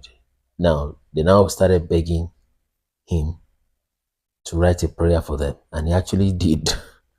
We were starting to beg God. Let me check. Where did Adewomi is asking, why did they not allow reading the book of Enoch in church? I don't know. But we're in church already. You know, we started with prayer, so we're already in church. Church is not those four walls. But I understand your question. I don't know. It's because of what the colonialists did. They, and if you know, even the you will not even have had access to the Bible altogether. There are people that fought, like Wycliffe, for the Bible to be translated. They locked it down. Especially, I believe it was once that 1776. They want to lock everything down. Just like you have things in the Vatican vault. And I don't think there's anything they have there really that we're not already talking about. Now, like we're speaking now. So Bible was going to be in Latin. In Roman Catholic Church till today, they still, well, until recently, they still read the Bible in Latin. And you will not hear anything they say. And the early Roman Catholics in Nigeria, they read the Bible to them in Latin. Almost as bad as you read in Arabic today and they still pray in Arabic language in Islam. Exactly the same thing they do in Christianity. They pray in Latin. See, they read scripture in Latin to them. So is what the enemy is doing with those people in that part of the world. So so Enoch prayed for those, wrote a petition for redemption. Yeah, thanks. So Enoch wrote a petition for them, praying for them. Can you imagine? So I don't know why Enoch himself was that merciful with the watchers. So he prayed for them. I'm just washing my face. I'll get back on the live shortly on the desktop. So he prayed for them, but God did not answer. God didn't answer Enoch's request. So we'll do about 45 more minutes. Then we will just let people say hi and hello. Then we close for the day. Come back tomorrow morning. So you can follow the live if you have not followed. If you have not followed us before, follow the live so that when we go live, we don't have to start sharing to you manually. Okay.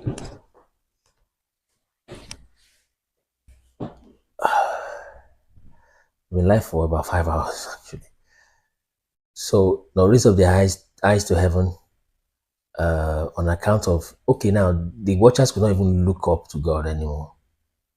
You see, therefore I wrote a memorial for prayer and supplication for their spirits for everything which they have done. Proceeding, I continued over to the waters of Dambadan, okay, which is on the right to the west of Armon, okay. Okay, so we'll soon see some locations like we did yesterday and 2 days ago. Some locations which happen to be in Nigeria, by the way. Oh, where are we? Okay, I just read that. So this should be next. Reading the memorial of their prayer until I fell asleep. So he was reading that prayer. Wow. Reading that prayer, trying to pray to God for the wicked angels, bad things they've done. Okay. So he fell asleep while he was doing that. And behold, a dream came to me. A vision appeared above me, and I fell down and saw a vision of punishment that I might relate it to the sons of heaven. Okay. When I awoke, that means he saw their punishment. God showed him their punishment. All being collected together stood weeping. My angels weeping before a human being. Obel Seyael, which is situated between Libianos and Senesar. It will tell us where Senesar is at the bottom. We'll check it. With their faces veiled. So that's where the fallen angels are, not that place where they were crying. I related in their presence all the visions I had seen in my dream. Even angels are believing your dream and you don't believe your own. Don't forgive you. And they began to utter these words of righteousness, reproving the watchers of heaven. This is the book of the words of the righteousness, of reproof of the watchers who belong to the world. Okay, according to that which he who is the holy and great commanded in a vision, I perceived in my dream. Let me jump. So the mighty one has put into the mouth of men that they might converse with it. Oh, and that part is important. So he who is holy and great commanded me in the vision. I perceived in my dream that I was now speaking with a tongue of flesh. Was he not speaking with a tongue of flesh before?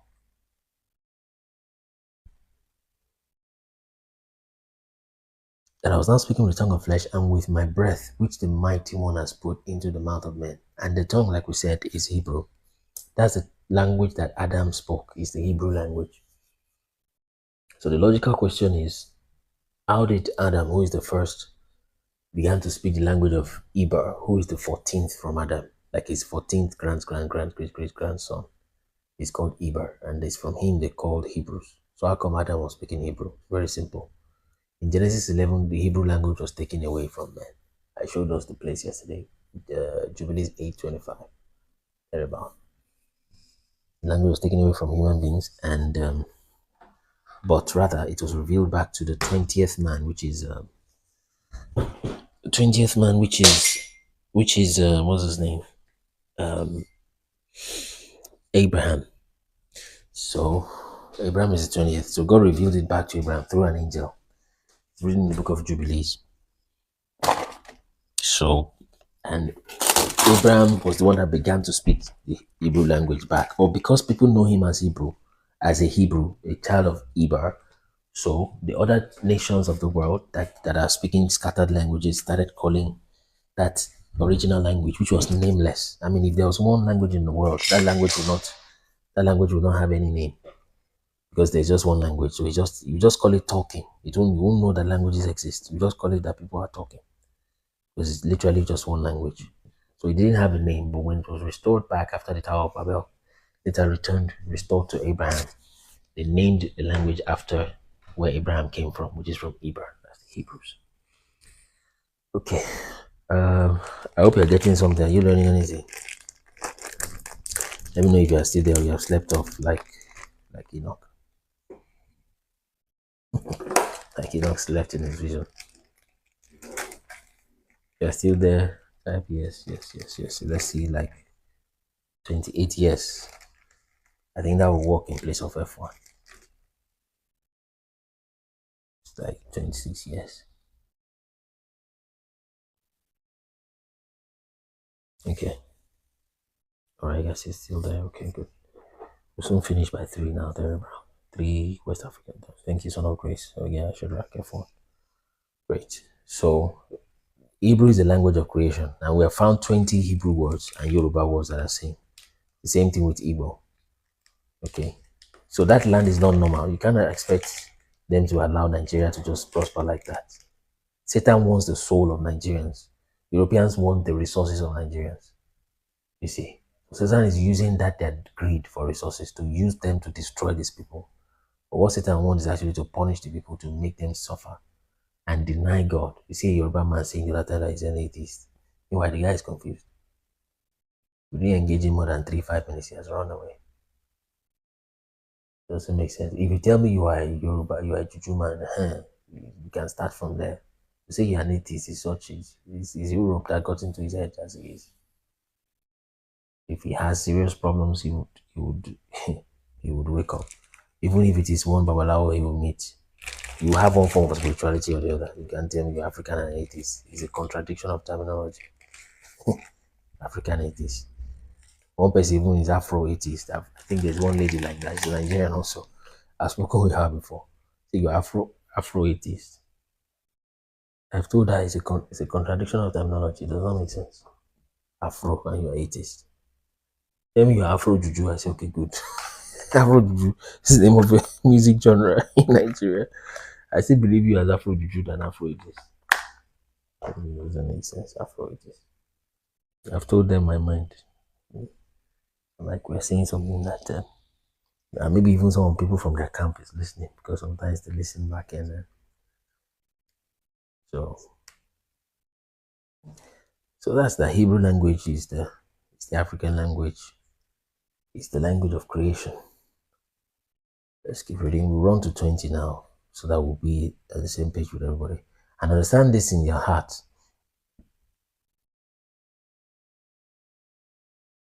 As he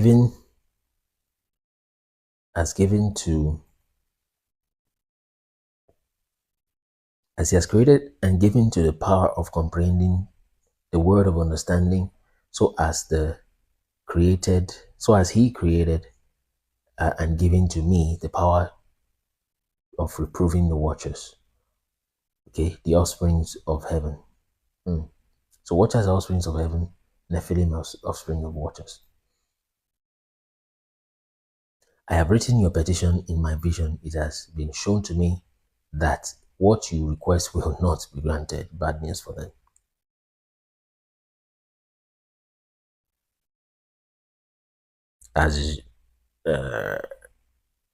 As long as the world endures, judgment has been passed upon you.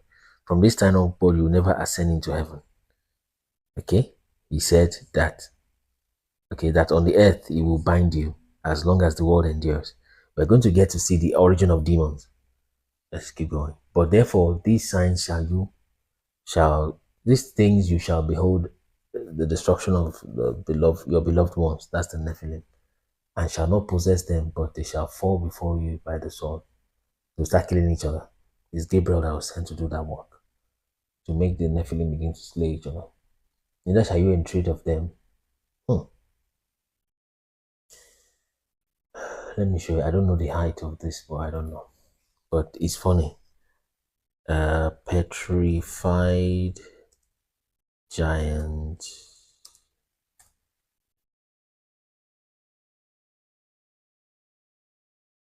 So some people, although this is too much of AI, let me show you a real one.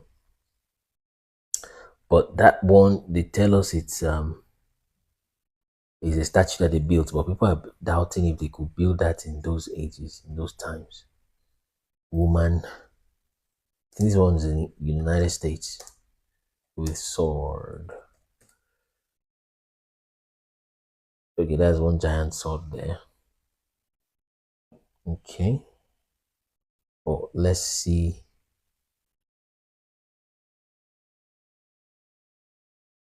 Okay, let me just say, let me not call it giant. Woman, what's that thing? Woman statue with sword. I think it's in Russia. I think it's this one, yes. Now, anyway, I don't know.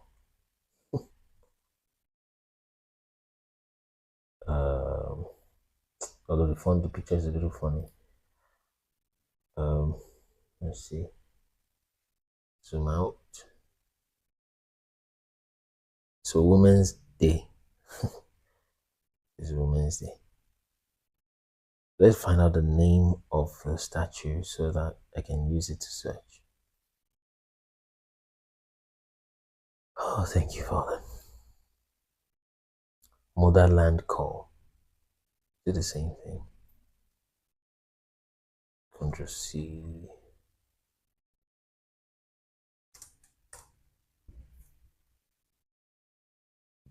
Okay, I think Motherland Calls. You can find it in. The reason why I'm thinking about that is because of the fight, the way they were fighting. But then this one was not slain, it's just people are doubting, I think it's in Russia, people are doubting that they built this. And the face is even masculine somehow, but the body is feminine. It's just, but this some of those. But of course, the Motherland Calls. But the official narrative is that it was built, just like Statue of Liberty, that it was built. So we believe. So it looks like a petrified giant.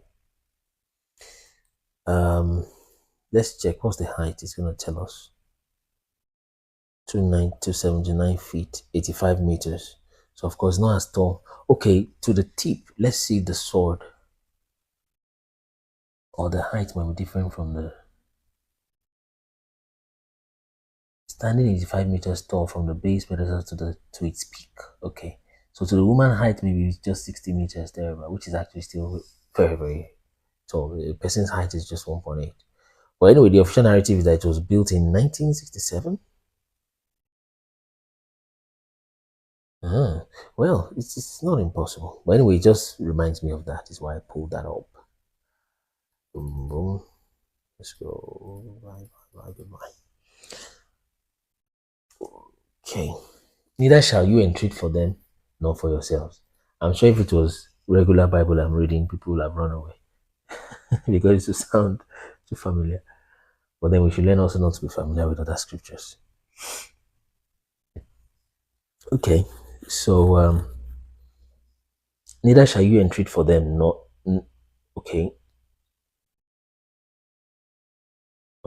for yourselves, but you shall weep and supplicate in silence the words of the book which I wrote. Okay, vision appeared unto me. Behold, in that vision, clouds and mist invited me, and agitated stars flashed, flashes of lightning impelled. Okay, let's keep reading.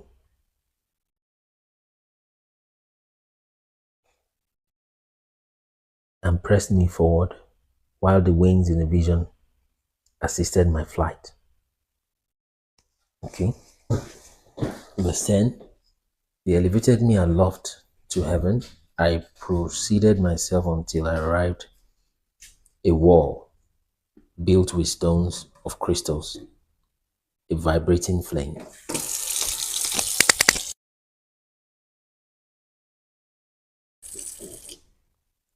Okay, right. A vibrating flame surrounded it, which began to strike me with terror. Oh, careful. Sounded like sound effects. Wrong drum. So, strike me with terror. Into the vibrating flame I entered. I drew nigh unto the spacious habitation, describing the realms he went to, close to the throne of God. As well as pavements were formed, and crystals likewise was the ground. Its roots had the appearance of agitated stars and flashes of lightning. A flame burned around the walls. It was portal blazed with fire. When I entered into this dwelling, it was hot as fire and cold as ice at the same time. See, no trace of delight or life was there. Now that's another place. Terror overwhelmed me, and a fearful shaking seized me. Violently agitated and trembling, I fell upon my face. In a vision, I looked, and behold, there was another habitation more spacious than the former, every entrance to which was open before me and erected in the midst of the vibrating flame. Okay. So it says here that it is impossible to describe to you either in the splendor or the extent of it. So it says here, its floor was on fire, above were lightnings, agitated stars, while the roof exhibited a blazing fire. It keeps saying, attentively I surveyed it and saw that it contained an exalted throne, the appearance of which was like frost. Okay, while its circumference resembled the orb of the brilliant sun. And there was the voice of the cherubim from the underneath this mighty throne. Rivers of flaming fire issued. To look upon it was impossible. I wonder how he saw it. Maybe with another eyes. One great in glory, or maybe he could just flash his face once. One great in glory sat on it. That's the Most High probably. Whose robe was brighter than the sun and whiter than snow. No angel was capable of penetrating to view the face of him, the glorious and the effulgence, nor could any mortal behold him. The fire was flaming around him. A fire also of great extent continued to rise up before him, so that not one of those who surrounded him are capable of approaching him. Among the myriads of myriads, that's millions or thousands of thousands is what that means. He will tell us in the C, in the footnote, who were before him, and to him holy consultations was needless, yet he did not sanctify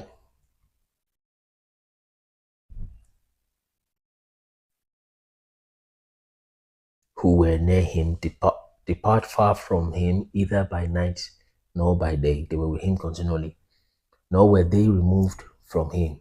I also was so far advanced with the veil on my face and trembling. Then the Lord with him,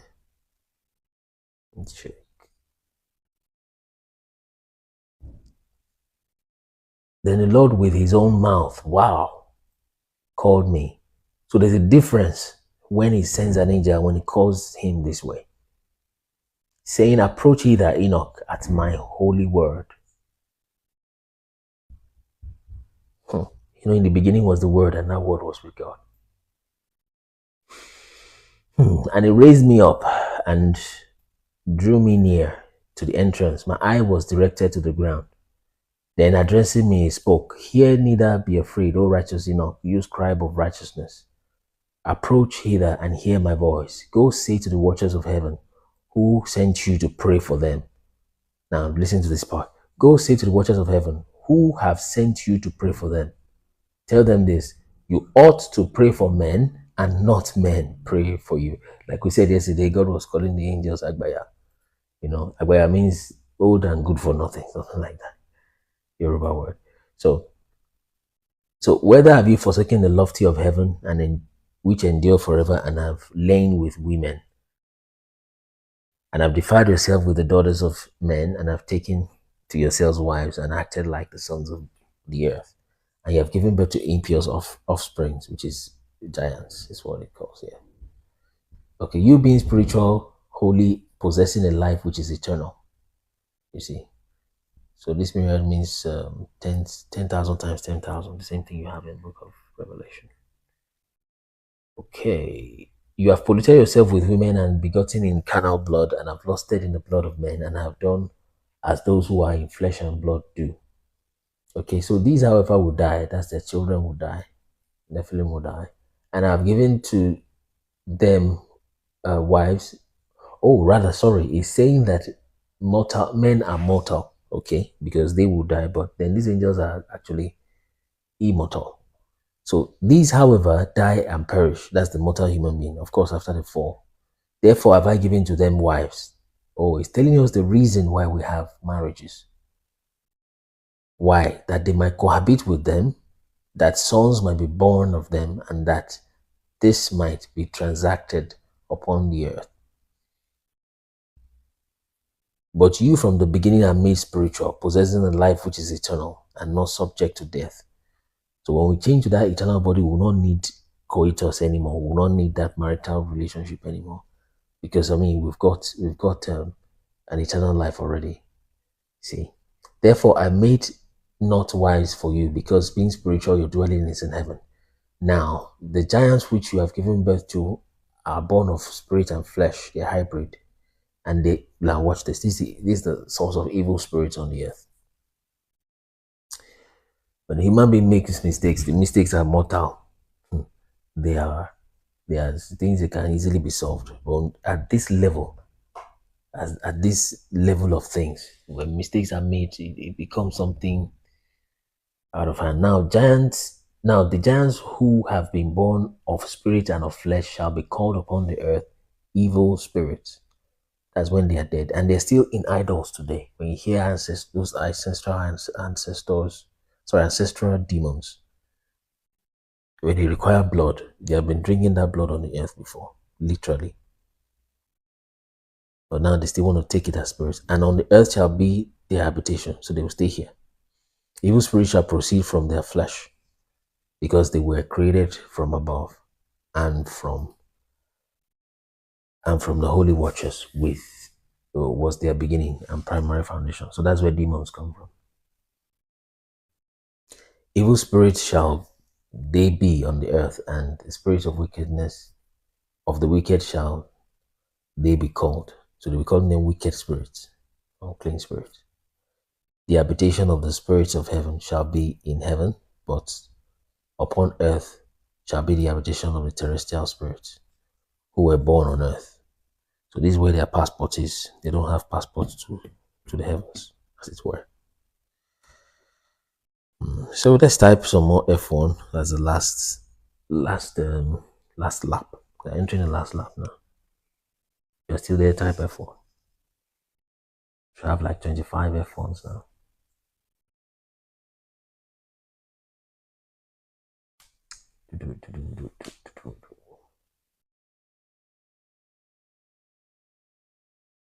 Type F1, F1. I've seen just two. Maybe some of you just kept the phone somewhere and you're just listening. As if it's audio Bible. Yeah. Enjoying audio Bible. Okay. So let's go. F1, F1. Roll Joe. Thank you. So the spirit of the giant shall be like clouds. And this is what you see sometimes when you cast out evil spirits out of people, which shall oppress. So they are oppressing spirits and they possess people. Because they've lost their bodies, they want bodies. Oh my God. Have anybody, let me ask you a question so that I can confirm. I will try not to be controversial. Have you watched some deliverance sessions? Because I have. And those evil spirits will say, I'm a giant man. I cannot leave this body. I'm a giant man. I've been there for 300 years. How many of you have heard that before? I'm a giant man when deliverances are being conducted.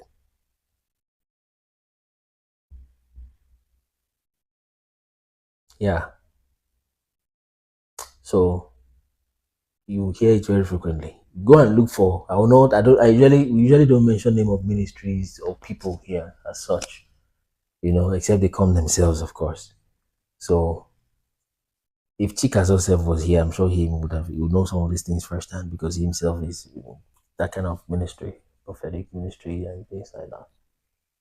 So you see, I'm a giant man. You want to this spirit husband, it's the same thing. Those things are real. There's white people that have spirit husband, but they call them aliens. There's a woman, like I said before to us. She didn't have any husband. She was getting pregnant. Pregnancy will go at month 6 months. They will take it from her stomach. And she knows these aliens that come to her. She even says she likes them. You know the way you can be. They can carry dogs and breastfeed dog. I don't know. So, but then, it's just fact. It's not hate speech. So they say that I'm a giant man. It's confirming this thing. That is here. That's where they come from. They've lost their bodies, lost their first estate, and they're looking for bodies to possess. All right, let's proceed. Let me turn that back on. Hope this thing water doesn't get in this thing. Trying to cool it.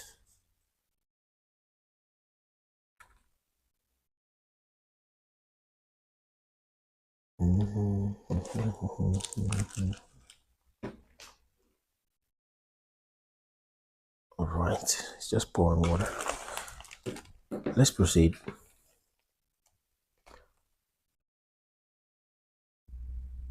Where were we? Yeah, so they will possess people, they will corrupt people, they will cause people to fall, contend, bruise, then they will bruise upon the earth. Verse 10. Yeah. They shall cause lamentation, no food shall they eat. They will be thirsty. Some of those things happen also in deliverance when they are thirsty like that. They shall be thirsty, and they shall be concealed, and shall not rise up against the sons of men and against women, for they come forth during the days of slaughter.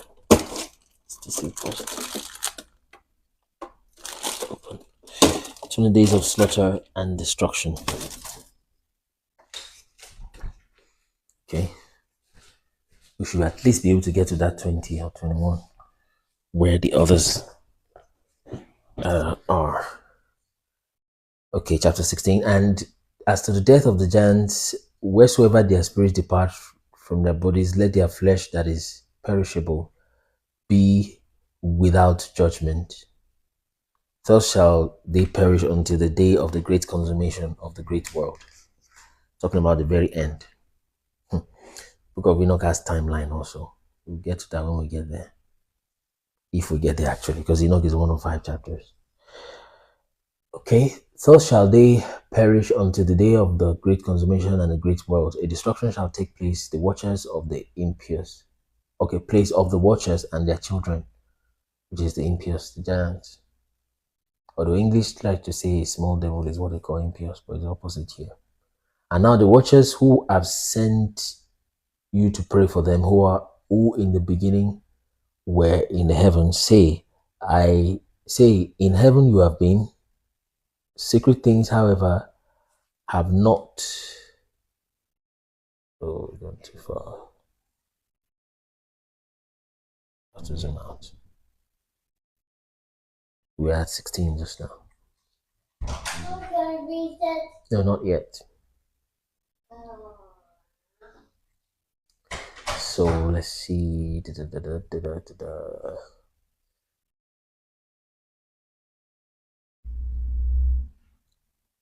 Okay. So say, in heaven you have been. Secret things, however, have not been manifested unto you. You have yet have you known a reprobated mystery. Okay. And this have you related to women in the hardness of your heart. And by the mystery and by that mystery have women and mankind multiplied the evils upon the earth. Say unto them, never therefore shall you obtain peace. Imagine a world where there is no mirrors, where they could see from the water, I think, water surface at least, or not as frequently as mirrors. I'm just thinking out loud. Say to them, never therefore shall you obtain peace. That's those watchers. So they raise me up in a certain place. That's the good angels that are working with Enoch, I believe, in this vision, where there was the appearance of a burning fire, and where they assumed the likeness of men. That means if they like, they can change their form to look like human beings, talking about the angels. They carried me to a lofty spot on a mountain on top of which reached to heaven, and I beheld the receptacles of light and of thunder and of extremities of the place where it was deepest, and a bow of fire and arrows in their quiver. Okay, every species of lightning, verse 4, and they elevated me to a babbling stream and of fire in the west, which received all the setting of the sun. And I came to a river of fire which flowed like water and emptied itself into the great sea towards westward.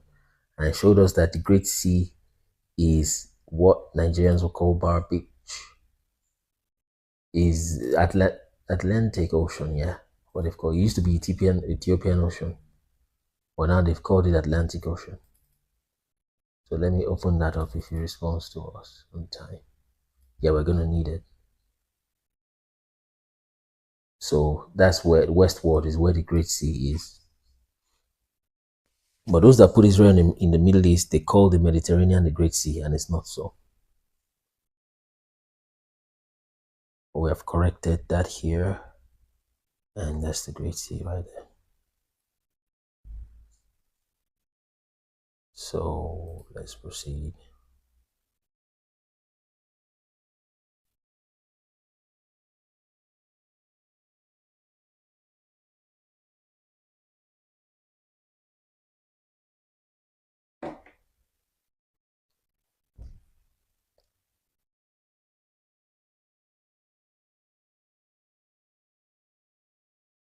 So that's the Great Sea.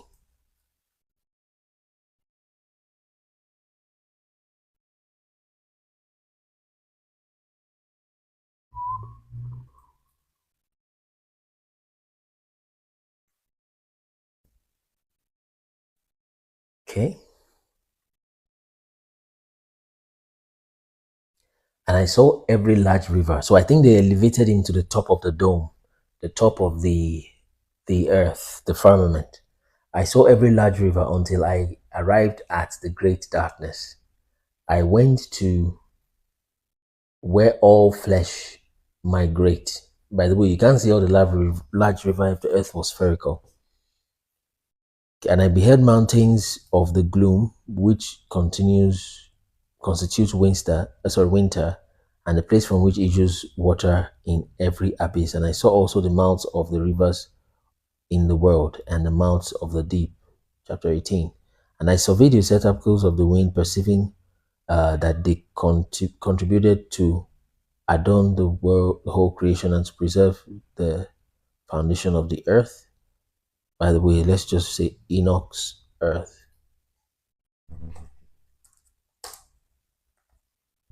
So just to see people that have read that, just to create a model for it, is something like what you're seeing on your screen. Some of you have seen it before. Or image in a new tab. Let's see if it's clear enough. Let's try this. Something like this. Firmament, this is the earth, this is hell. Pillars of the earth, this is the skies. Okay, firmament. Okay, someone else put it like this.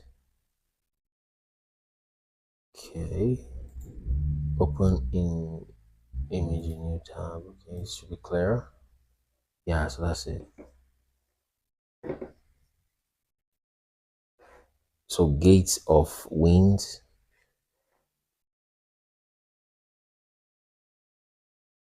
So that's Enoch's earth. Mountain of God, like that. So basically he's flat like that, then with a dome. The great darkness here. Okay, and it says there are portals, gates of the sun. So sun goes through these portals and come back through these other portals. Like that.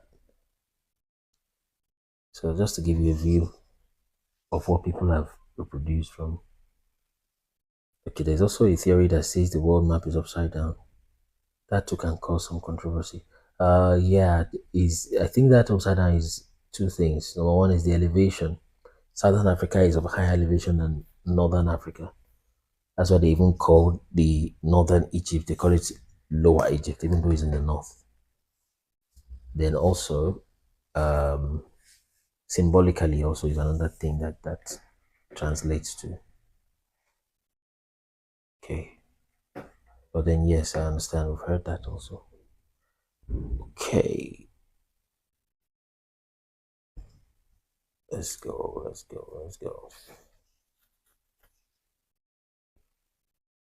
So I also beheld the four winds. So like we showed the map yesterday, we still have maps that show those four winds and they show angels. They're blowing winds on the earth. And I beheld the sky. Okay, it's even here. Which bear up the earth. Wait, I also beheld the four winds which bear up the earth. Wow. And the firmament of heaven. Tells you about firmament. Is firm. And I beheld the wings occupying the exalted sky, arising in the midst of the heaven and of the earth, and constituting the pillars of heaven. So he was seeing things from the bird's eye view. I saw the wings which turned to the sky, which caused the orb of the sun and all the stars to set. And over the earth, I saw the wings which support the clouds. I saw the path of the angels. I perceived the extremities of the earth, the firmament of heaven above it. Then I passed on towards the south. Okay.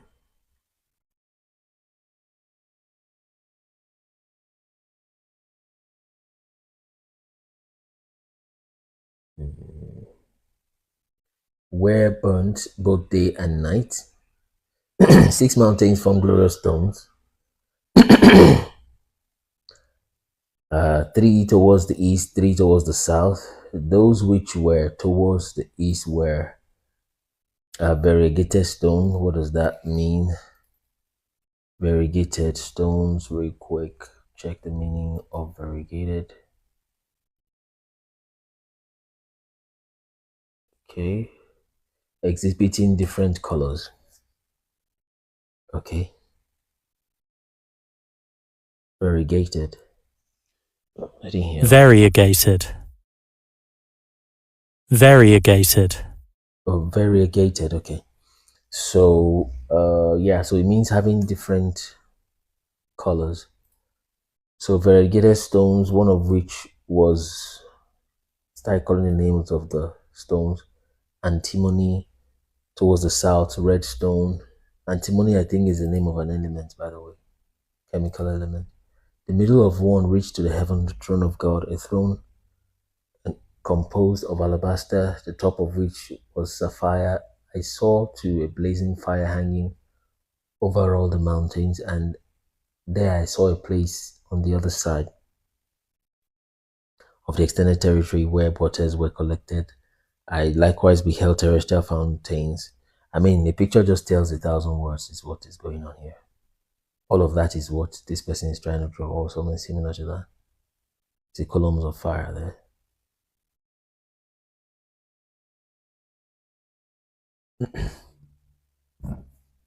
So I likewise beheld the terrestrial fountains, the deep in fiery columns of heaven. Aha, exactly. Columns of fire is what you have here. You see. We're about to read. You see, columns of fire. So the person just trying to depict what we've got. We're finishing soon. And in the columns of heaven beheld fires which descended without number on high, nor into the deep over the fountains. I perceived a place which had neither the firmament of heaven above it, nor solid ground beneath it. The place was just desolate. Okay? And I beheld 7 stars like the blazing mountain, and like spirits entreating me. Then the angel said, this place, until the consummation of heaven and earth, will be prison of the stars. I think it's talking about the watchers. Okay, and the host of heaven. Okay. What did the stars do? The stars which roll over fire, which are those which are okay. The stars which roll over fire are those which transgressed the commandment of God before their time arrived, for they came not into their proper season. Therefore he offended with them. Therefore was he offended with them and bound them until the period of the consummation of their crimes in the secret year. Chapter 19. Then Uriel said, here the angels who cohabitated with women appointed their leaders, and being numerous, they appeared in appearance, made men profane, and caused them to err, so that they sacrificed to devils as to gods. And they still do that today. For in the great day there shall be a judgment with which they shall be judged until they are consumed, and their wives also shall be judged, who led astray the angels of heaven, that they might salute them. 3. And I, Enoch, I alone saw the likeness of the ends of all things, nor did any human being see it as I saw it. 20. Because he was, of course, conversing with other people, and they were not seeing that. These are the names of the angels who watch. Uriel, one of the holy angels who presides over clamor and terror. He's telling you their functions.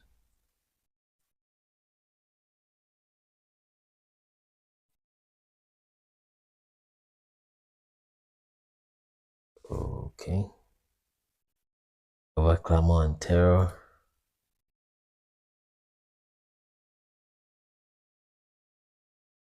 He said Raphael is one of the holy angels who presides over spirits of men. Raguel, and I think Raphael is one that went to bless the earth, announce blessing all the time.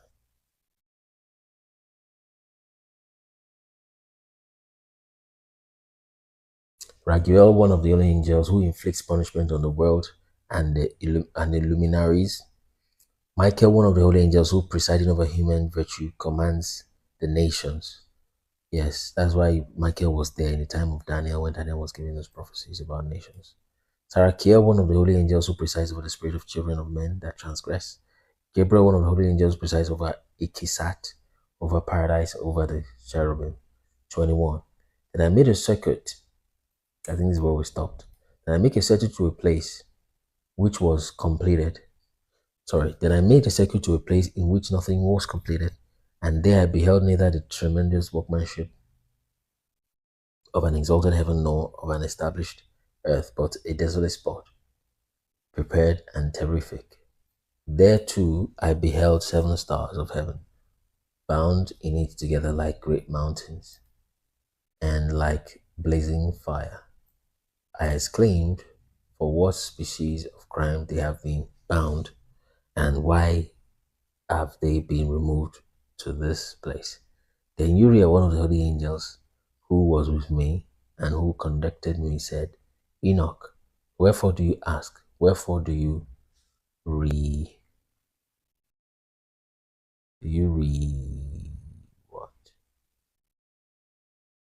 reason with yourself and anxiously inquire?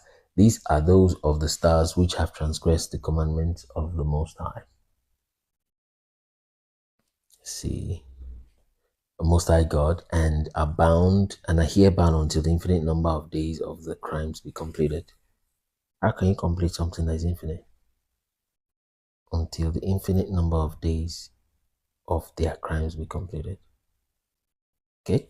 From there, I afterwards passed on to another terrific place where I beheld the operation of a great blazing fire. We'll get to a place where it will show us one location in Nigeria soon. So we'll keep that as to be like a reward for us, like a bonus for the day, for those that were not there when we. Terrestrial foundings, does it mean he saw another world? It looks like this same world we're in, but it's like he's seeing both at the same time.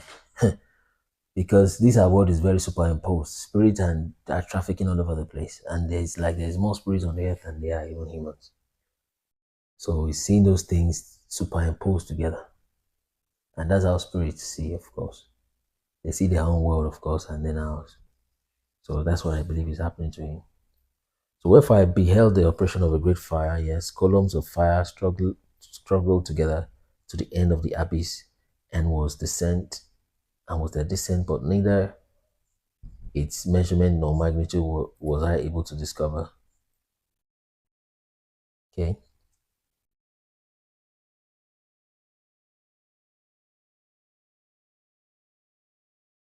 Neither could I perceive its origin. Then I exclaimed, how terrible is this place, and how difficult to explore. Uriah, one of the holy angels who was with me, answered and said, Enoch, why are you alarmed at this terrific place?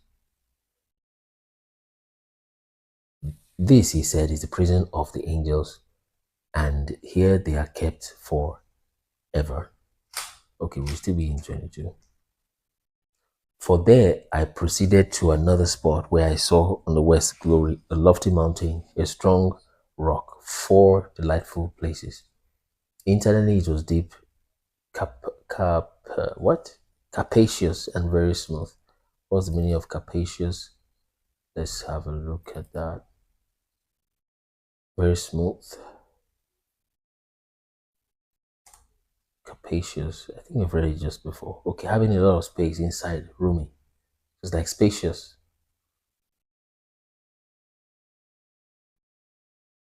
So internally it was very deep and spacious and very smooth as if it has been rolled over. It was both deep and dark to behold. Okay.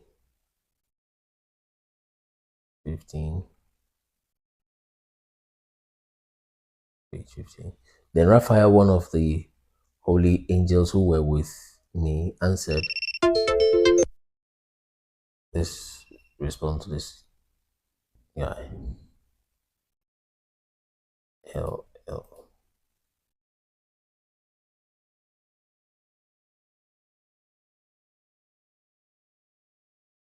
that's 5 hours mark. 7.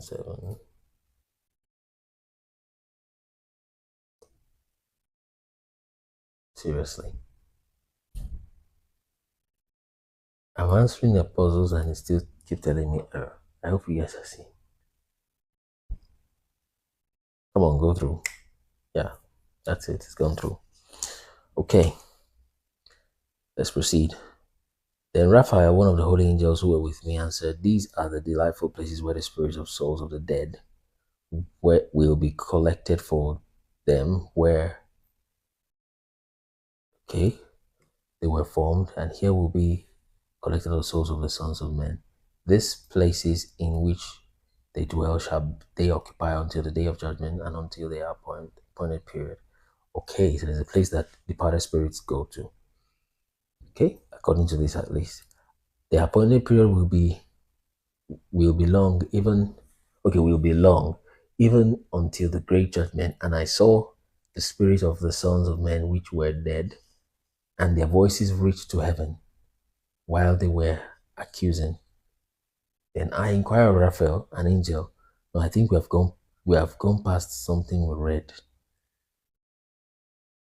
I want to show us something where Damascus is, because Damascus is one of the places where Enoch was seeing this vision. So this 3 o'clock, and we have gotten to 21 as promised. But I think there's somewhere in Damascus, which we showed the last time. We want to show the other people today too. I think we got it from a footnote.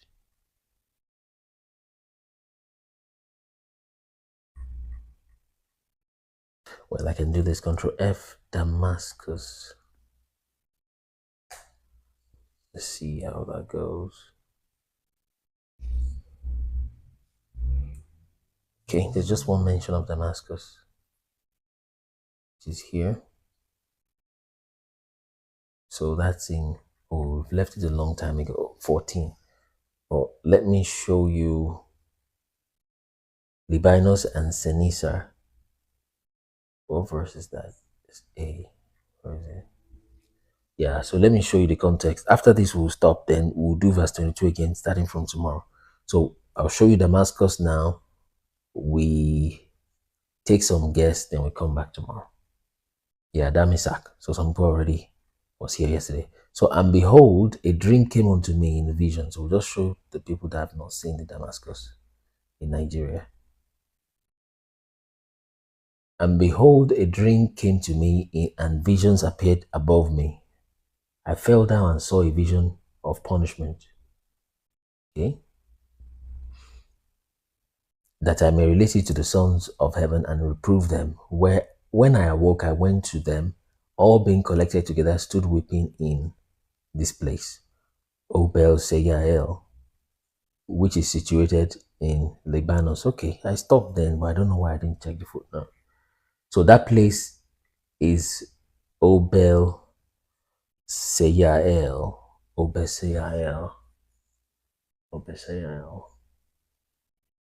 Okay. So, and he said it is situated in Libanus and Sanessa. So that's where fallen angels were weeping, right?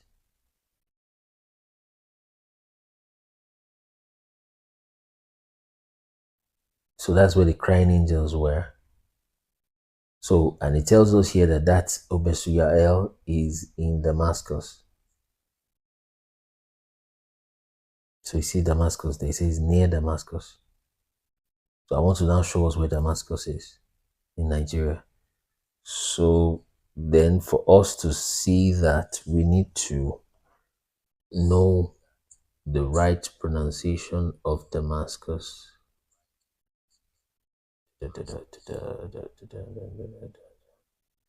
Interestingly, I just saw now that Elewedu followed us. For those of us that know the Elewedu.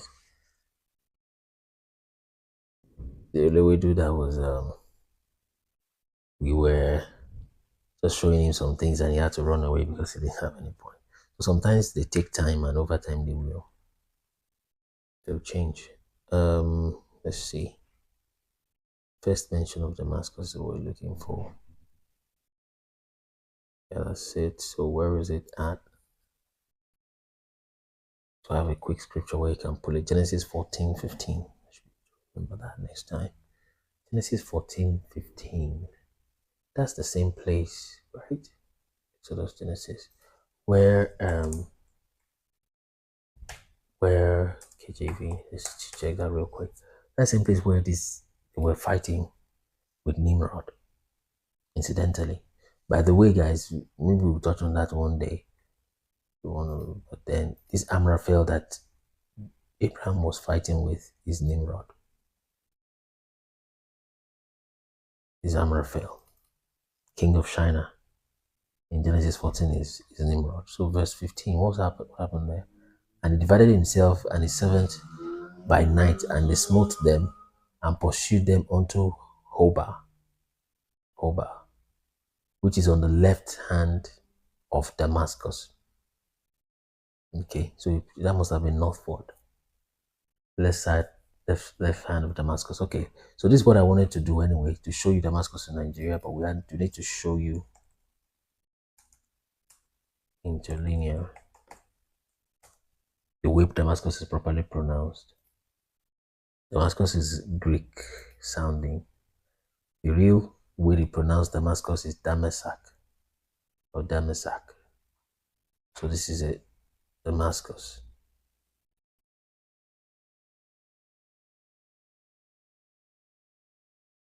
Damasak or Damasak. That's the pronunciation of Damascus there. Okay. So that's it, Damasak. Okay, or Damasek. So then all you need to do is to come to Google Maps precisely. Where is it? Where is it? Loading.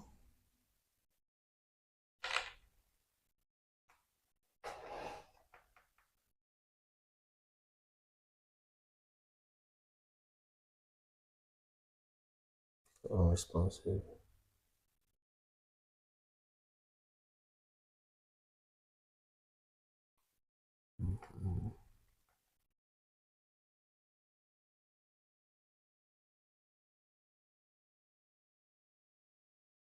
Taking time.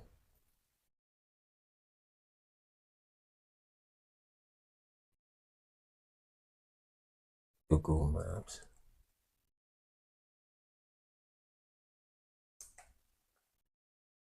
Okay. See that response.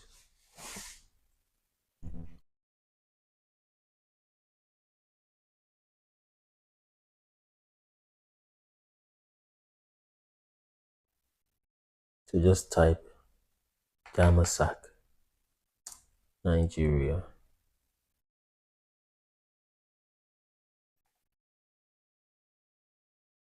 So look at Damasak there. And like I like to show people, when if what I showed you now was a Damasak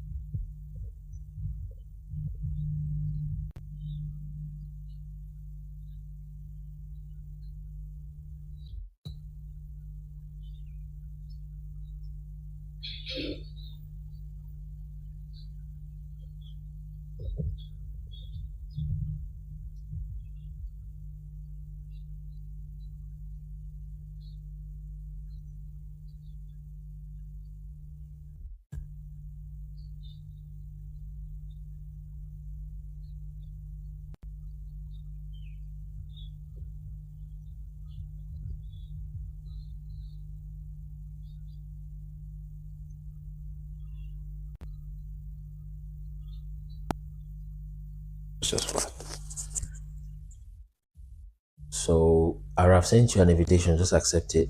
Daddy J, I've sent you a request. Invitation, just accept the invitation. Who else? I want people who have not spoken before to speak. Tunde Obasa can come say hi. Robbie, Femi Osinaike, just come say hi. Robbie, come say hi. So let's just fill that space. Whoever comes first will fill those 6 spaces. And those who can come up, if I should be able to come up, but just drop your final note on the chat. So let's start with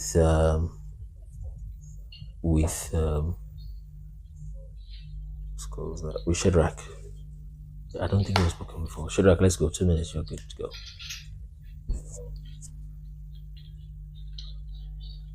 Can you hear me, Shadrach? If Shadrach is not ready, let's go with Ara. So you guys can talk about how you got to know about our channel, where you first heard about our channel and things like that. So let me set the timer for the first speaker.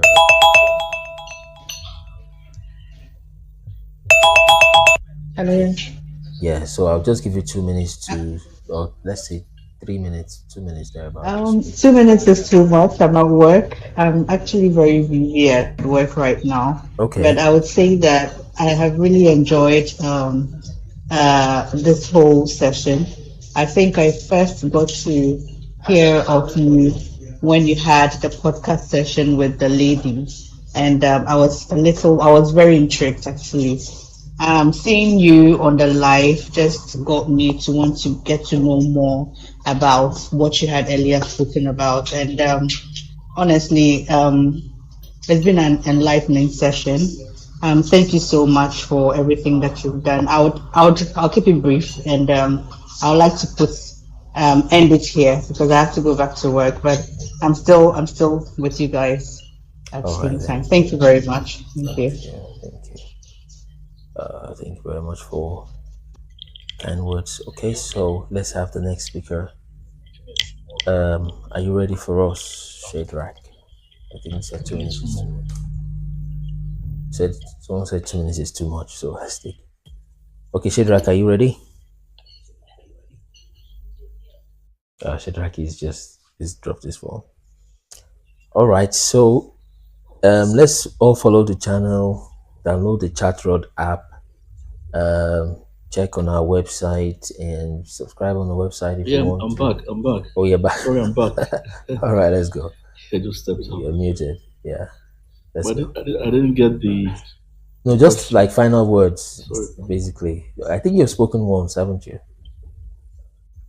No, I haven't. I requested, but I wasn't granted. Okay, so let's go. 2 minutes. That's the time. What I want to. Okay.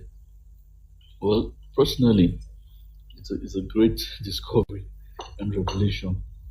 It's amazing, really, but at the same time, it brings in some kind of confusion.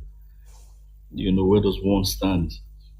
After having we've been brought up a certain way with certain beliefs, and now we're discovering that what we believed in all our lives, basically, probably a lie. So trying to find a way to balance it, to balance spiritual stand, for instance, that is why I'm going to continue to follow and listen to you. Probably I'm going to find that balance somewhere because it's quite confusing. All has been. Can you ask one question? The most confusing question, if you don't mind. I can still respond to that in 2 minutes. Okay, the most confusing question right now is basically about, heaven About what? Hell. Okay. What Heaven. about it? Heaven. Is it real? Oh, you mean the return of Jesus, right? Is that the part? Real? Yes, return of Jesus. Yeah, return of No, of Jesus. course it's real. Yeah, of course. All of that is And all that.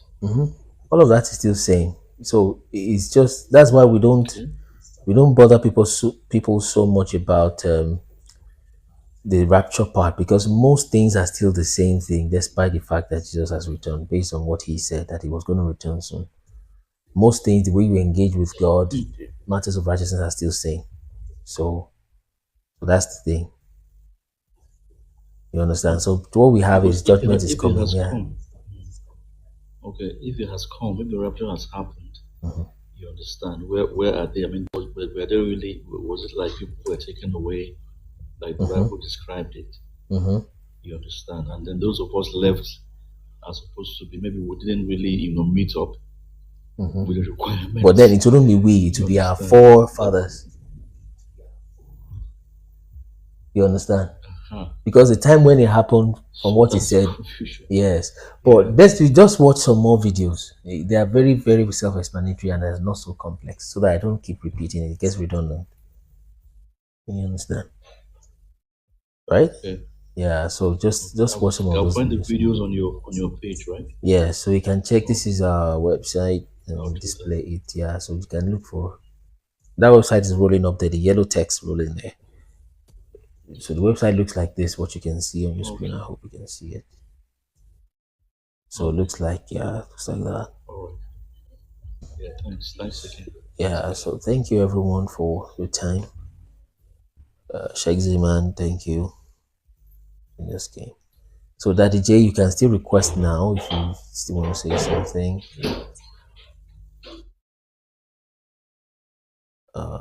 Yeah. So that Jay, send your request now. So thank you for those that have joined. We'll see you guys tomorrow by God's grace.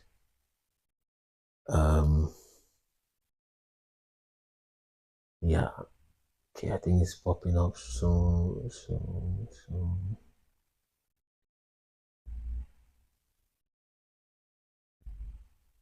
Yeah, you're welcome. So Daddy J, you've got your time. We'll give you 2 minutes. Let's go. Yeah, thank you very much. I really appreciate what you're doing. Actually, I came through your page, my FYP, during your interviews with the other lady to whom you were explaining certain things about discovering that actually some parts which have been mentioned in the Bible are actually in Africa and precisely around the West region, like in Nigeria, where we have some of them. I'm a Roman Catholic, but growing up, this doctrine which they give you when you're growing up as a child, it gives you that inner core of believing what your parents will say. But now I believe this is a time where we have to emancipate ourselves to ask questions.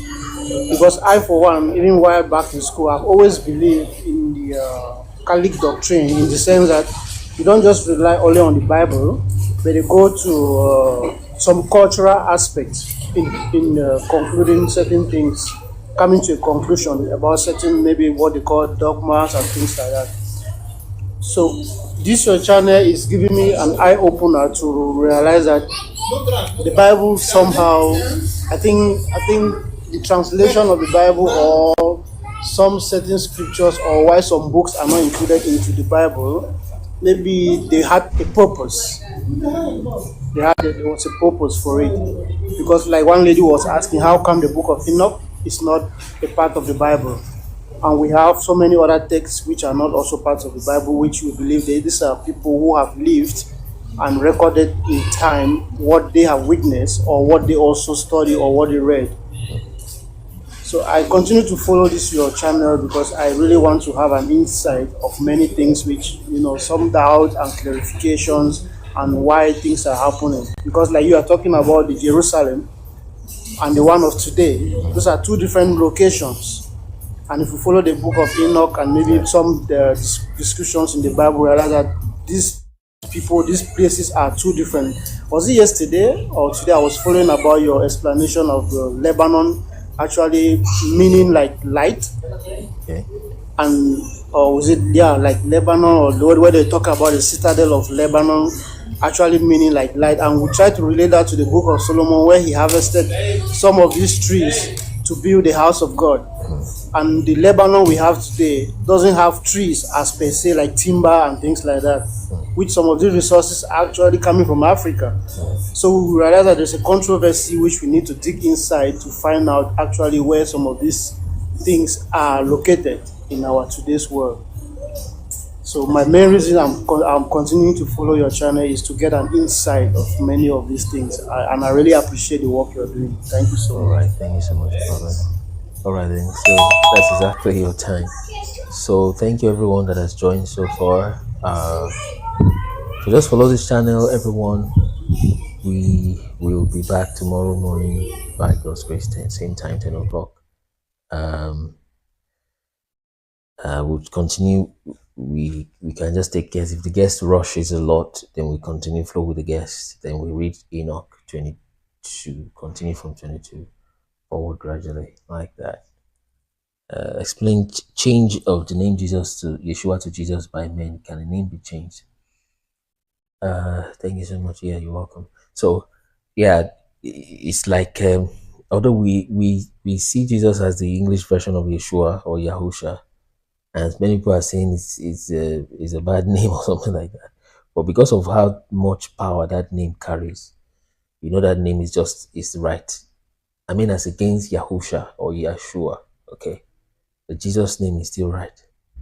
Okay, and what we are saying is with our knowledge of timeline, it's likely to be a new name that was given to him, as was promised in the book of Revelation. Now that we know that many of that Revelation prophecies are fulfilled, so that's why we are saying is likely to be his new name.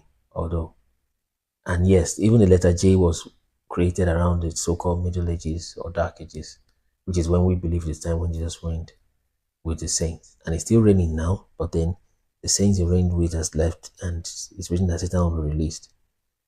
So that's the time that we think we're in. So between now and tomorrow rather, watch more videos, or till the next time you come, watch more videos. Follow this channel now. Go to that website, our website, and where is it at? Yeah, so just go there, subscribe to it. You get access to the maps and things like that. So that's that. Thank you everyone for joining. We'll see you. Broadcast is recorded, yes. But what do you think we can do to the broadcast, Shadrach? How can you? Would you? I don't know how that part of TikTok works, but I know it's recorded. Yes, you're welcome, Ara. I know that it's recorded, but how do you get to watch it? Do you have access to it, Shadrach? Or I need to post it for you to see it? Can let me know, Shadrach. Well, it's recorded, I'm sure about that. So that's the part I'm not sure, but it's recorded. You no longer use the name of Jesus, okay? You can just reconsider it.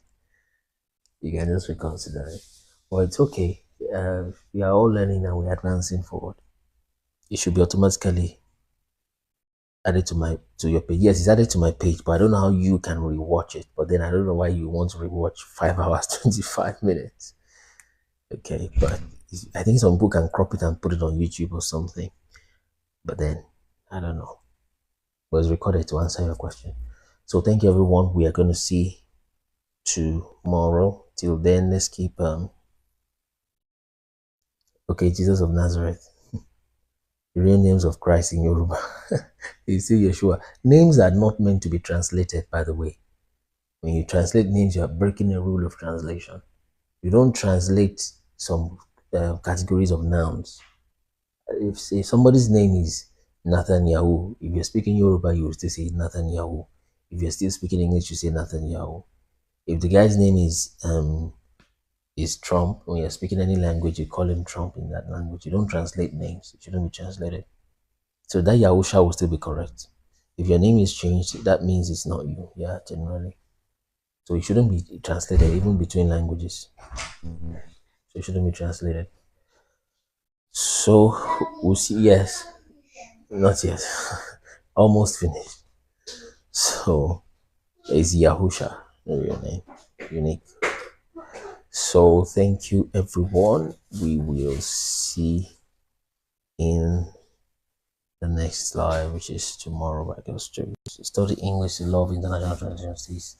Name should not be changed. Yes, that's true. Yeshua Yahusha. Yeah. All right then. See you guys tomorrow morning, 10 a.m. West African time. Bye. Follow the account so we can know when we go live. Thank you. Thank you, Real Infinity.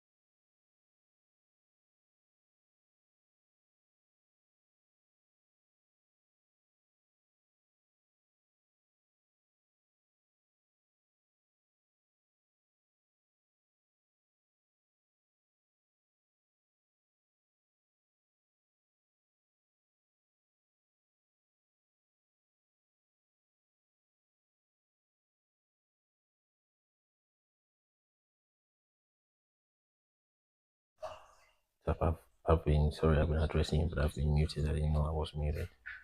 Sorry about that. Someone should have told me in the comments. So let's power tap as we started. I didn't know I was muted all the while. Richard, you're welcome. Can you hear me, Richard?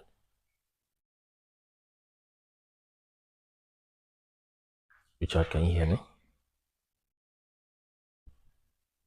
Let's tap the screen, tap to first 5K likes.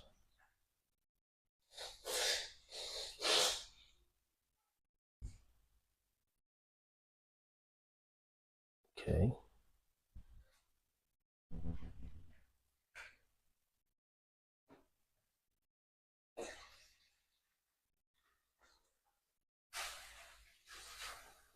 So that we do our first a quick few hours. Richard, you can request again. I think maybe it's your network that dropped you.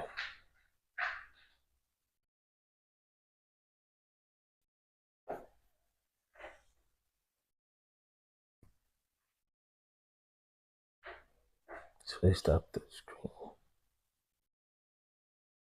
Let's tap the screen as we go.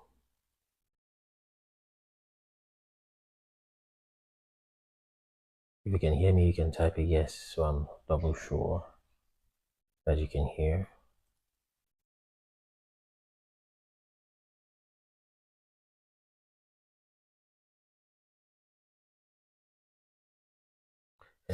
Edo boy, you're welcome.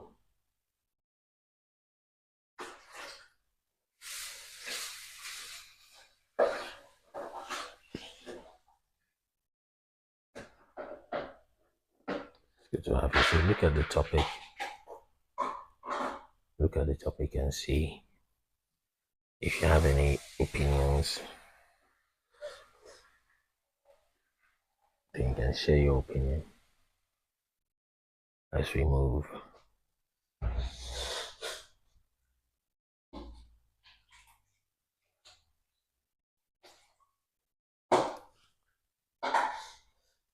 And let's share the live. If you're passing by, like you're going somewhere or something, you can follow the account so that we don't need to notify you the next time when you come. Joseph, you're welcome. Joseph Amado. So look at the topic and share your opinion.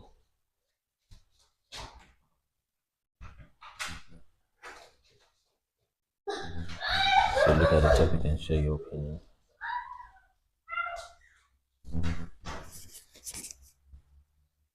So let's power tap. You're welcome, Emperor. User 188. You're welcome.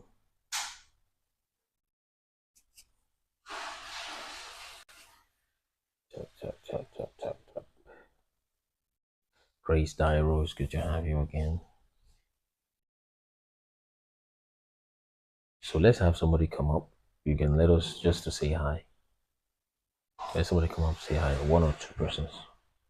Just to say hi, then you can go back to the comment section. I know everybody's waiting for us to start, today's discussion. But I need a few people to come say hi first. Then if you can hear me, type a yes in the comments. At the same time, let's also type F1 so we can get this started properly.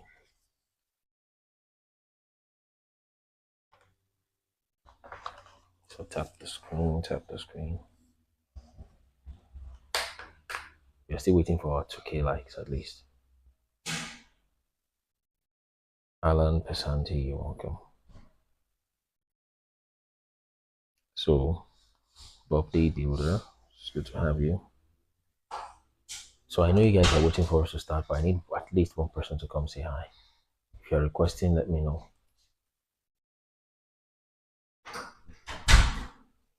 Just request, come say hi, then we start. Josie, you're welcome. Afokoshi, welcome. So we need one person to come say hi and say hello before we start. Lulu Hello. Sabah. Hi. Hey, hello. How are you? I'm fine, and you? Good. Thank you very much. I like to listen to you, Okay, go back to. Yeah, as you're coming in, you can. I'll go down, to listen to you then. Yeah, so you can tell us where you first heard about our channel and when, and you can then drop your submission. Good morning.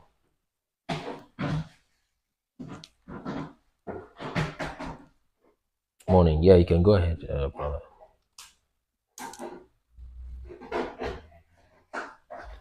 I think you're muted. We can start with Bob D. So Bob D, you can share your thoughts with just while we wait for F4 call. Bob D, are you there? You are muted, Bob D. Bob D Builder. So Bob D Builder, you're muted in case you don't know. But if he's not ready, let's go with F4 then. For Hi. Yes, hello, brother. Good morning. Good morning, boss. Yes, brother. So you can tell us where you first heard about our channel and things like that. Then you can do your submission or your greeting. Yeah. So I first saw a short with that lady. I've forgotten the channel. It was kind of an interview session with where a certain lady was deep. Was like, hey, where's this guy getting all this info from? Like, it was kind of very laid out, very practical submissions of our history as black people, the original Jews and stuff like that. So I started following that lady and then going through a lot of your videos, I was like, oh, I mean, this is what I want, because it's hard to see authentic people with submissions like this one and who has an agenda, So it was quite interesting. So through that lady, then I found your channel, and then I said, this is the guy. So I started following and checking out your videos, commenting where I can and stuff like that. And I think it's quite interesting, quite interesting. And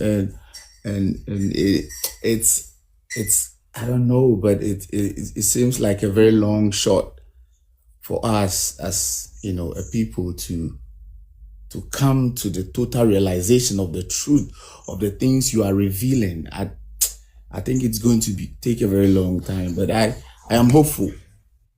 I'm very, very hopeful that maybe the generation, if you keep pushing the agenda, there are people with, like minds out there who probably they've not had the privilege to do the research like you, but, there's this inner knowing that most of us know.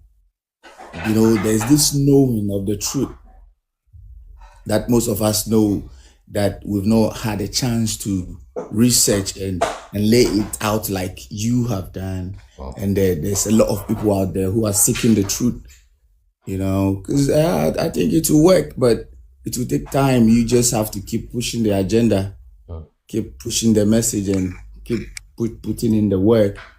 And it's good for, I will advise that whoever feels the same, whoever is in sync with the things you are teaching, they spread it. Okay, spreading the word, that's the only way other people can, get the message, and eventually I think it's going to be a very big community of enlightened people who know who they really are. I think that's where it's all going to start from. Knowing that, okay, this is who I am. All right, we are not mediocre. We are a great people, a great nation. It's rather unfortunate that we've lost all that. We've lost all that, and trust me, as a people, we don't know anything at all whatsoever. We don't know anything. We think we are living the life, but trust me, we've not even started living our lives, because you have to know who you are to live your life. We are living a life that has been designed for us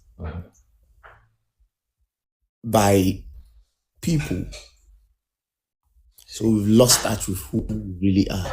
And that's my major concern as a person, finding out our real identity and then moving according to the way we are supposed to move. That's the way we are. Africa is in shambles. We have everything, yet we're so poor. We don't even contribute nothing to nothing. That's very true. You see, yeah, we don't contribute anything. We are only consuming, even though there's so much to do in Africa. There's so much, yet we are doing nothing. We always wait. We are always waiting for others to set the pace. Then we follow. I always liken it to you take a fish out of the water and then have the fish compete with the monkey climbing trees. You understand? Yeah. The fish cannot do nothing. The monkey will always outpace the fish, and the fish will struggle very hard and eventually die. The game is rigged. It's rigged from the onset. You understand? There's nothing we can do if we go at the pace that has been designed for us to follow. We need to find out and get back into the water, and then let's see. Let's go back to ourselves, and then let's see if we still have to lag behind. Somebody's in the comments. Man, I don't want her or him or her to go yet. But I wish they can come up as a guest. They are not quite clear about the things we're sharing, and they have a different opinion. Sometimes I like giving people like that priority, but then they're not coming up. If someone can ask them to come up, that's Lulu Sankofa. So Lulu Sankofa will believe that that Enoch is African. Okay, we believe that that the Hebrews, in fact, not just the people, the land, the real land of Israel is not in the Middle East. Not just the people. So if you can come up, Lulu, you can tell from the way we do our lives, we'll listen to you. We'll be very respectful, and we'll be wanting to learn from you. That's the only thing we'll push you about. We want to hear from you and learn from you. And if you have sources, that's fine. You can just tell us your impressions. It doesn't have to be super academic and all that. So Lulu, if you can come up. You're interested about Yoruba related to Hebrews, yes. Adebayo, you can also come up. I've sent you an invitation, Adebayo, concerning Yoruba's connection to the Hebrews, so we can discuss. But if you guys keep staying, you can't discuss here. Lulu Sankofa, why? Why can't you discuss here? Are you seeing the person's comment, Efokoshe? Efokoshe, are you seeing the person's comment? Yeah, I'm seeing it. So I wish they can come up. We are not definitely. Honestly, definitely. Yeah. Honestly, myself, there are things I don't have a clue to. I'm still trying to get it. But if you are hiding information from us, what if we are wrong? How do you correct us? Exactly. Yeah. So that's the most misinformation ever. Yes, Adebayo, thank you for coming on. Look, Adebayo is also not coming up. He's saying that it is misinformation. You are probably from Ghana yourself, right? Fokoshe? Yes, I'm from Ghana, yeah. So if someone is saying that they don't understand, they don't believe that Africans are the Hebrews, that is a misinformation, and they are not coming up. So Adebayo, I wish you can come up. I think you have come up once before. Michael, your prince, you're welcome. I can type it just like we are talking now. Lulu, you can. It will be faster if you come up, Lulu. It will be much faster. Exactly. You know, there's literally 4 people that are waiting. And is there anybody on the panel that does not agree with what we are saying? I like giving them priority sometimes, especially if they be respectful. Is there anybody on the panel that doesn't believe in it or doesn't understand? It's not even a belief. It's something you know. Okay, or someone that doesn't think, that's not thinking along that direction, you can let me know. Please, we are still talking right now. Sorry, you can't turn on my camera because I'm at work. You don't need Emperor, you don't need your camera. You can come up without your camera. Hello, how are you all doing? Yeah, I'm fine. Let me let this person finish their submission so that we can. But I wish Lulu can come up. So it's faster that way. So Lulu, just give me a minute, guys. Sorry. So Lulu Sankofa, where do I even start?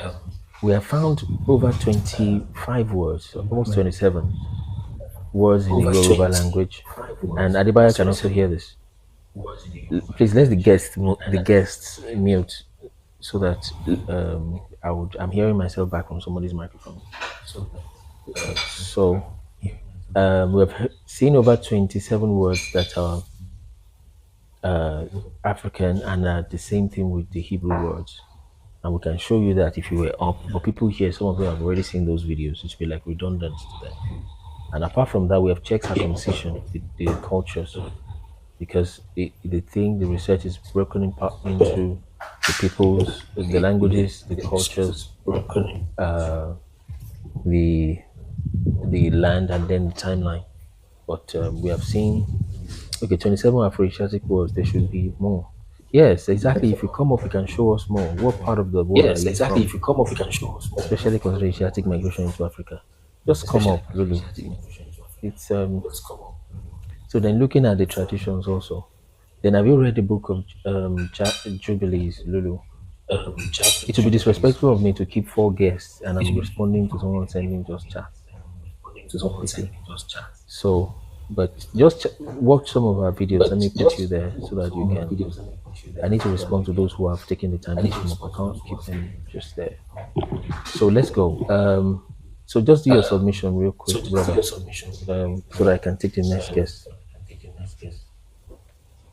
So that's Efokoshi. I think you're muted.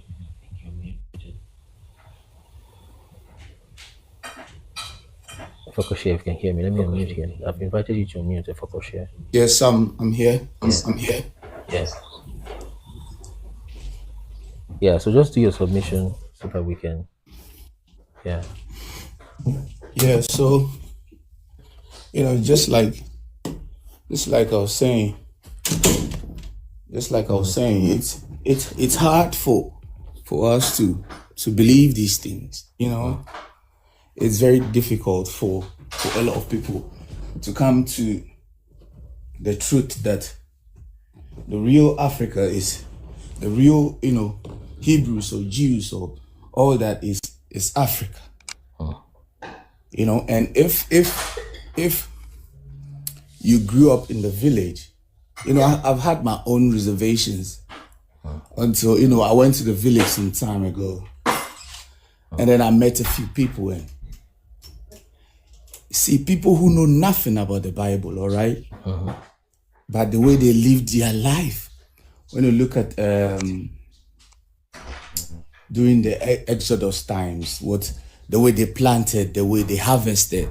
They say if you harvest, you need to leave at the corners, leave some of the corn at the corners for strangers, for people who exactly. Those people they've never been to church. They don't even know what the Bible looks like. But everything was just like it was instructed for the Israelites. And look at the way the guys did the way they worship, the altars, slaughtering cows and animals and stuff. That's Africa. That's the Hebrew straight away. That's our ways. That's our ways. if this modern day Israel, they don't do that. They do a few things, they use the fowl, just like they use the fowl, take the fowl, pass it around the head and say stuff. But it's not as brutal as Africa, where you see an altar full of blood and cows and animals and stuff like that. That is us. Talking of pots with fire and all that. When Abraham met, everything points to us. But unfortunately, we have been so indoctrinated to the extent that we can't see past the Bible. We can't get outside the box. And that's a very big problem for us. That's a very huge problem. We can't see outside the box. It has become very difficult for us to just look outside the box. Let me let Ado, I get you, bro. Just hang on, stay on, please. Let me have Addison. Then after Addison, we'll go to Ojiako. Addison, can you just do 2 minutes real quick? Addison, you're muted. And while Addison is speaking, someone can help me respond to Lulu Sankofa in the comment. Those that have their, because I can't be doing that. Let's go.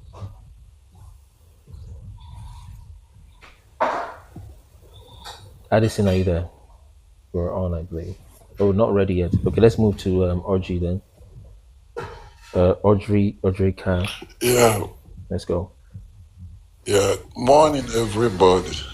Morning. My brother, thank you for the work you are doing, because if not for anything, you have enlightened some of us. I've been following you, all your videos. I watch it and I share it, even to my WhatsApp. I use it to make my WhatsApp status. Because education is the key.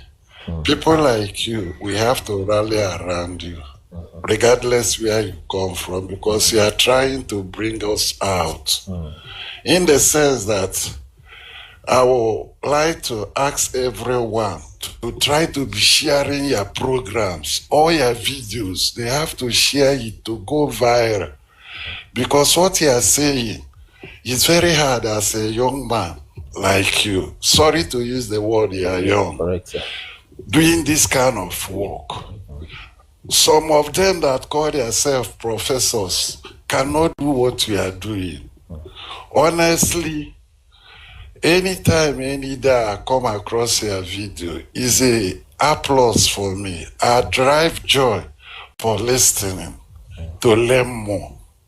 Brother, please keep it on. Don't allow anything to distract you. Add more courage and more power. By God's grace, we still support you in everything you are doing. I live in Europe, not just that I'm back home. I know what you are doing. Your message is going far. Keep on pushing. God will support you and we will be there for you, honestly. I'm very grateful to come across your page, and I will keep on sharing it. Thank you, sir. Keep on trying. We are there for you. Thank you, sir. Thank you, bro. Thank you, sir. Thank you, Papa. Thank you so much for your encouragement. So Thank you. Thank you. We are here to encourage each other, honestly. Yes. Thank you, sir. So let's according to what Papa just said, let's try to share. It's like the least we can do. We are not asking for money, at least not yet. We are not. Just share it, check it. Of course, we're not asking you to just blindly share misinformation, but check. GOKC, you're welcome. Just GOKC computer, you're welcome. So we're not asking you to just share misinformation and just believe things. Of course not. Fact check it and check. Okay, if it's making sense, you checked it. Okay, just put it there. And if we check the tune and the tone of our messages, we usually say, if just check this. Do you think this is this? Do you think that is that? Then so people can check. We don't know everything ourselves. We have to go scramble for some of those things, and some of it was revealed to us, etc. So, but then let's share. That's the least you can do. Let's also follow this account so when we go live, you can easily see that we are live. So yeah. So that means thank you so much, Papa. or three. So let's go to user 910 before we go back to Addison. Is it Addison? Yeah, Addison. So let's go back to user 910 at the very bottom of the screen. So user 910, are you ready for us? Let's get to our 5K likes. Let's get this thing to 20 shares so that we push this morning.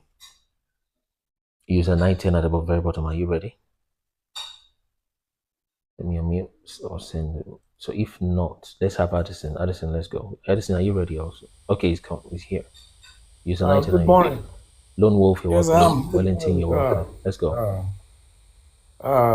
I'm just joining because I just woke up not so long. In the part of the world I am, and so I'll just listen for a while, then I'll come back.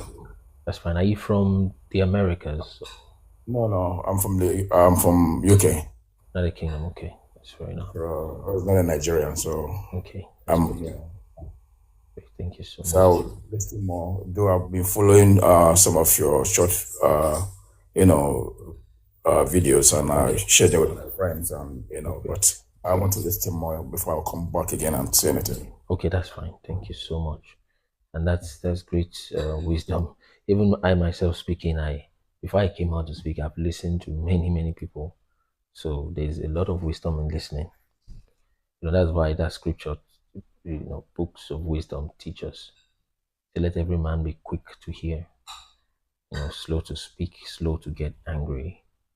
So thank you so much, user 910. So let's just keep responding to that Lulu in the comments, so that I wish they can come up, but they're not coming up. So it would have been faster if they come up, especially if they are ready to listen, and we'll listen to them. So, but let those that know the things that we have shared and have their own facts can share with the Lulu in the comments. So, yes, Addison, are you ready? Yes, I am ready. Okay, let's go. Hello, everybody. Look, let me start by saying that I'm a very inquisitive mind. Okay. I like to question a lot of things. And for some reason, I wouldn't know why, I just stumbled on one of your videos, and ever since then, the algos have been bringing your videos to my FYP. And I find that, I've not really done much research. It's just that when I hear things, I love to just have an open mind. I love to just, not be rigid about new information or fresh information. I'm that type of person. So, personally, I've had a lot of questions. I've had a lot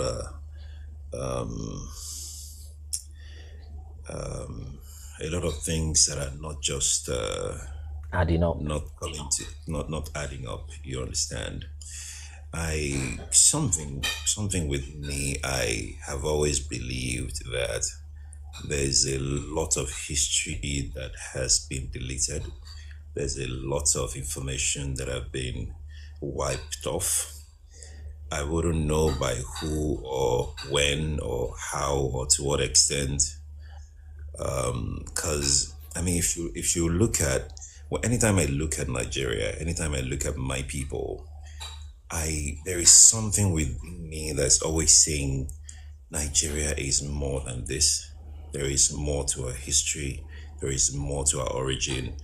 I could almost feel it that, I may be wrong. I could almost feel it that, human origin, the start of mankind is not far from Nigeria.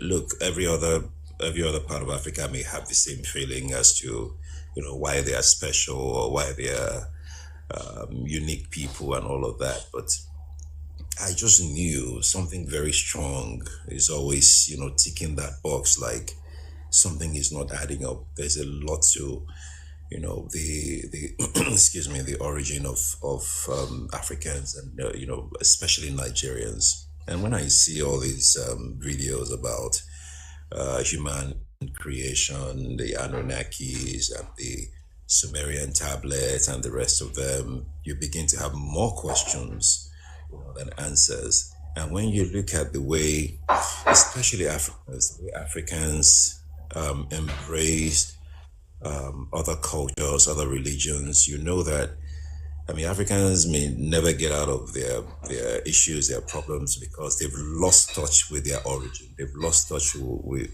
with who they are. So they can't become who they are meant to become. So when I see videos like yours, I'm really inclined to listening to,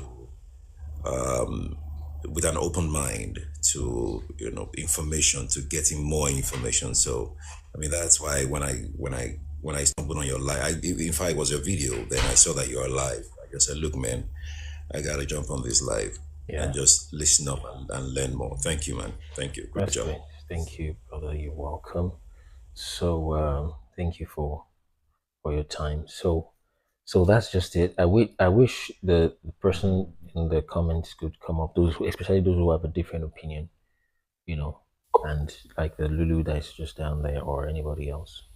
So let's have a few more people come say hello or hi before we dive into today's exposition and insights. Okay.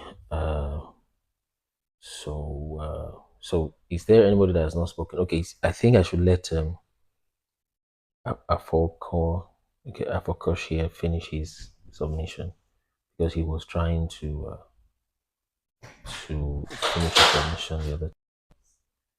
So Afokoshia, you were about to land on something. Yeah, I mean, there's so much going on in the hair now. It's like there's always something to say. I mean, I love the submission of Addison. I mean, trust me, like I said, there are a lot of people out there who are hungry and thirsty for the truth, man. And if you are that kind of person, even though maybe you do not have the facts, you don't have, the facts written down, but there's a knowing within you. As soon as you hear it, something triggers. It was like, that inner knowing. It's stronger than any test you can ever read. And you see this process of awakening to the truth. Unfortunately, it's not for everyone. All right. There are people who needs this at this point of time. All right. Even Christ, when he came, he couldn't do everything. It's up to the people who are ready for it. So my prayer will be to, so just like the first guy said, share this till it reaches a lot of people who are in this place at this time, who are in this frame of mind to truly wake up at this point of time. So, we can carry it along and then push the agenda as far as we can. Yeah. Because trust me, information like this are rare. It's rare. That's why if me, for instance, if someone says, oh, I'm an atheist, I don't believe in God, I don't even blame them. The person who says they are an atheist, they are all seeking for truth, and they can't find truth. They can't find answers, so they conclude. On this journey, it gets to a point where you are stuck. You don't even know whether to turn to the left or right, whether to believe this or not to believe.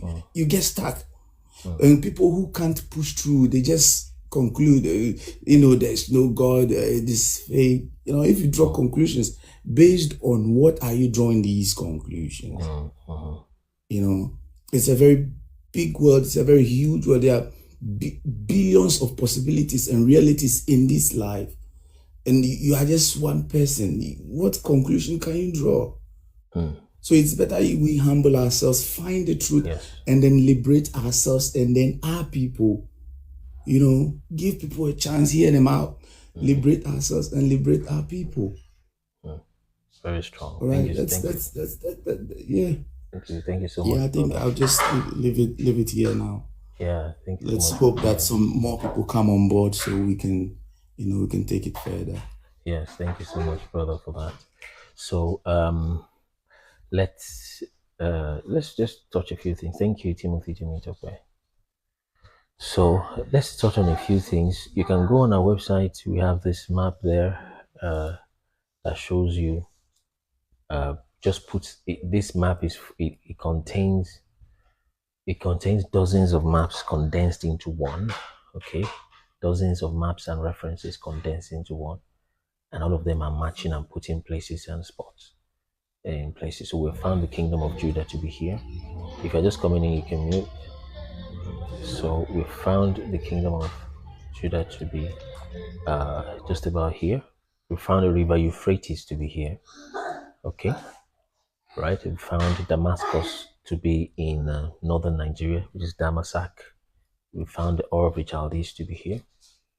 Okay, we have found Agades or Akkad, the land that is built by Nimrod. One of the cities he built is Calne, is Akkad.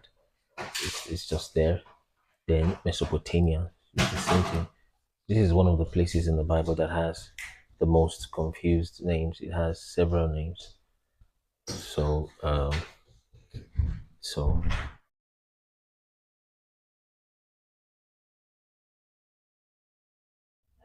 so this has literally 6 names. 6 names like that. And it's the same place, but it has 6 names. It's not necessary for you to have that many names, you see. It's one of the most confused, as it were, names in the Bible.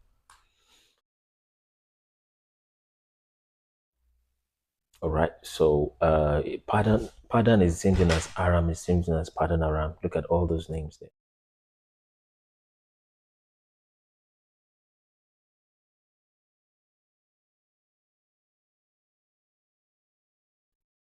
So all of that is the same place. So we found Babylon is here, and for all of these things that we are finding, we have references for them. Okay, so why did we put Babylon here, for example? This is a 7-page document. Like somebody said, you know, not like I'm saying it myself, but it's actually the truth. You have not even begun to scratch the surface of what the Most High has revealed to us through this channel and through this website. So you have not even begun to scratch it, with all humility. So we put Babylon here. The question is why? Just scroll down to W, reference W, and reference X. And when you scroll, but please let everybody type F1. F1, just type F1, please. Let's have like 30 F1s on the page right now. Okay, let's type F1 if you can hear me at all. So just type F1. So Lulu Sankofa, we've asked you to come drop your submission and your ideas. Okay, like I said, we don't know everything, but we can learn from you. We can hear the things you have to say. But if you have decided to stay in the comment section, we can't really learn from each other that way. Okay, if we are putting out information, misinformation, then someone should help us and correct us before we go too far. Okay, and that's why we've asked you to come up, but you've not come up. So that's that about it. So, but then let's let everybody type F1. Let's have like 30, 40 F1s on the screen, and let's get this thing up to 10K likes, or let's hit 5 first, then we'll push it up. So then there is 0 shares, literally 0 shares. So these are the kind of people that may just go report you. But the way TikTok is, they would first hurt your account before they find out the truth. And by then you can't go live for several, days or something. So, but anyway, but then Lulu, I've said it several times, you can come up to drop a submission so that we know what's going on. So let's share, let's have at least, 15 shares, or, there's 33 people here. So let's have at least 15 shares and 10K likes, and also F1s. All right, so it's not, let me see, inspiration. No, you admit it's based on divine inspiration and not fact. That's not true. You're not listening, Lulu. So this is Babylon here. Okay, why did we put Babylon in Egypt and not in Iraq? Because that's not where Babylon is. Okay, so why did we put it here? Just check W and X, and W and X will be on page 3 of this document, which you can download for free. So, and what is W? W is this map. Let's pop it up for you. I think this thing is heating up. Okay, so W is a map here. Let's see if we can get that map for you already. By the way, this is one of the maps. It literally tells you. Now, this map is in Spanish. is in 1774. Okay, and is a map in Spanish, and all we did was just to translate what is written on it, and the content of the map is going to surprise you. I mean, it's really going to shock you. So, and this is El Puerto de Ofir y la Antigua de Rotades Tarshish, which means this is the port of Ofir and the ancient map, okay, of the defeat by the Tarshish, okay, and Tarshish then is referring to Spain. Spain and Portugal used to be Iberia, or earlier than that, apparently it used to be Tarshish, okay. So we'll get the W map. Let me just get that one ready for us to see. Okay, let me minimize that. So the content of this map, this La Islas means the islands. Okay, this is Tarso, which is Tarshish. You can just fact check it. Go type these words down in Spanish. We have done that a few times on this channel for those that know us. And and look at derrotadlos Tyrios y Hebreos. And what he's saying is that the defeat of the Tyrians and the Hebrews. And he's telling you that that starts from here, from this latitude 10. And we compare that with a completely different reference of the book of Josephus. Okay? The book of Josephus, I mean, it's quite difficult to make these things up. The book of Josephus, book 3, chapter 3, paragraph 4, is called The Wars of the Jews. And Josephus was trying to describe Samaria in that book. We've read this several times on this page. It says, now as to the country of Samaria, it lies between Judea and Galilee. Okay, that's public knowledge. But look at this. It begins at a village that is in the great plain called Guinea. He's saying that's where Samaria began. You can say that's a coincidence. Let's keep going. And it ends at the Accra, Benin, Topaki. So let's look at Guinea, Accra, and Benin. See, let's have a look at that and see where those places are. We'll still get to this Babylon after this. So where is Guinea? For those that may not be quite conversant with the geography, this is Guinea. Guinea-Bissau, the real Guinea, whatever, is here in the Senegambia. So he says it starts at Guinea, that's Samaria, that's the northern kingdom of Israel, starts at Guinea. Onto the Accra is in Ghana. Benin is here, there is Benin in Nigeria. He's telling you that is the kingdom of Samaria. And you will see even the earth itself, it witnesses to this, in the sense that you look at this, you see all of that area is green, and everything from the top is just somehow a desert, you see, suggesting that there's something on that land. They call this in the middle belt in Nigeria. Most of the north is Islamic, most of the south tend towards scriptures and Bible. The same thing with Sudan, South Sudan. You see the way they cut it. South Sudan cut to North Sudan. They are closer to Islam. These are closer to the scriptures, Bible, etc. All across like that. All across that straight line. You see that? And then this there's a Spanish map saying this. Let me show you why we put in Babylon here. Because this is where Babylon really is. And not, this is where Mesopotamia also is. Mesopotamia, by the way, means between rivers. Okay? Aram is the name of one of those fathers in the table of nations. All right? And Haran is also the name of a person. So Syria is the same thing as Aram. I don't know why translators did that. Probably intentional. But anyway, let me show you why we put Babylon here. Map W. Reference takes you to W. And what you need to do is just go to, you can see all of that on our website. Then you just go to the W map there and open it up. And it's going to show you how we came about that. So, and while that is loading, we can go to the website and have a look at it, how the website looks. Okay, let's close some of this map so that it uses the work that is done on the app. I don't think we need OBS. I was going to project this over to YouTube, but it may not be necessary. So that's the website there. Okay. So you can, all you need to do is just go to Word and Study. You go to a world history. You go to reference materials, and you can find maps there. references, tables of nations, then you can have access to books also on this section. So you can check all of that on the website. So let's see if our map is ready. Why we put Babylon where Egypt is supposed to be. Because really, in reality, these things change over time. Over time, places that are supposed to be to have one name, as you move across space, well, not space, we're talking about location already.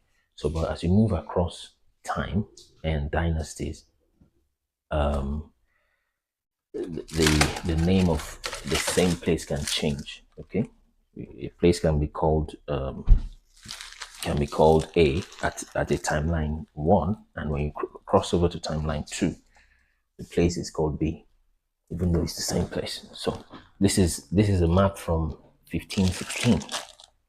Okay, and it's Tabula Africae. It's literally in Latin. So let's see what that map has for us. So all you need to do is just to zoom here and check. That's Memphis. Look at that, Babylon. You see that? That's Alexandria there. But just as then they can tell that that's where Babylon really is. You see. So so look at that. That's Babylon there. So, and then another map X. So literally everything is from Africa. Literally just about everything is from Africa. That's where even falsely so-called science, because science has been heavily weaponized really at the end of the day. But even science will tell you that life started from Africa. Because for us, in our research, when we discover that scripture and science, at any point where scripture and science disagree, we would usually go with scripture. Okay? Because I mean, there are just too many ways. One of them is in evolution. Okay, there's disagreement there, so we don't go with science evolution theory. We rather go with creation.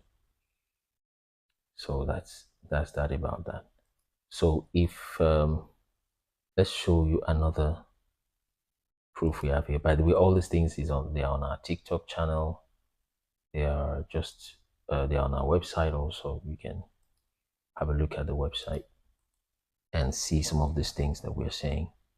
They're all recorded there. Please, let's do another F1, please. We need to push. We are normally, I mean, around 60, sometimes 100 on a free work day like this. It should be more than this. Please, let's type F1 and let's not get too carried away with the talk and the teaching or exposition. We should be able to get 10K likes and maybe 20 shares. So we are open-minded. I'm still waiting for people from Europe. A time will come when people will be coming from Europe that's Europeans. You know, I'm talking about full-blood Europeans to discuss on this channel. And most times they come with very interesting facts. So I'm still waiting for them. Right? Normally they're still listening, trying to get our ethos and things like that before they come challenge some of the things we are saying. So those are the kind of hot intellectual arguments I'm waiting for. Okay, so that's Nubia. So this is another reason why we place Babylon in North Africa. This, of course, this is Spain here. Okay, this is Europe all over there. And this is, see where Babylon is? That's it. Babylonia. Okay, this is one of the oldest maps we have. Second oldest map we have. This map is in 1375. Catalan Atlas North Africa map. 1375. So that's where we go. Babylonia. That's why I've put Babylon there. So the real Euphrates is in West Africa and not in Iraq. Many sources. So when you download that map, just go to where, okay, these guys, they've said Euphrates is here. How? How can Euphrates be here? So we didn't just, you know, because like I said, this research took a greater part of more than 5 years. It's about over 5 years, really, almost over half a decade before we start coming up, you know, discussing things in the public. Let's do some more F1s. I think those 2 people did. See, the live viewership has dropped, so let's just push it. Let's tap the screen. Okay. Or I don't know if we need to to pause to do that first. So, um, so let's tap the screen to 10K, and we are doing just a few hours this morning. We're about 1 hour into it, so we will. So let's tap. Some can tap and some can do F1. F1, you just need to do that once, but you can tap multiple times, and then also share. Then let's follow this account, this host account. Follow the live creator so that when we go live next time, you just get it. So those 3 actions are very important. Okay, so let's tap. So as we're tapping, you see that it's coming back up. So it's just the way the algorithm works. You need to understand it. So let's tap it to 5K. I'm sorry, to 10. And let's do F1. You can do just 1 or 2 F1s. That's fine. Then you do the rest in tapping. So then after that, if those I think about 50% of those watching have not followed. So just follow so that when we go live, you can get it immediately. And we are not having to manually share. So just forgive me. Let's do that in the next 2 minutes if possible, or 60 seconds. Because those are the kind of metrics that they check. If someone maybe forcefully reports us, which people probably have, in fact, they've done that before. People are just funny. Maybe because they didn't have, because there's that saying that when an argument is lost, then abuse becomes a tool in the hands of the person without points, you see. So, so people have done that in the past. So, but then we must stand against that. It is written that, well, it is said rather that those that like oppression, they usually hate any form of writing or information. Okay. So let's win this battle. And which reminds me of Chatroad. You see that Chatroad account up there? Let's go look for that app and download it. Open the account and follow them. Download that app. It's what's that word called? So it's what's the word called? It's an alternative. We've got a Russia app, we've got American app, Chinese app. Russia, Telegram is initially Russia, I believe, Russian guy who did it. So we should have an African equivalent and alternative, okay, which is what a Chatroad is. So they're working, and I think they're serious with their work. So let's support them, download it and keep it and work around with it. So let's push up to when it's 8.6K, then I'll continue what I'm saying on the river Euphrates. So archaeology is a very terrible problem. Like somebody's trying to say, it's controlled by Ashkenazi largely, but you know, people don't listen, they don't believe things like that. They think we're just trying to. So but then imagine when you are in a position where the world will believe just about anything you tell them. For you to be in charge of carbon dating and archaeology and radiocarbon dating, it puts you in a place whereby you can go to any community, dig something, and you have the right to tell them what year they existed, and they will believe you. Put that in the hands of an imperialist and watch him change history to his own, dance to his own tune. See? Anyway, that's by the way. So we put the river Euphrates here. So put the river Euphrates. So thanks for the likes. So let's also follow those that have not. So when we put something here, we put the same river Niger apparently is the river Euphrates. How? Why? There's a reference there. Reference I, reference S1, reference O, and reference P. I, S1, O, and P. So you can just zoom out and go. Let's start with the I. So you zoom down to the reference page, starting from page 3. Okay, so what is I? GHI. So this is the first one. Reference I is there. So when you see this I, then you go within the website and download it. But because we have downloaded that, we have it here. This is I. So the first thing that this reference I shows you is that the rivers in Africa are connected. That's the first thing you need to understand. That the rivers in West Africa is not just one. They are connected like that all through. The River Nile is potentially the longest river in the world. But then they've refuted that. They said it's the second longest, No issues. Second longest, we'll work with that. It's not bad. It's still good enough for what we want to say. So, so this to show you rivers in Africa connected. And that's where we get all that long rivers from. You see the way we've drawn it on the map. It's kind of connected. Okay. So that's what it shows you. Then the next reference is S1. S1 is just a scripture that shows you in the book of Genesis the 4 rivers that come from the Garden of Eden. And then the name of Africa is called our Kaabo land. The meaning of our Kaabo land is either mother of mankind or Garden of Eden. So that is S1 there.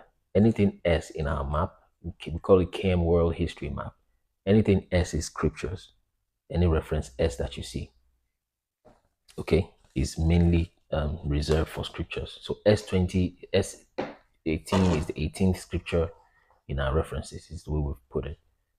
So let's see. Yeah, so S1 just tells you about the scripture. So what is O? I think that's the next one. I, S1, O, and P. So let's go to reference O. Okay, so reference O is the Gulam Delhi North map of 1707. Okay, so now let's go to reference O on our list of maps, a list of references rather. I hope you guys are following. If I'm following, just type yes. Let me be sure I'm not talking to myself. So just type yes. Thanks for the 10K likes. So we're good to, we have good standing. We can start running. We'll do 1 or 2 more hours. And like I said, there's hardly anything I'm saying here that is not, thank you, and I want, there's hardly anything I'm saying here that is not on the website. Okay, you can go have a look at it. You can subscribe on the website for free. And yeah, thank you, Addison. So anyway, reference O, let's go. Reference O. If you have not followed this channel before, just follow it. We go live 10 a.m. every day by God's grace in this season. So this is reference O.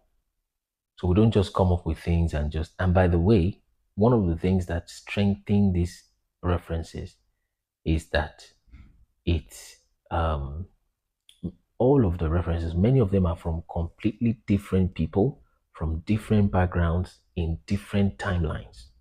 Some of it is academic, some of it is scriptural, some of it is spiritual, some of it is cartography, completely different pieces put together. So like I said, kings and princes desire to hear what we hear today, but God has decided to show it, to use the foolish things of this world to confound the wise, and the weak things to confound the strong. So this is a completely different map. So this is Gulam Delhi Northwest Africa map of 1707, and when you check there, it says Euphrates there. Now, that word Euphrates, you see, is a Greek word. The real Hebrew is pra. It's not Euphrates, because this guy even put an F, which probably much, at least distinguishes it from the Euphrates that has PH. Okay, in the Middle East, which is just a renamed river. By the way, the Middle East is one of the most renamed places in the world, with almost over 20,000 places named since the time they overcame the Ottoman Empire.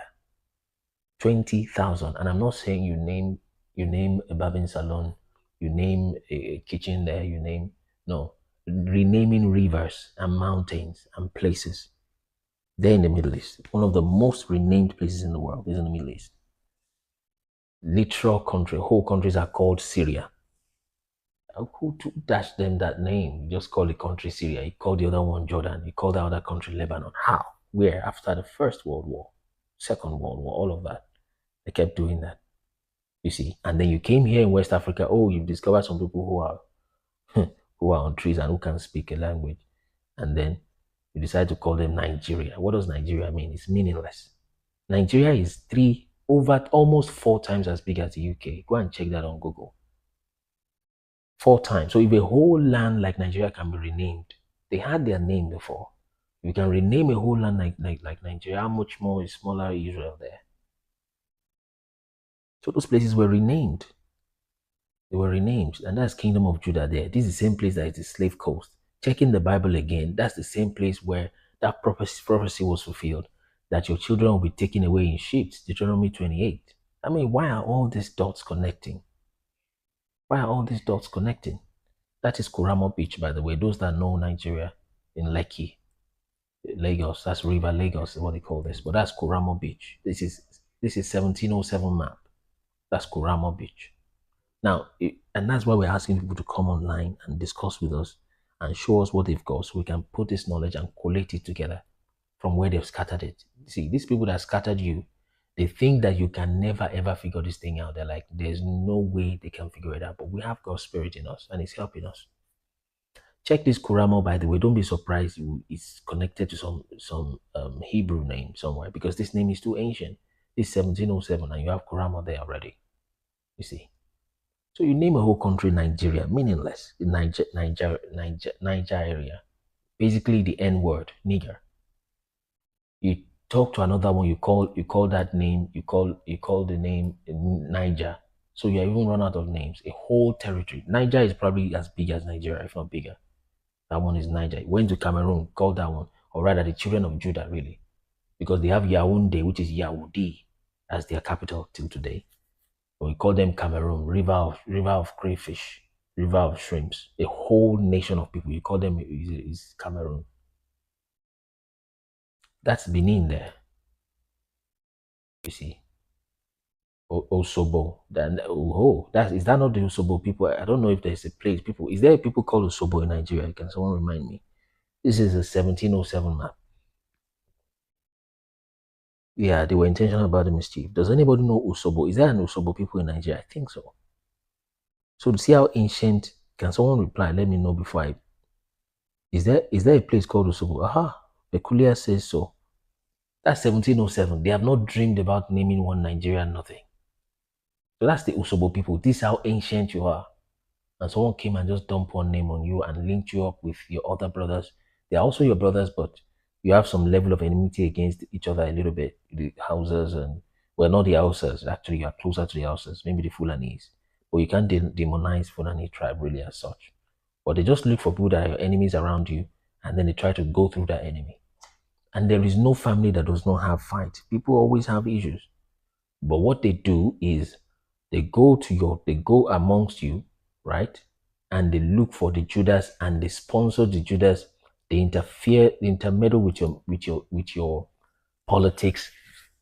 If the problems you have with, what's the name?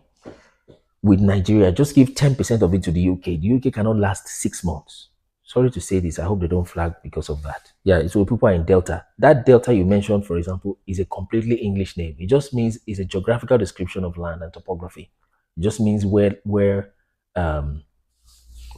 rivers part. And you will see somebody, hey, you are an Igbo, Ugbo Uku, ancient people.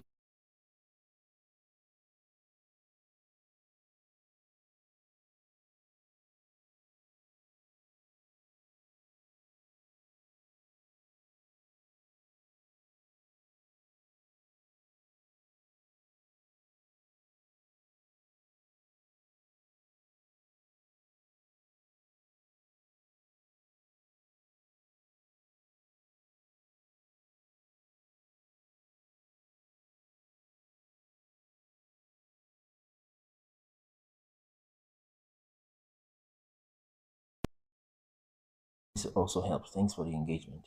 So the battery of one of the mics just got low, so I just changed. I got to change to another one. Let me also turn on the monitor so I can constantly hear. At least. Thank you. So you see I'm a Delta boy. If you can hear me now, confirm you can hear, please. So see I'm a Delta boy, I'm a Delta girl. Doesn't mean anything. I'm a Port Harcourt boy. You know, I'm a Port Harcourt boy. Okay, thank you, Addison. I'm a Port Harcourt boy. Port Harcourt is an English kind of construct. It does not mean anything. I'm a Port Harcourt boy. What does that mean? What does that mean? And let me tell you something. The more a threat a people are to, the more you are a threat, the more they will divide your land. Interestingly, so apparently the southern, basically the Igbo people, are so much of a threat to the Western world, and they've transferred that job of further dividing. Now I can't. What's the word? I can't castigate the government for keep dividing, but they keep dividing those southern lands. You check our Nigerian map. See the northern states, they are big land masses. They're just existing there. But as you go to the south, they are further just broken into pieces. Borders that don't exist, only exist here. You see, I'm a Delta boy, I'm not Igbo. Oh, Delta has nothing to do with Isobo people. Isobo has nothing to do with. Look at Isobo here. Usobo. That's Benin. That's Kingdom of Benin. Igbos, Benin has nothing to do with Igbo. Come on. If you say that you don't like Igbo people, that's understandable, which is wrong, by the way. But at least I understand what you're saying. But to say, oh, let me turn on the map view. So if you say you don't like Igbo people as a Benin person, or as an Igbo person you don't like Benin people, I understand you. Okay. But say I don't have anything to do with Igbo. Come on now. That's too myopic. That's too narrow. The same thing when you go to Kenya is even not maybe as strong there. What's the word? Tribalism you have there. Kikuyu, we are Kikuyu. We don't have anything to do with it. Come on. You are one people. And the hypocrisy is exposed when you see the same person, see a white person come around, you start shaking everywhere. Then you walk with white person as though that's your God that just arrived. I'm not saying don't respect people, but then you raise them above your brother. Why? On what grounds?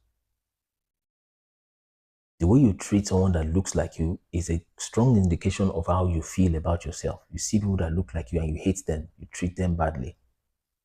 You see, it means you yourself don't like yourself really at the end of the day. So that's the kingdom of Judah there, where they took the slaves from Badagry, where you have close to Benin Republic there, close to Togo there. That's where the prophecy was fulfilled. They took them by ships and scattered them all over the place. Tell me, out of the Ashkenazi Jews there, this is the Akani in Ghana, the Akans in Ghana. They also have connection with Ilefe. This is Akanis. This is 1707 map. This is the Ashanti. Ashanti is Ashan tribe in the Bible. Ashan people, rather, not one of the 12 tribes. But Ashan people, they are there. They still do Mwato today, right? They still do their festive things today, which is just what they got from the Torah. And someone's Nathan what?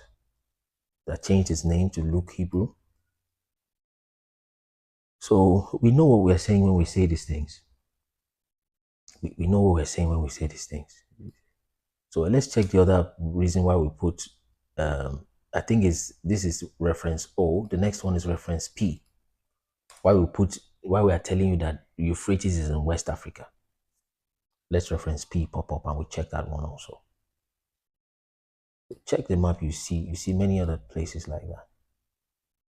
See many other places. Look at the kingdom of Benin here.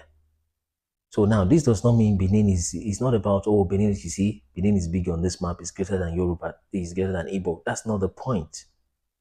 That's not the point. Kingdoms and dynasties and empires expand and shrink over time. It's a principle. Look at the desert of Seth here. Do you know who Seth is? Do you know who Seth is? Desert de Seth. Do you know who Seth is? Seth is the third person from Abraham. In fact, the second. Yes, Adam said, man said, man. Yeah. Seth is the second person from Adam. This is a desert. They call it desert of Seth. The Caribs and Toa, the left SubSaharan and remnant ghosts never speak of mass fondly. Yeah. Desert of Seth. Let's push it up to 15K because the like should be commensurate to the number of viewers. And let's do another F1, please. Thank you, guys. 40 F1s. You see, we are not here begging for coins or give me rose. Give me the rose that these European countries will take from you before it enters your account. So the least you can do is do F1, follow the account and share the content, and we check these things. If you have more information, give it to us. We would acknowledge you. We would acknowledge you. It's not about taking, we would acknowledge, okay, we got this from such and such. We got that from such and such. This is the desert of Seth. Seth is the second man from Adam. Adam gave birth to Seth. Seth gave birth to Enosh. Enosh gave birth to Canaan, to Mahalalel, to Yared, to Enoch. Enoch is the seventh from Adam. You see?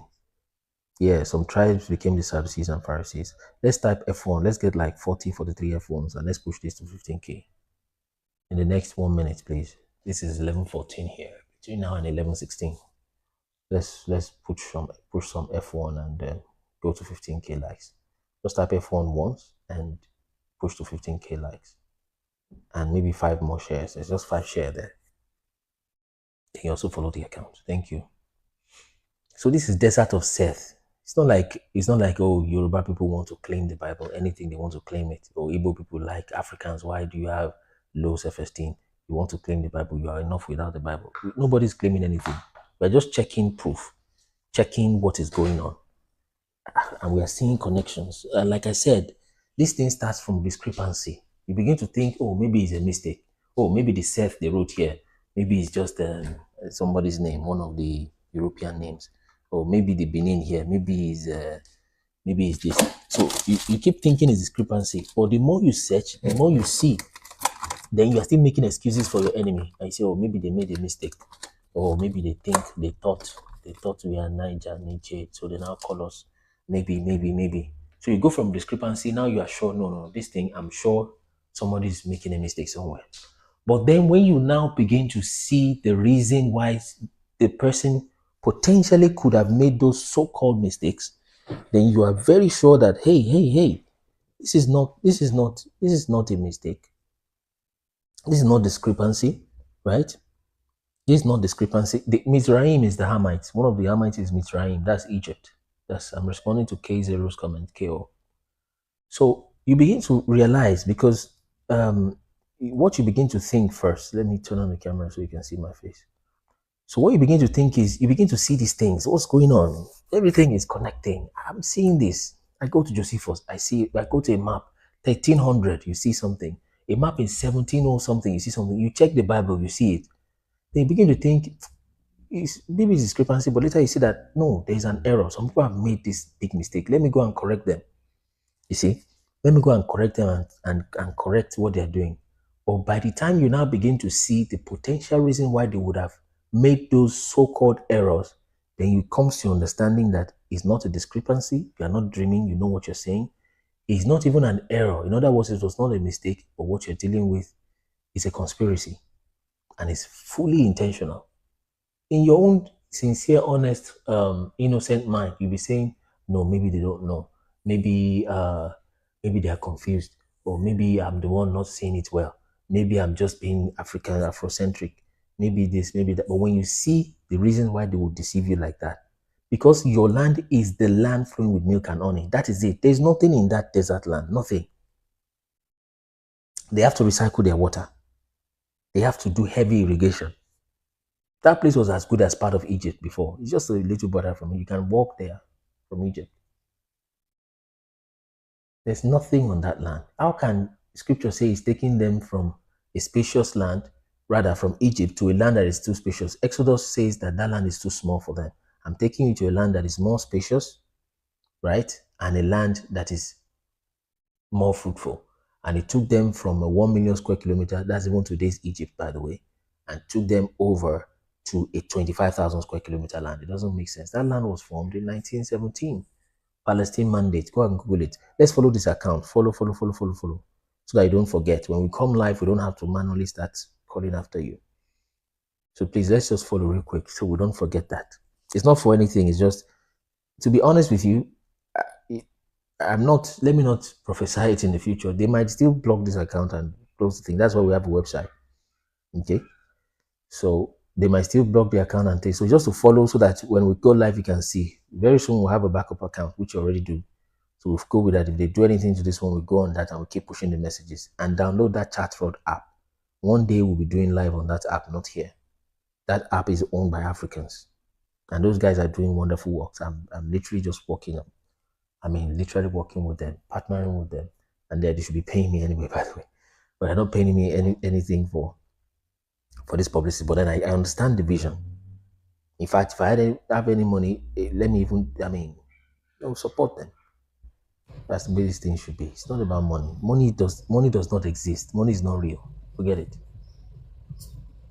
Anyway, where were we? So when you begin to see the reason why they are potentially, potentially making the deception. They want you to keep going there for tourism. So you're going to a fake land for tourism. Okay? And you leave your own land. They caught a guy in southern Nigeria some weeks ago. Apparently someone from British Army, but of course the British denied it. You wouldn't find it in mainstream. Apparently someone from the British Army who was taking ammunitions into southern Nigeria. Check the people taking ammunitions to northern Nigeria with helicopters. Now the terrorists are having more sophisticated weapons than the people of the land, than the actual military of the land. And they check the people in the helicopters. This is their skin color. This color, not this one. This one. That's their skin color. So they want to choke the land, choke the people out. The same thing when you take people out of slavery and when you conquer them, the way Shalmaneser did, the way Nebuchadnezzar does, they will take away the top of the notch of the land and leave. The name of the app is Chatroad. Chatroad, you can tell them your app thing so that they can download your app. So they take the top of the top people of the land, take them by slavery, take them by force, take them by visas is basically the same thing. Just the same devil wearing different clothes, wearing different attires is what it is. So they take and they leave the basest people of the land there, and then they give those ones lands and they give them houses. They give them lands and they give them houses. So if you that were poor, hopeless, homeless person, maybe you're even a thief and you're just living on the street, they came to ransack your land and they gave you a whole house. You will do the person's bidding and they make you a president. And that's not to speak to anybody personally. But then they make you into leadership. You would bow to the person that put you there. So they conquer your land. They don't come there and rule. It's be obvious that someone looking like this is looking at someone that looks like this. They have gone past that stage. That's slavery times. Gone to colonialism. Now it's neo-colonialism. You see. And it's done by proxy. The same people. And like I used to tell people, all we needed to do is that mainstream keep telling us with one mouth that the Bible is a myth. The Bible is a religious book. It's just, no, it's just that. That's the history, right? So we have history. By the way, with the same mouth, they're telling you that there's a nation of Israel, which is recognized in the United Nations, recognized everywhere. So which is it? UNESCO, United Nations, educational, whatever. What are you telling us? Is the Bible a real story or it is not? If you say it is not, why do we have a Middle East Israel there and the guy quotes scripture in United Nations and you accept him as Israel? Which one is it? Is the Bible real or is not? You got to pick one. You got to pick one. You see, you got to pick one. So they tell us in mainstream there is a history, there's no people for it, and there's no land. The land there is apparently not real. Okay? So history, no people, no land. But then there's a land and a people in sub-Saharan Africa. You can't hide them, you can't suppress them. They've used Mercator projection of map to make them look small. The people and the land, no history. There's a land, there's people and a land without a history, and then there's a history here that doesn't have a people and a land. We discover they are the same thing. I've said that many times on this channel. Same thing. Two sides of the same coin. The Bible history, no land, no people. Some people even lost their faith by going to that Middle East land because it doesn't make sense. And then here you have a people, you have a land. They tell you they are monkeys. They are closer to apes. They are negroids. They are useless people. They don't have a language. We put clothes on them. They are stupid people. They are less than humans. They don't have any history. Their history starts from slave trade. You see, they are hunters and gatherers. No history. Land, people, no history. History, no people, no land. The same thing. But they separated it in your mind. When we tell people about Bible, they say, I don't discuss religion. Okay, tell people about what is going on in the world. I don't discuss politics. You see. Let's go back to that. So, so let me show you that. So this is Benin here. So kingdoms expand and contract over time. Royaume de Benin, that's the kingdom of Benin. Okay. So Benin, of course, is a kingdom. Of course, was a kingdom. Okay.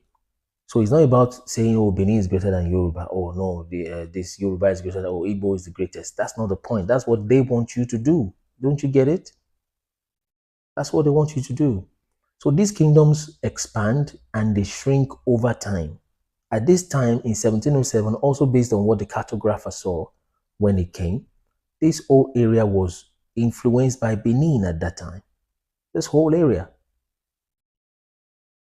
So don't see this map and take it to some Yoruba group and argue with Yoruba. Benin is greater than Yoruba. Yet your king is called Oba, or you take that to an Igbo group and you say, you see, Igbos, we are your fathers. No, that's not the point. That's not the point. But anyway, one of the points really is this is Benin, and that's 1707. That's 1707. But then we are here. Apparently I'm speaking to you even in their language right now. But it's what we have to do at the moment. We have to start from somewhere. Okay? And I won't be surprised if this is Araba is probably even Yoruba, the guy wanted to write and wrote Araba here, but irrespective. See? So that's your Euphrates River there. Let's go to the last reference on Euphrates. Then maybe we'll take one or two more guests, or we'll continue teaching if there's no questions, or we'll take questions. So Hebrew, we are all fathers. Sounds like Star Wars. Yeah. Yeah, you have this map. Thank you, Lakadis. So you can get those maps from us for free. They're on the website. Knowledge is supposed to be free. That's what we've been doing in school. When you don't know these things and they tell you your father is a monkey and you came from tadpole in the river and you became a monkey, you're gradually changing. No, tell the white man that let me not sound how can someone tell you? That's even insulting to your ancestors. When somebody tells you that, tell him that he's the one who came from monkeys and rats. Okay, let's go to the last reference for why we put Euphrates in West Africa. Then later we'll go to Tigris. Okay, I've opened the map twice. So let's go to why we've put Euphrates in West Africa. The other map was in 1707. Let's see. Follow the account if you are just passing by so you don't forget. Follow the account.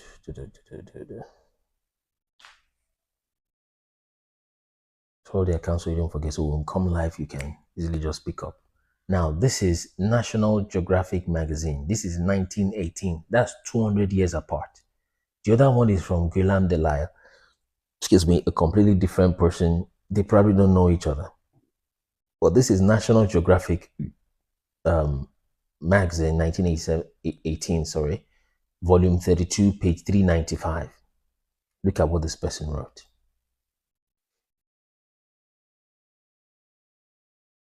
By the way, look at what it's saying about the cities. This kingdom contains 8 great cities. That is in West Africa, by the way. You soon see what he's talking about. 8 great cities is what it contains. Cities, not villages. Let's read. In the kingdom of Amenuan, there enters a branch of the river Euphrates. It spells the Euphrates with an F. Okay?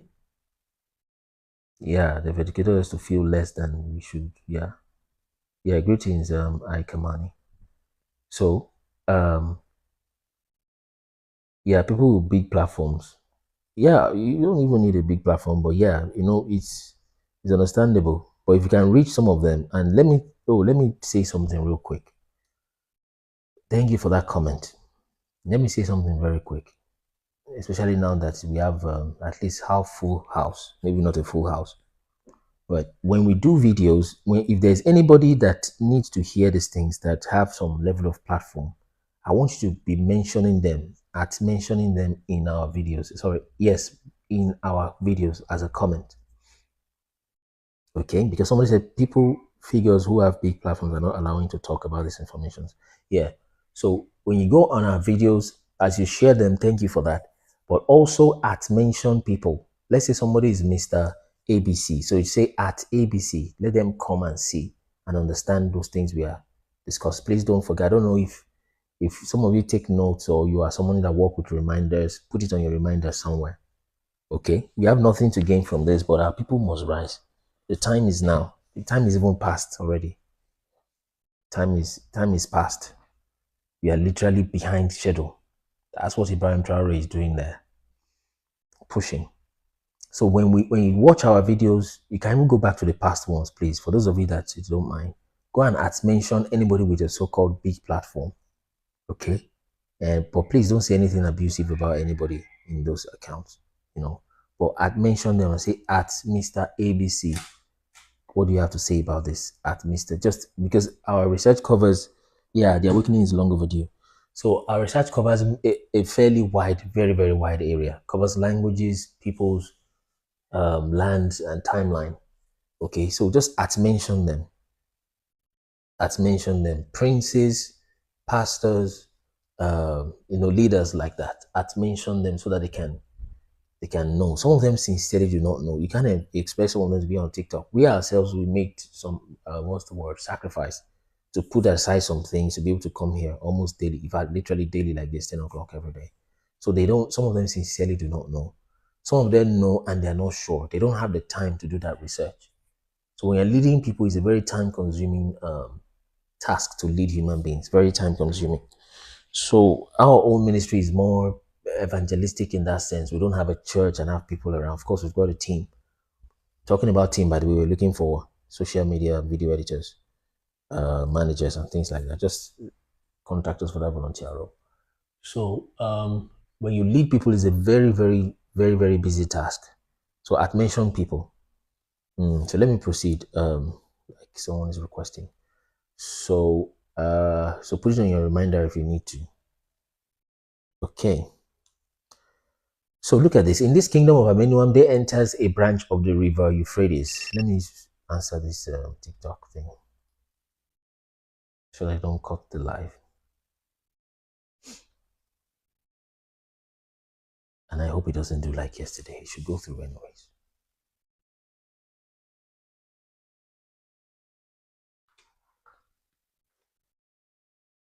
Okay. It's kind of slow. Let's refresh that.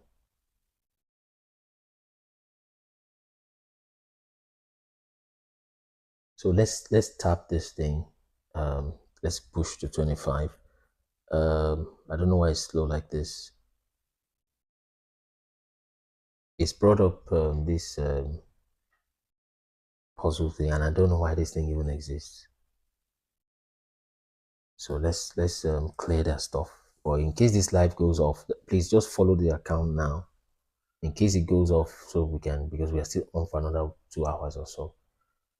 So in case it goes off, just follow this live so that we don't lose the flow of our talk. So they always do this after every 1 hour or 5 hours or something like that. Okay, it's popping up. So follow Chatrod and download Chatrod app. So one day we'll be going live on it, or we project our live to it or something. Okay, let's see if this is responding. Okay, let's hope this goes through.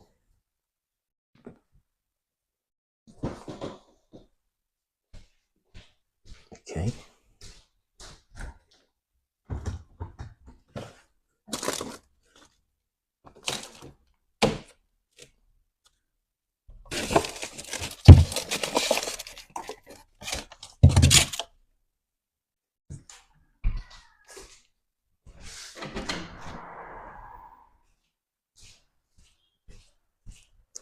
Excuse me. All right, so we've cleared that CPU under locking detected, improving computer performance.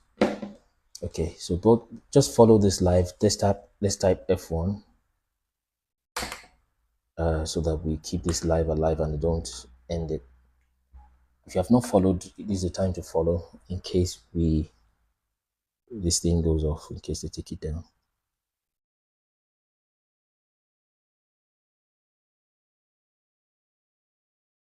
So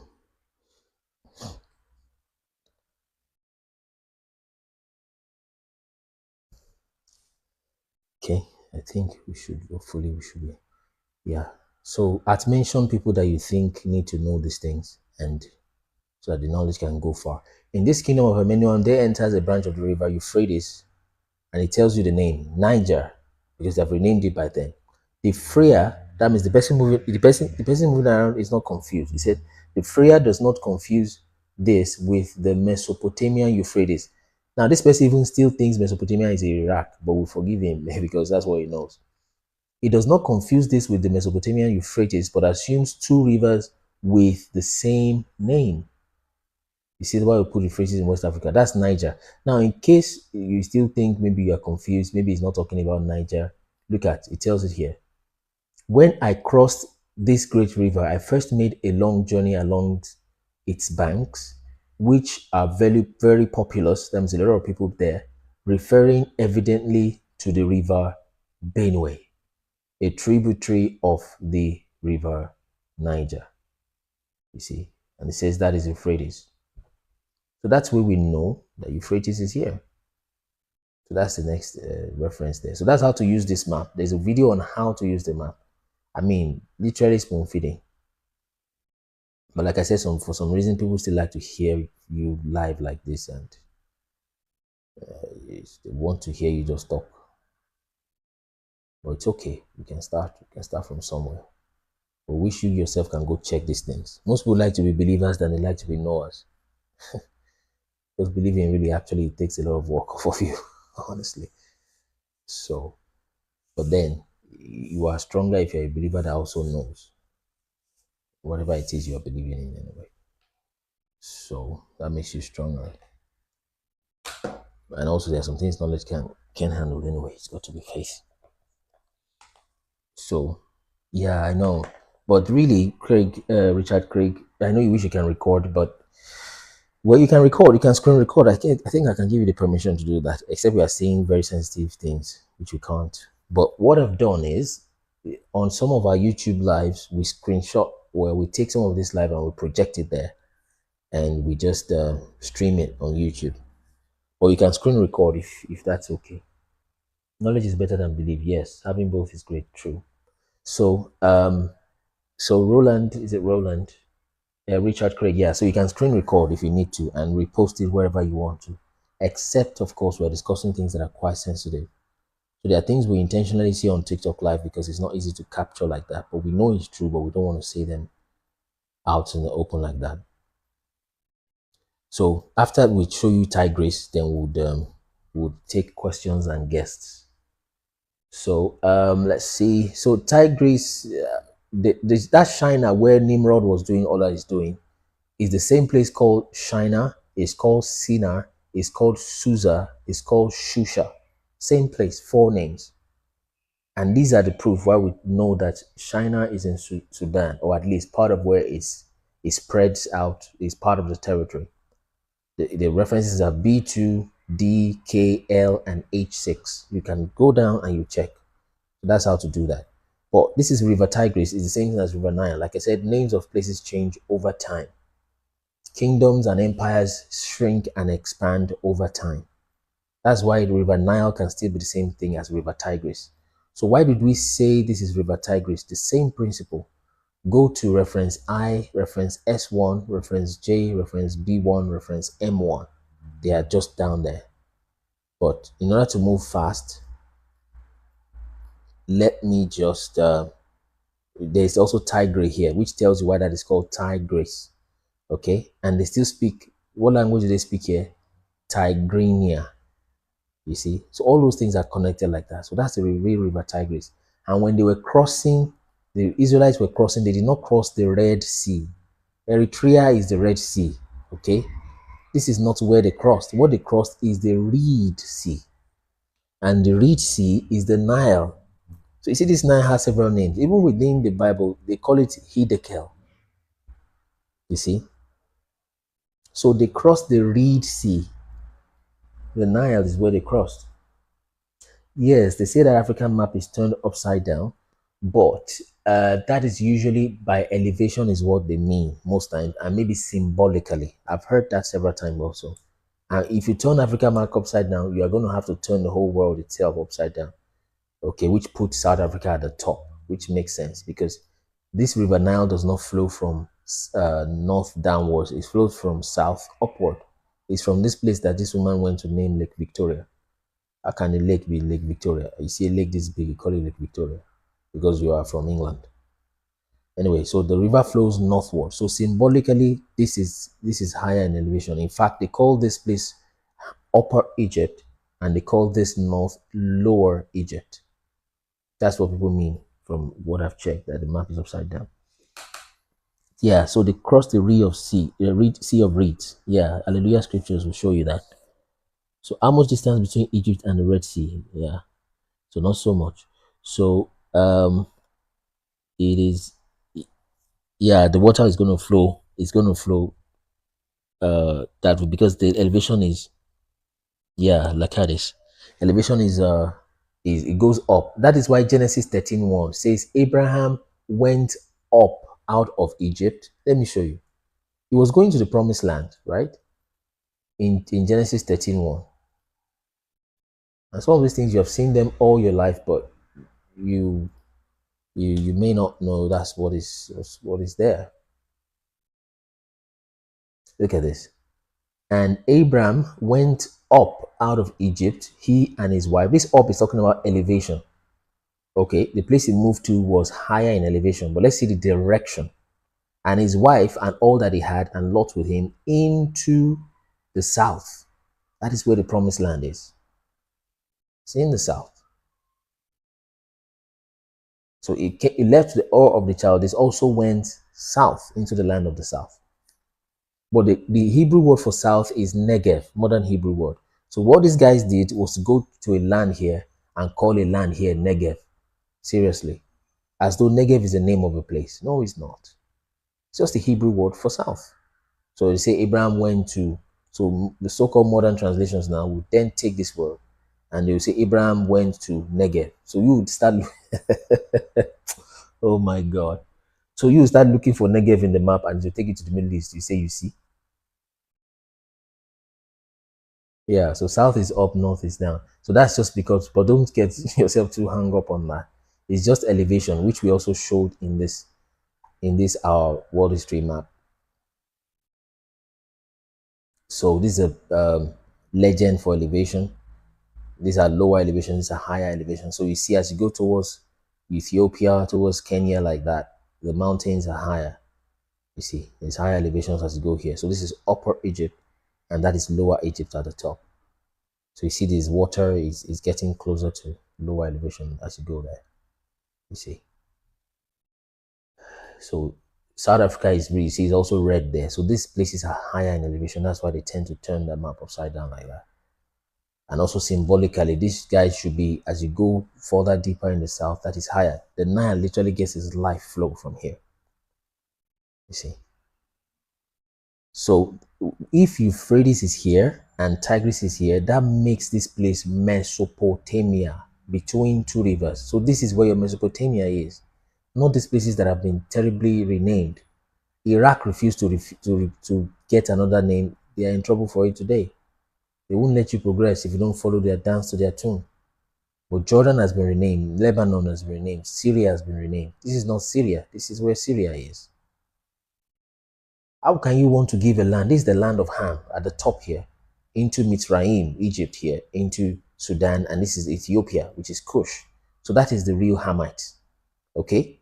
And it says the land of Ham is hot. And this is also must be part of Ham. This is not the real Arabia. This is Saudi, is a name, is a family name. Saudi Arabia. That is not Arab. The real Arab is here. This is where the real Arabians are. The sons of Ishmael. They're here. How did we get that? Just check the sources. Let me see where we put that. Just check the sources. After this reading, then we'll take questions as we move forward. While we're waiting for that to load up. So you can start requesting ahead. No, I won't be there to pick it up. Just let's be done. Those mean that Nigeria will be the north and northwest. Yeah, but like I said, scriptures still follow this regular map. But symbolically, Southern Africa is higher in elevation. You see, and with the Mercator projection, they've been able to shrink Africa. Okay. So, so let me read this, then we'll start taking some guests for questions, etc. Now, background for this. This is Josephus, the lady or the man, whoever commenting funny things has gone. So please follow this account like right now, sorry, so that if and when we go live, it will just pop you automatically, and we're not looking for you all over the place. If and when, or if rather they cancel this account, then we can easily move to another one. So it's not about followership. There's nothing to do about it. It's about information. So if I've not followed this, I can follow it like right now. Okay, so that we can move. So yes. So anyway, the book of Josephus, another book of Josephus called Antiquities of the Jews. Okay, is in book 14, chapter 1, paragraph 4. Now, a quick background. This was around 60 AD, 70 AD, thereabout, conventional timeline that we know. The Greeks have influenced the Hebrew people so terribly, the African people so terribly. The same thing with the Romans. So they were beginning to have Greek and Roman names, okay? So, and there are battles, of course, between them and the Arabians. Arabians is just at the north of this blue line, just above the Sahel. So, but you'll be hearing Greek names, you'll be hearing Roman names, but they're actually Hebrews, okay? So, one guy is promising another guy that when I come into power, I will give you the lands that I've taken from the Arabians before, vice versa. So that's the background and the context to it. YouTube channel is Kunle Ministers. What's the YouTube channel? It's Kunle Ministers. You can go search for that. Someone can type it for him in case. Sub-Saharan Africa is south, and that makes south down and make north up. Yeah. Let's leave this up and down story so we don't miss the point. But Southern Africa is higher in elevation than Northern Africa, like we've shown you. But they don't care about your elevation; they just want to destroy all of you, really. So, so that's what that is about. So let's read this. So that's the YouTube name. You type that name, Kunle Ministers, on Google, you'll find just about anything you want. That's if you have not started putting it down on Google also. Anyway, so Hyrcanus promised him. Moreover, Hyrcanus is actually an African guy, okay, but a Hebrew guy. But then they've given him that. He's gotten that name, just like some of you hear, African names today. Prismaker, which country is really messing all things up? This person is asking, like, tell me, let's go blow them up. Which country is really messing all things up? Is Illuminati. You know Illuminati, then you know the country. The country that has the same birthday, the same birth year as Illuminati. Let someone tell him what country that is. And also the country that, the language in which you are speaking. So those are the countries that are messing things up. But I tell you, 60% of the problem is with Africans themselves, unfortunately. I understand there's pressures from outside, but if they don't have any Judas to bribe, they'll have very little to do.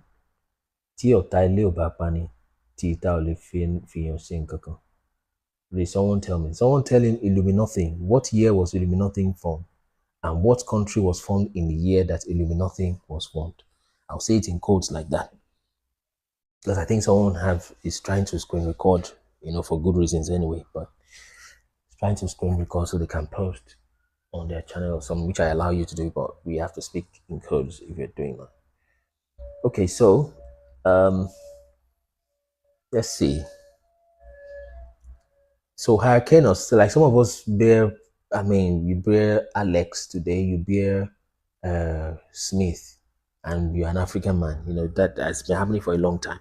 So moreover, Hyrcanus is an African man, is a Hebrew man, promised him that when he had been brought there and had received his kingdom, he would restore that country and those 12 cities which his father, Alexander, his father also had a British name, had a Roman name, you see, European name, had taken from the Arabians. Now, what are the cities that the Israelites took from the Arabians? Let's look at those cities. Which were these? Medaba, Nabolo, Libya, Tarabasa, Agala, Athone, Zoar, Arone, Marisa, Ruda, Lusa, and Oruba. So what we did was to search these names on Google. Okay? So we searched this name on Google. Yeah, somebody is saying Otabrugon. Yeah, so and that's an African proverb, Hebrew proverb, literally, because I just spoke Paleo Hebrew to you. And that's the Yoruba language, by the way.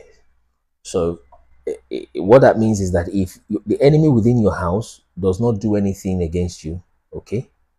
If the enemy in your house does not do anything against you, the enemy outside cannot do nothing. against you. That's the meaning of the Tiota Leba Pani. Tita Olivier Shenkoka. You see. Sankara, it was somebody, it was his brother that brought him down. Is it Kwame Nkrumah? It was an insider. Is it whoever, any other Pan-Africanist? They are insiders that brought them down. Ibini, you're welcome. So they are always brought down by insiders, always, almost without exception. You know, Patrice Lumumba said it that if he's ever going to be killed, that it will be a white man that will put his hand in the hands of a black man, put a pew in the hands of a black man to kill him, and that was exactly how it happened. Oh, Ibini, just a minute, please. Tabati Kylie, was okay. Can slow? The TikTok is quite, studio is quite slow, so I'll bring everybody up, including Ibini, shortly. So, so it's always totally about money. So it's a 60% problem, internal African problem, is 40% external Africa, European problem. Great pressure, by the way. Like I said, if the pressure that is put on Africa today is put on the UK, they can't last 6 months. Like, let me describe that to you. Okay, after I do this short description, we'll read that writing, then we bring up guests for questions and for etc. submissions. The pressure you have on, let's say, Nigeria today, put 10% of it on the UK. They can't last 6 months.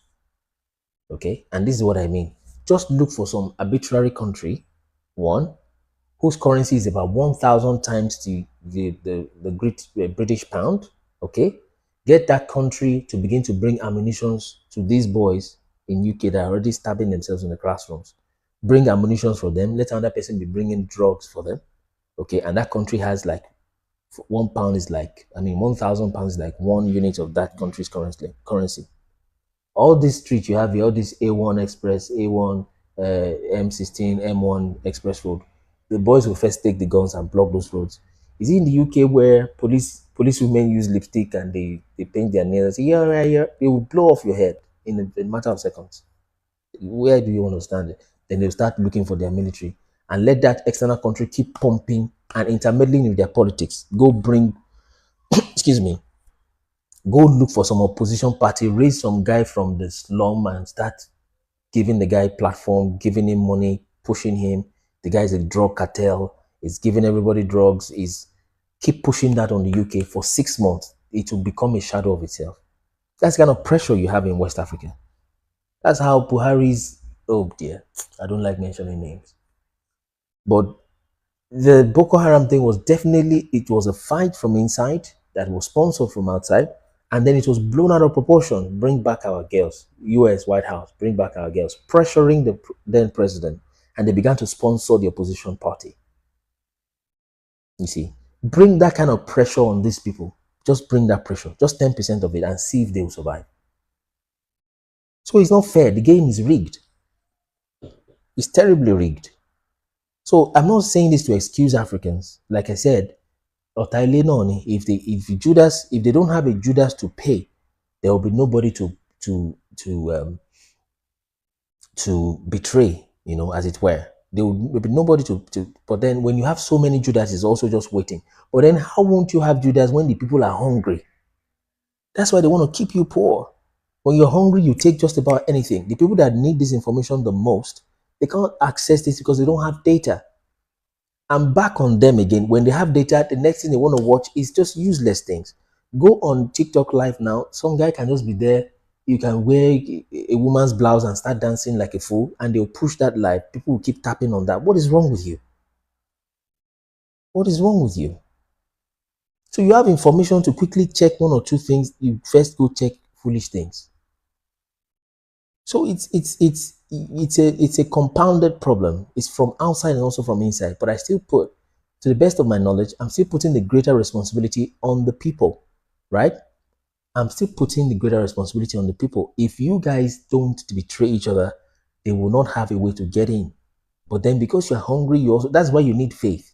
And that's why those who are teaching faith, especially Christians, and you see people keep mentioning Nigerian pastors, is because the power is really with them. Honestly, that's just it. Without gainsaying, Islam doesn't have as much influence on the young people as Christianity does. Point blank. There's no point in trying to say imams and pastors, they are not on the same level, sorry to say. How many imams has private jets? You can say the pastor stole it, but let imam steal his own. So Islam is getting very, very extinct. Sorry to say. And I respect Muslims. There's very wonderful Muslims, but they know.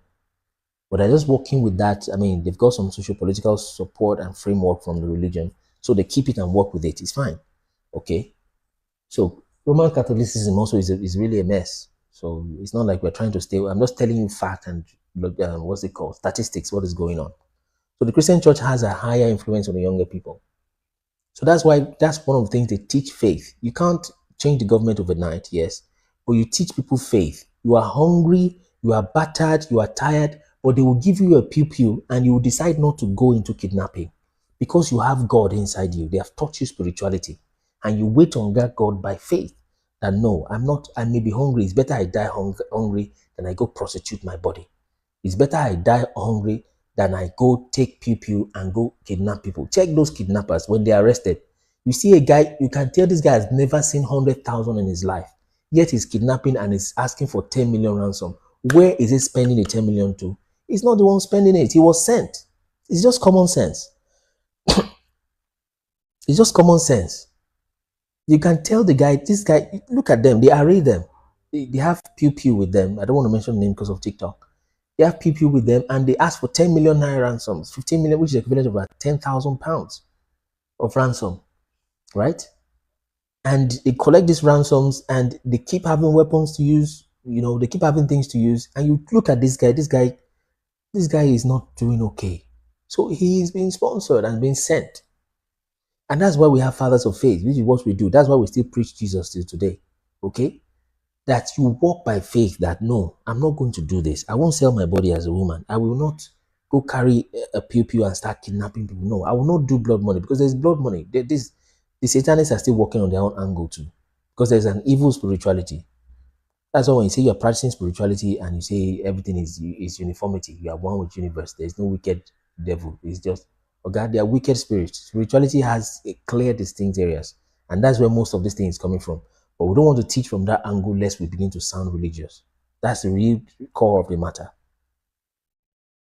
So you say, no, even though I'm hungry, even though my children may be hungry, I will not compromise and go and kill another person. Because what's the idea when you literally cutting your own arm to eat it? You bleed to death before the arm you have cut off is done to eat, before the food digests and gives you strength. Understand that that's what you do when you begin to fight your own people because you want to feed your family. You are killing your brother to keep your other brother alive. It doesn't make sense. So there is a God, and when you cry to him, he will hear you. Act in faith, act in truth. And that's what these ministers should be doing, and that's what we are doing, at least the true ones. So so that's that. Where were we? So that we can have people come speak also. So it's not just me saying stuff. So now, and it's a Sunday, by the way, a good time. And those who are really listening to that God of heaven, they will be preaching the right things. You need faith because everything is not going to be smooth. Okay? You need faith to stay alive. You need hope. And that's why we're bringing this message of hope, as it were. And it's not any strange message, strange movement. It's just scripture and opening things up and opening history to the people. Don't see a white man and start shaking. And everything, when you come to the UK or you come to Canada, you act as if you are in heaven. You have come to the land of your enemies and they will hold you bound. How do you stay on a job? They're telling you for you to get their papers, you have to first do some 3 years or do 5 years. Within those 5 years, you're also taking your children to their school. Your enemy is literally raising your kids for you. Okay, you don't understand what you're up against. And you think you're in the UK, now you're in heaven and begin to live anyhow. That's when you should begin to fast and pray. If you know any spirituality at all, begin to engage it and stir yourself in your spirit. You have come to the land of your enemies and your children are literally being raised by your enemies. And I'm not saying every person that looks white is evil, but I'm saying that the way Satan has deceived the world, you can get the most well-meaning human beings in the world to carry out the most sinister agendas with their pure church mind. And they will not know because of the depth of the deception. All you need to do is just put them on a so-called job.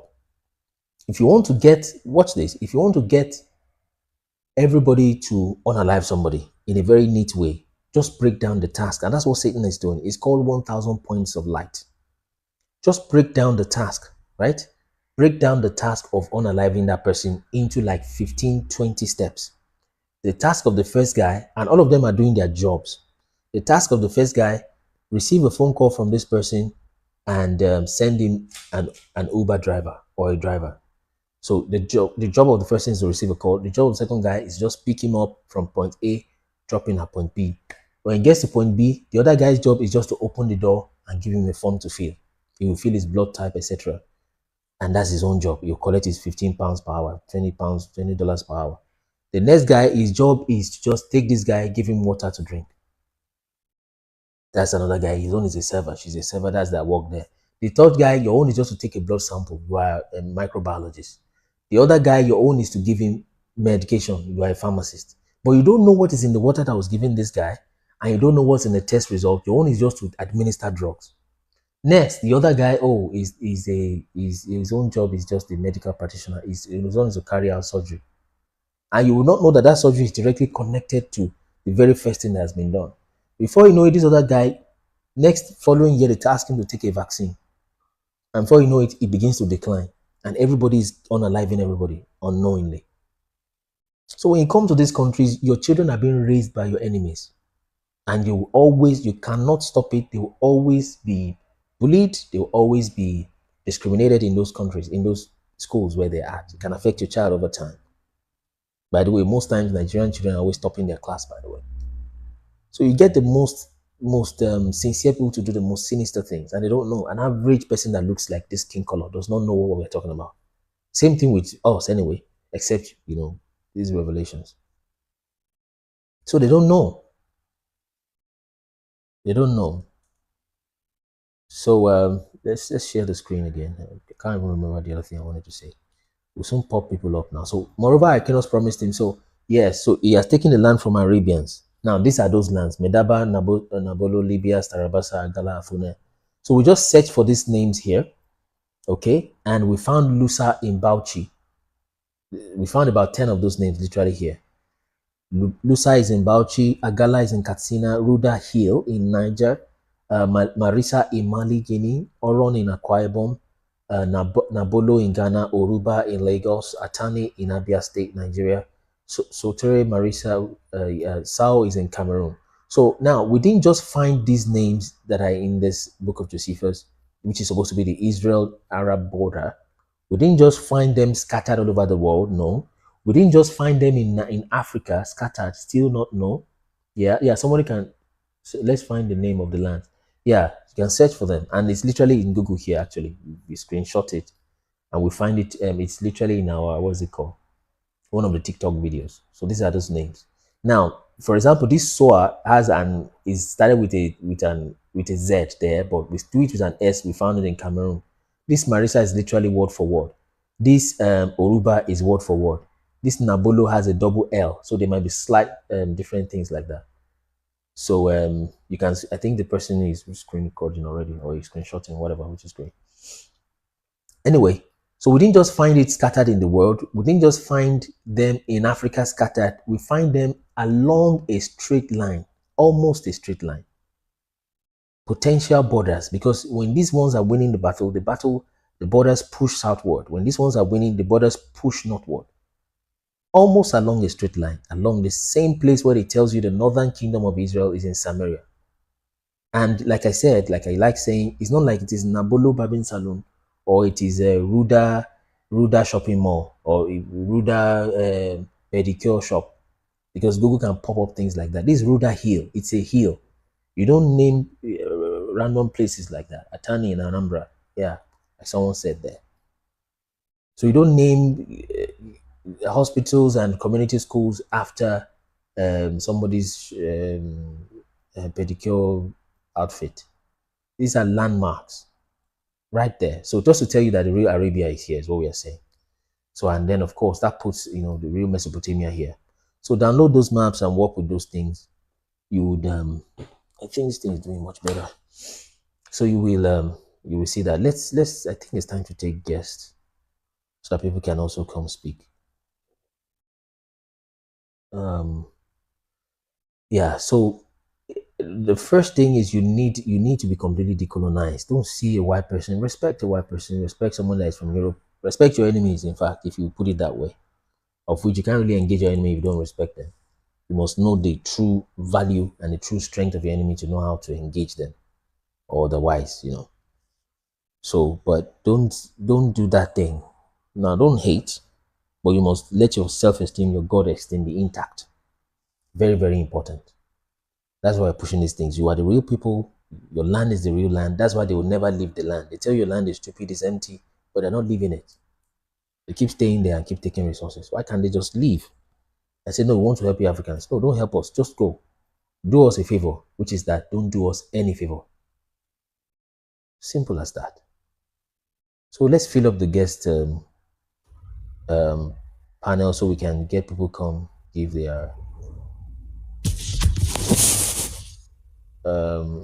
their submission, etc. So once it's full, then we start taking everybody one by one. So we'll do maybe 2 batches. So please request already, so that we can have you come on.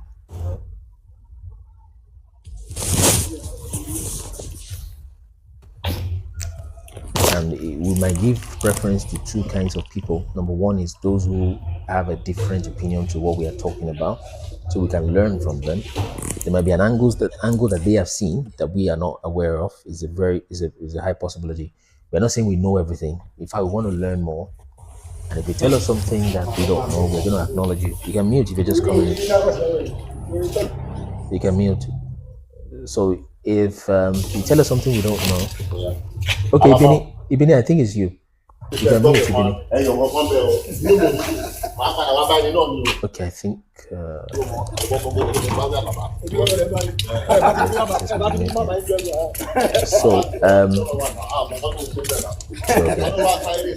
Okay, so as I was saying, I'm looking at this not very responding. Hi, good afternoon. I'm trying to mute you. Okay, let me disconnect him actually. That's not working.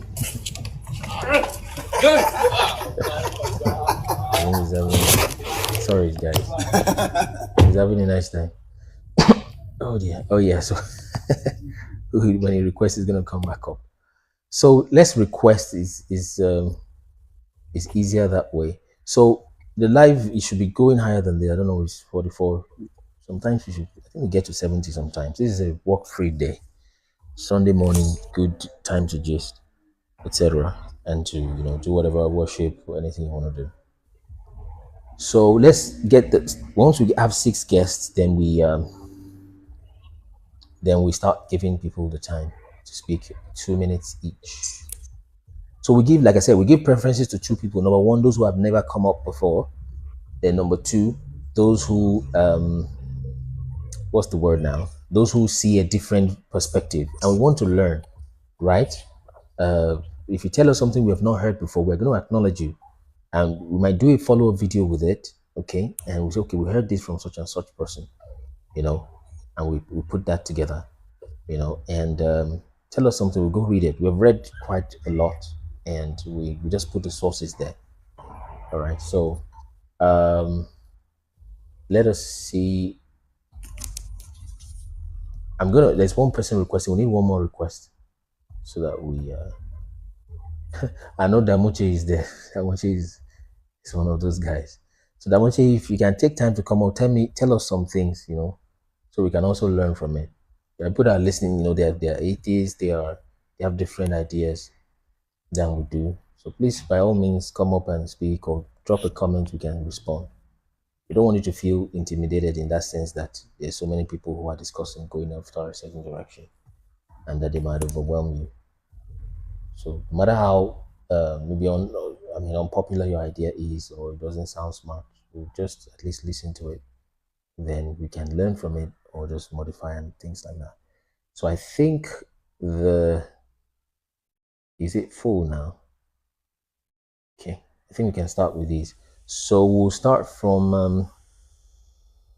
I think we'll start from the top is how it's going. Start from Saliu. Let's start from Saliu. Saliu, are you ready for us? Yeah, I'm here. Okay. Good afternoon, everyone. Yes, Saliu, let's go. So you can start from where you're coming from, where you first heard about our channel, and say that very Okay. briefly, quickly. I think this is my fourth time joining you on live. Great. Yeah, I'm in Nigeria who lives in Germany. Great. Yeah. So, I think we have a little bit 1 hour time different. This is a 1:09. Okay. I believe Nigeria should be around 12:09. Okay. Yes. So, yeah, and normal. Not that I really have so much question, but one thing, according to what I have been watching, the map you have been reviewing, the names and everything.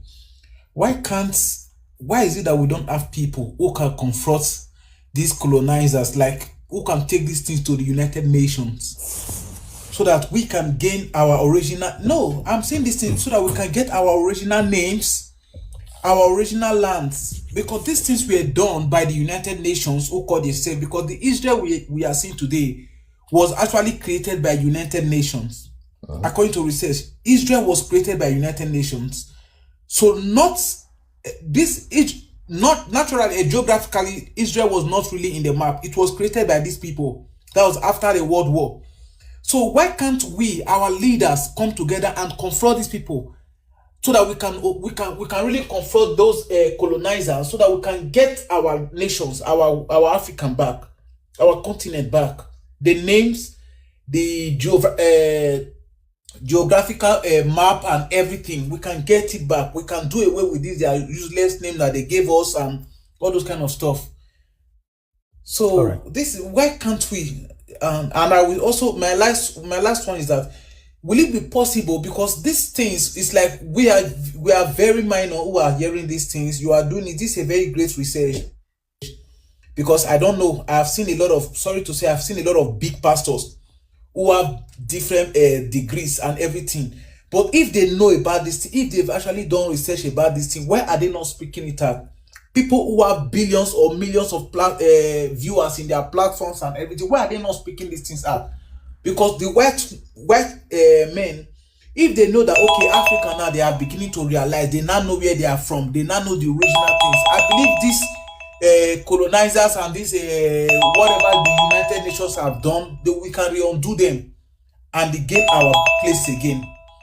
Because I'm very sure that we are the genuine Israel. Why did I say that we are the genuine Jewish? Sorry to say, the reason why I said that we are the genuine Jewish, because the Bible made the measurement of the Jews. They will be scattered all over the world. Yes. All over the world. Look at all over the world. There's nowhere on earth you will not see an Africa, and even in Nigeria, to be precise. Yeah. No place on earth. Yeah. So this is it. Yeah. Thank you so much for that. Now, so yeah, that's right. But let me show you something. Thank you for your submission. Sally, yeah. Thanks for your submission, Sally. Now, look at this. Now, with due respect to all of us and to those of us who might also want to ask this kind of question, you will see that this is part of where the effect of staying long under colonization and neo-colonization does to you. The question that I have is, why do you even have to go to United Nations in the first place?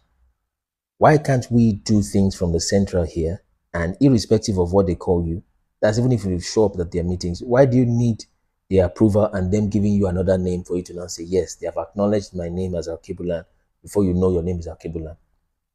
Do you go to somebody on the street and you tell them, no, you go to every document in their house and you tell them to change your name in the document in their house before you know that's your name? You just ignore them. And that's exactly what we should have done as much as possible. It may be difficult to do it like that, but then, I mean, you are who you are. They need your resources. They need your land. They are the one who needs you, really. If and when Africa cuts off from Europe, Europe is going down. And I'm telling you, that's potentially why there's power outages in Germany. He's called in from Germany. There are power outages in Spain, in Portugal, across Europe, because they are sanctioned, what's this guy's name? Putin, for whatever their own reason. Eventually, they end up shooting themselves in the foot. So they end up sanctioning themselves. They do that. It blocked the Nord Stream 1 that goes through Germany. Essentially, you're calling from Germany. Nord Stream 1 gives them gas, fuel from Germany. They've blocked that up. So they're going down in gas, no power anymore. And Traore has kicked them out. No more uranium. The Sahel has kicked them out. No more uranium, no more resources to take from that part of the world. So they have to turn back inwards to look for energy, and they're beginning to go low on energy. and they say, oh, the reason is because of some ionic compression, and the pressure is high, and it causes a diffraction, and then the potential level. No, okay, it's not potential nothing. You don't have fuel, but they won't tell the truth on the media. So to answer that, just leave them, let them unite whatever they are uniting, and just leave them alone. Trump left the World Health Organization some months ago or last year, thereabout. Just kick them off, right? I don't think Traore attends their meeting. I think he sends somebody there, at least just to kind of a little bit acknowledge them. But you don't need to go to them to get a new name. Just the same thing with the civil rights movement. Why do you need to go to somebody to obtain your right to be civil? Seriously? That means you're still enslaved to them. That's why you went for the civil rights movement, to go and obtain your right to be civil. Why does the definition and the point of reference of civility have to come from a certain people? So, but that's a very strong one. The thing has to flow from inside out, is how the thing has to be. So thank you so much for your submission. Thank you for following our live. So, but yes, but then if we go to them and when we go, they will not acknowledge it. They will try to dance around it, you see. But all you need to do is just cut them off. Then they'll start to beg you. You will notice that they offered 2 seats, I think, to African presidents. They said there should be 2 or even 1 representative from the African nation to the United Nations as an observer. They brought them to the council to come observe. Seriously. So why did they start doing that now? Because they saw the Sahel is turning away from them. So they want to just bribe you and say, okay, just come. Let's have an African nation. Africa has 52 nations, if I'm not mistaken. So they said, send 1 representative to come here. So when he comes, he will just come. By the way, he's not even coming to make decisions. He's just coming here to sit and look. And I'm so sure some African man will go there with his clothes and everything and go sit there, because they'll give him pounds and dollars that he will give to his children, and the thing will be wasted in 1 generation. You see. You will find an African man that will go there. I'm not sure how they finish that matter anyway. So, but thank you for your submission, brother. It's nice to have you. Let's have, I think Coach is having a meal. So let's have Efroko once again. I think he's been here before. So Efroko share, yeah. Efroko share, let's have you again for 2 minutes. Yeah, thanks, brother. I mean, that's a very strong submission from the previous guy, you know. But the reality is, I mean, just like you said, why do we need to ask permission from them before we can be who we are? You know, if we are able to discover ourselves, it's an awakening. You know, it flows from inside out. We need to wake up to who we are, and then they will see us for who we are. We don't need to go rub it in their faces that, oh, this is wrong. No, we need to find who we are, stand our grounds, then they will recognize us. Until then, this will all be audio. You know, it will all be audio. But until we awaken for who we truly are, we let them know that we know who we are, and we no more fall for your gimmicks. And then they will recognize us, because in this life, it's all about power. All right. So if you have nothing to bargain, they will take you for granted. If we are able to amass a united African front, imagine that. A whole Africa united in unity, one currency, because we are all the same people anyways. We are all the same people, just different tribes. We are all this, the whole Africa is one big land mass. So if we are all united, but that's going to be almost impossible as of right now. You know, I always tell people this, that you see in the Bible, when the people were taken from Egypt to the promised land, there were a group of people that had to be unalived before the new generation gets there, because of their mindset. All right. And the people who are leading us now, their mindsets are so warped. It's a leadership problem. Okay. That's why I'm very happy with what's happening in Burkina Faso right now with Traore. It's a mindset problem. So if the people with the colonial mindset are out of the system, then the young bloods with the revolutionary mindset will wake up. And they will not take no for an answer. They will not come, come to our country, dig our gold and mineral resources, and then give us a meager 5%. It doesn't even make sense. Even my 6-year-old will not agree to that. But that's what's going on in Africa. For generations upon generations, it has gone on for a very long time, to the extent that we think it's normal. Now everybody thinks it's normal. Just like the point you raised about, coming to Europe, you go to church and people's prayer point is, oh, I pray God has blessed me with a visa to Europe. I say, really? Really? Like, seriously? If you live in Europe, you'll understand that it's more than slavery. But of course, people who have different opinions and different views, so I leave them to it. But like I always say, the awakening is for a selected few. And then if you find yourself feeling these sentiments and on this path, then you need to work on yourself to fully realize your potential to the fullest. Because the God factor is within you. And until that one is unlocked, there's nothing you can do. You can't do nothing. There's nothing. We will just talk, and die and go. But it's time to work on ourselves and be grounded and connected to our roots. Then our power will come out. Then even we have 2-3 people speak, we can speak to the storm. You understand? That's very true. When we say no, it's a resounding and echoing no. That's true. So it's about awakening. We must find who we are, and then the God factor within us must arise. We must ascend beyond this third dimension that we have been limited to. These things, when we start talking about it, we can go on and on and on. But I'll just leave it for someone else to, chip in something. But may the Lord help us. That's my prayer every day. May the Lord help us. Yeah, thank you so much. So, thank you so much for that. That's a brother from Ghana, from the tribe of Dan, the Ashanti, Gadangbe. Thank you so much for sharing. For Koshi, yeah. So yes, that's very true, and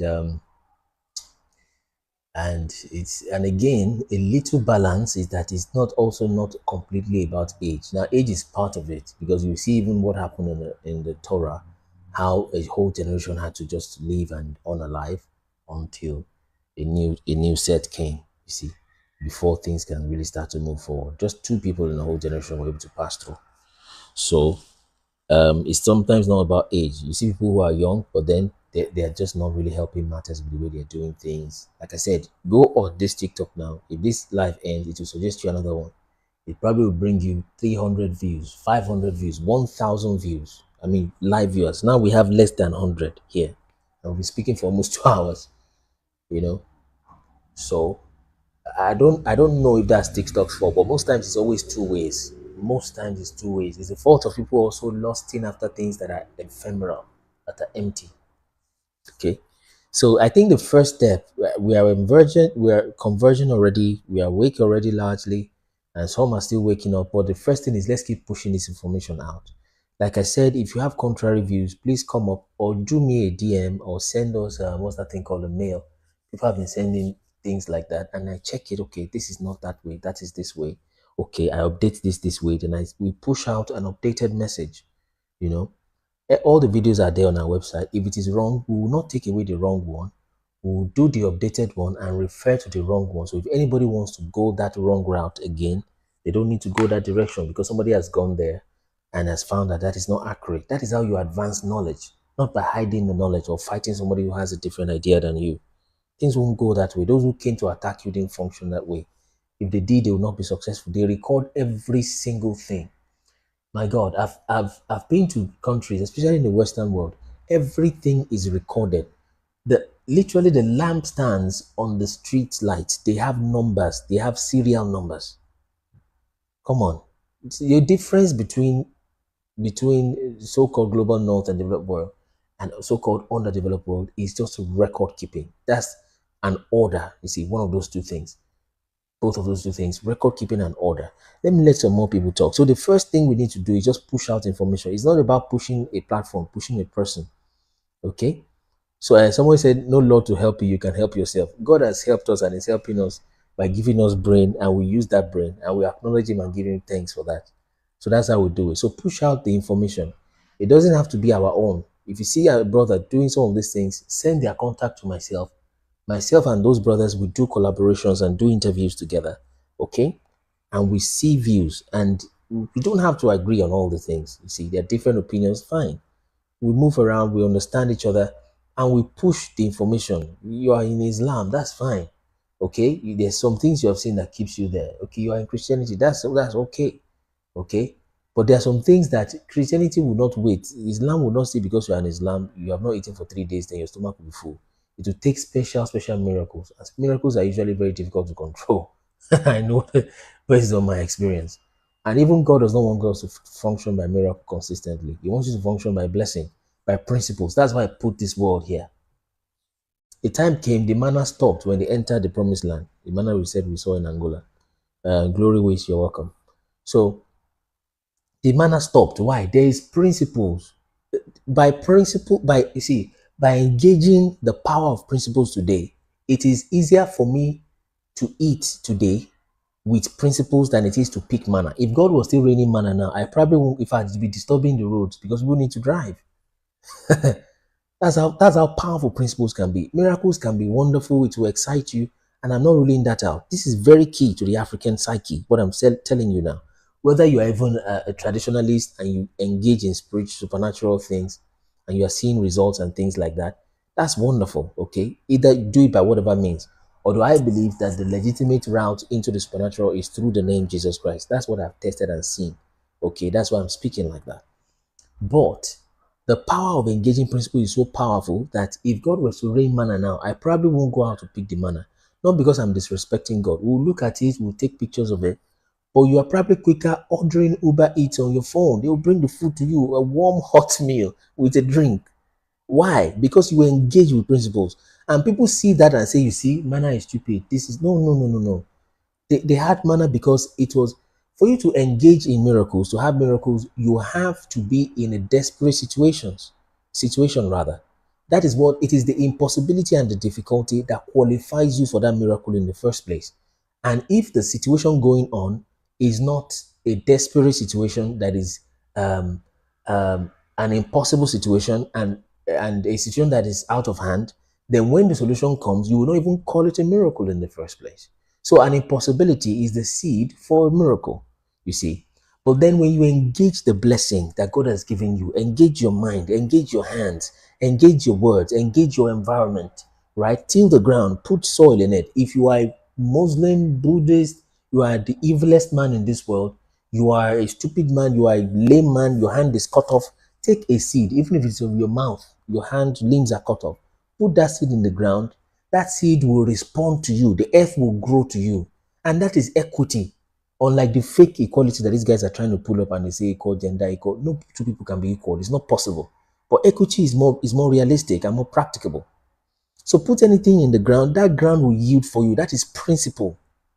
So when you work principles, you generate results beyond even sometimes what a miracle seems to be able to do. So, but then there are times will come when you will hit the bottom, rock bottom, or the hard steel ceiling top, and you have worked all the principles, but someone is using a higher power against you. Then you go higher and engage supernaturally. Now you are talking. You see. So miracles and these things, they don't antagonize each other. God just suspend the laws of nature to help you in a moment, you see, to get you through that miracle at that time. But after that miracle, it will still bring you back to the level of the blessing where you engage principles to get your solutions done. Let me not talk too much. Let's have Aikamani speak. He's been here before, so we'll just give him 2 minutes or 2.5 minutes. Aikamani, are you ready for us? Hi. Yes, let's go. Good morning. I just want to actually, as I've been here before, and I spoke about the leadership aspect of this issue, and someone just raised an issue about the leadership problem. And I've always thought that that's an issue that have to be addressed because no matter what you do in life, I personally have been in a situation where I know that if I have just few moments before I went on saying what I wanted to say, Someone that was going to be on the platform contacted me and said, don't say this. There are people on that platform that want to record what you want to say and go and play it to other people to hear it, just to get me involved in their nonsense that they were doing. So if leadership is not involved, information like this, regardless of the fact that it's very informative and it's awakening, people will not see it that way. They see it as it's threatening to a lot of people. So I think when the leadership of our people start to grasp this information and make use of it, maybe we help people more to accept this information, because the acceptance of this information is what I see that is the main issue.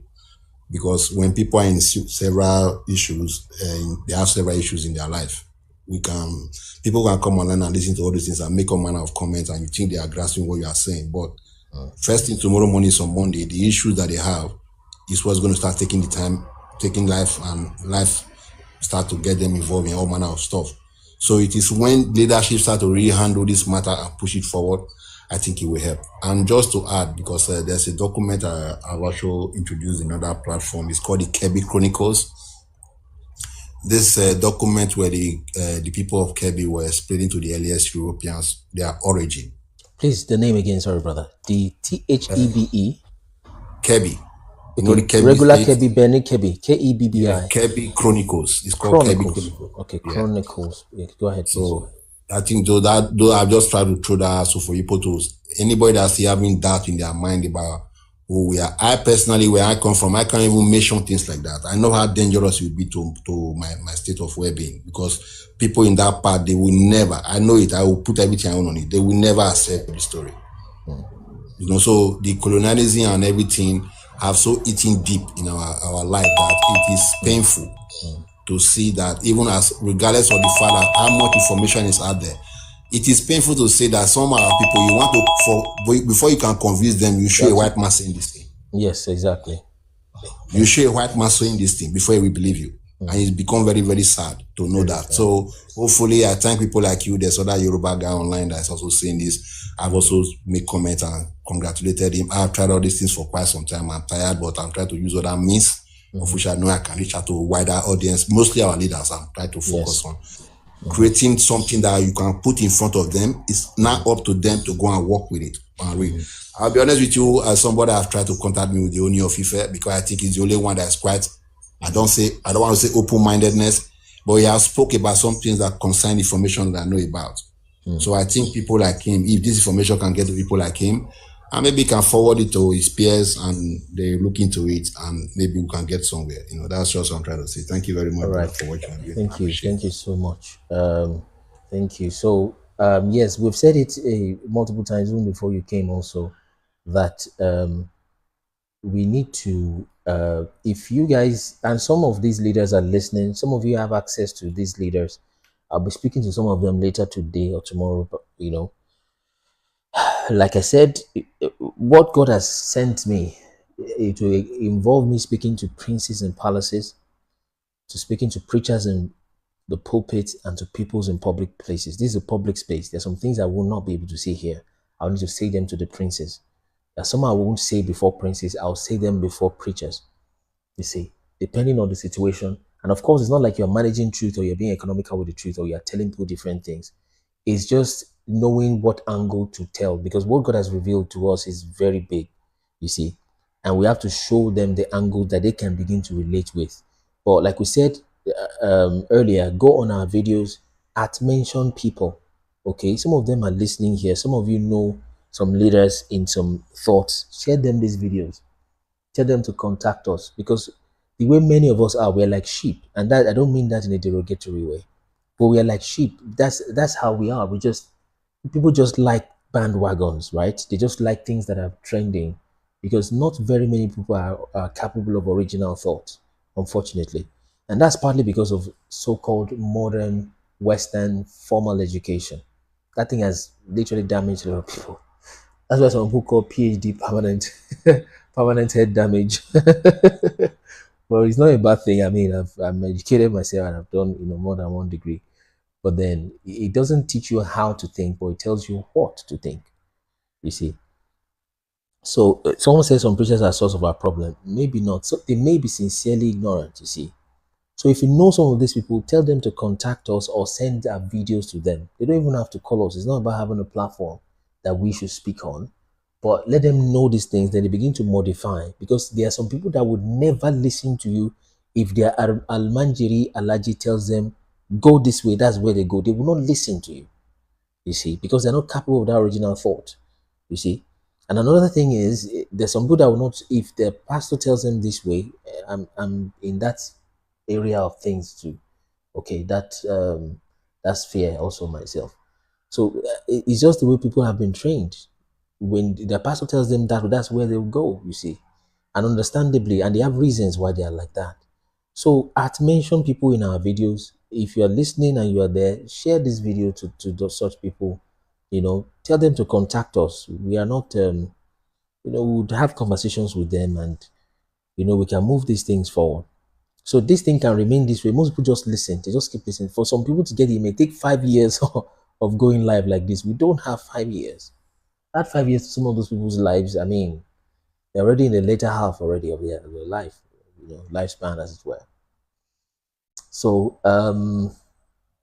so if you're listening to us, you know such people, tell them to contact us or send their contact to us or send our videos to them so that they can begin to teach the people these things. You see, when there are people still acting this 21st century, still acting movies, and you're using Jesus as a white man, and you're an African man acting that movie, what are you saying? You see, so it's a full-blown attack on the minds, on the culture, on the language, on literally spiritual attacks on the people, bewitching them in every angle possible. So it's a great job, and we need the thought leaders to be there. I'm working within my own sphere of influence, but there are people that I have access to that they will not have access to. There are people that they have access to that I can never reach. You see, I can never reach them. Not because I'm not having few followership or have a website and a few things like that, or because they're just not within my sphere of influence. You see, and I can't have global flow of influence from one angle. Is very, very likely. So we can, and that's what our brother is saying. We can talk here from morning till night. 90% of people listening here are at a certain level of influence and ability to change things and ability of consciousness. They will hear these things and they'll forget in 24 hours, and that's not derogatory. It's normal. But when you've got children pulling you here, you've got 9 to 5 to do, which I've said on this platform, no human being is ever supposed to pay rent in this world, ever. In this present world we're in, no human being is, not to talk of being hungry. The amount of land in Europe, for example, or even in the world that is occupied by way of resident, that is residential, and people are living in, is less than 2%. Less than 2. That's the amount of land that is occupied and are used as residential apartments. So, and I'm just trying not to exaggerate. It's probably 0 point something, but I can't remember that figure. Someone can even look it up and put it to us. So nobody has to pay rent.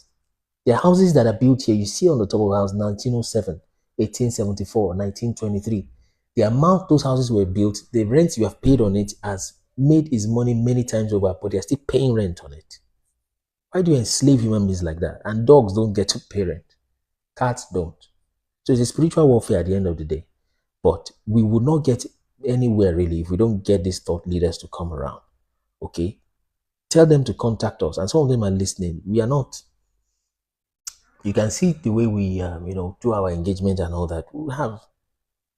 Yes, let me just give you 5 minutes. If you come back up again, I think the thing keeps knocking you off. I've accepted it like 3-4 times now.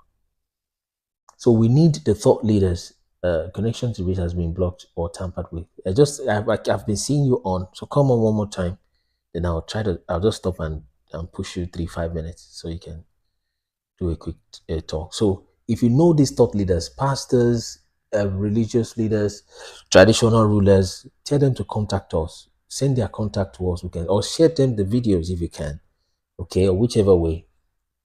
Excuse me. Only that the videos are so cover so many angles, they may be getting the wrong angle and they think it doesn't connect with them. But I tell you, this is literally the masterpiece, of the literal conspiracy, right? The grand conspiracy of the world for the past 300-500 years is this that we're sharing with you. I know that sounds outlandish almost, But then I mean, all humility, it covers many areas. You're not allowed to request. Maybe because of the last flagging that they did for you. Let me try to invite you instead, Ibini. Okay, I think it's just a network, Ibini. I don't think it's. So if you know those leaders, bring them up. Not bring them up here, of course. My brother. Oh, good morning. Oh yeah, you can. Yeah. So bring them up, connect us to them, and that's the way we can move forward. Let's let Ibini speak, partly because of his network situation. And Nigerian leaders, by the way, many of them don't know. Thank you. I apologize. I just wanted to support. Okay, so I just wanted to support the live. I think that there's something wrong with me connecting on your page. I connect everywhere else easily, but anytime you're live and I come on, I can't even hear what you guys are saying. I can't click on request. I can't join into the live. They're blocking me. This is evident, you know. I've been thinking it was my network. I have all the networks. I have Airtel, I have MTN, and I can't hear anything you guys are saying. It's almost as though I'm blocked from this page, and only this page. I can view anything else. My YouTube is working. My other TikTok pages are working. But when I come on your page, I can't get a sentence in. Or maybe it's the flagging. So they're like I said, obviously there was somebody something that has been. There's no doubt about it. There was somebody crazy. there was somebody that flagged you. Oh, I'm not sure if it was you that was flagged, but I think you were the one speaking at that time when TikTok sent me that notification. So maybe there was somebody I don't know. I'm thinking maybe it's that Elewedu person. If you can remember Elewedu guy, some Elewedu guy that's Elewedu, yeah. But I can't. The guy that just but I can't prove it. Yeah, but I can't prove that. So, but just during that time, you just spoke with him. That I saw that one of your guests has been flagged. I so know. Maybe that's why that's. But let's run. Let me refresh your time. Let's go. You mentioned it. You mentioned it live. You mentioned it. I remember you mentioned it. Okay. All right. So this is it, right? For fear of being flagged again, right? This is it. We need to continue to speak online. It's not useless speaking online. It's not useless having this conversation. Every soul we win over is very, very important because we're all interconnected. The most important thing, though, is for the people that are listening to also reach out. Each one reach one.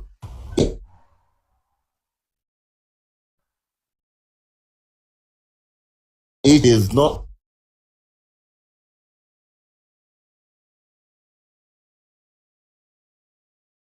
this on your own page. People can think and begin to think.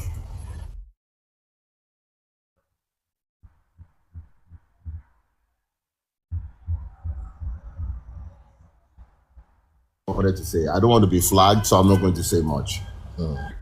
Yeah, that's it. Though it was failing a little bit, but then, I mean, the message is clear. I was able to catch it. So let's just share it. Yeah, it's lagging a little bit, so it might be a mixture of a few factors causing all of the lagging, etc. So, but then this failing, I think, is a network situation because you're already up now and it's just failing. So yeah. So from let's just share these things. It's not about one person. Like I said, it's not about.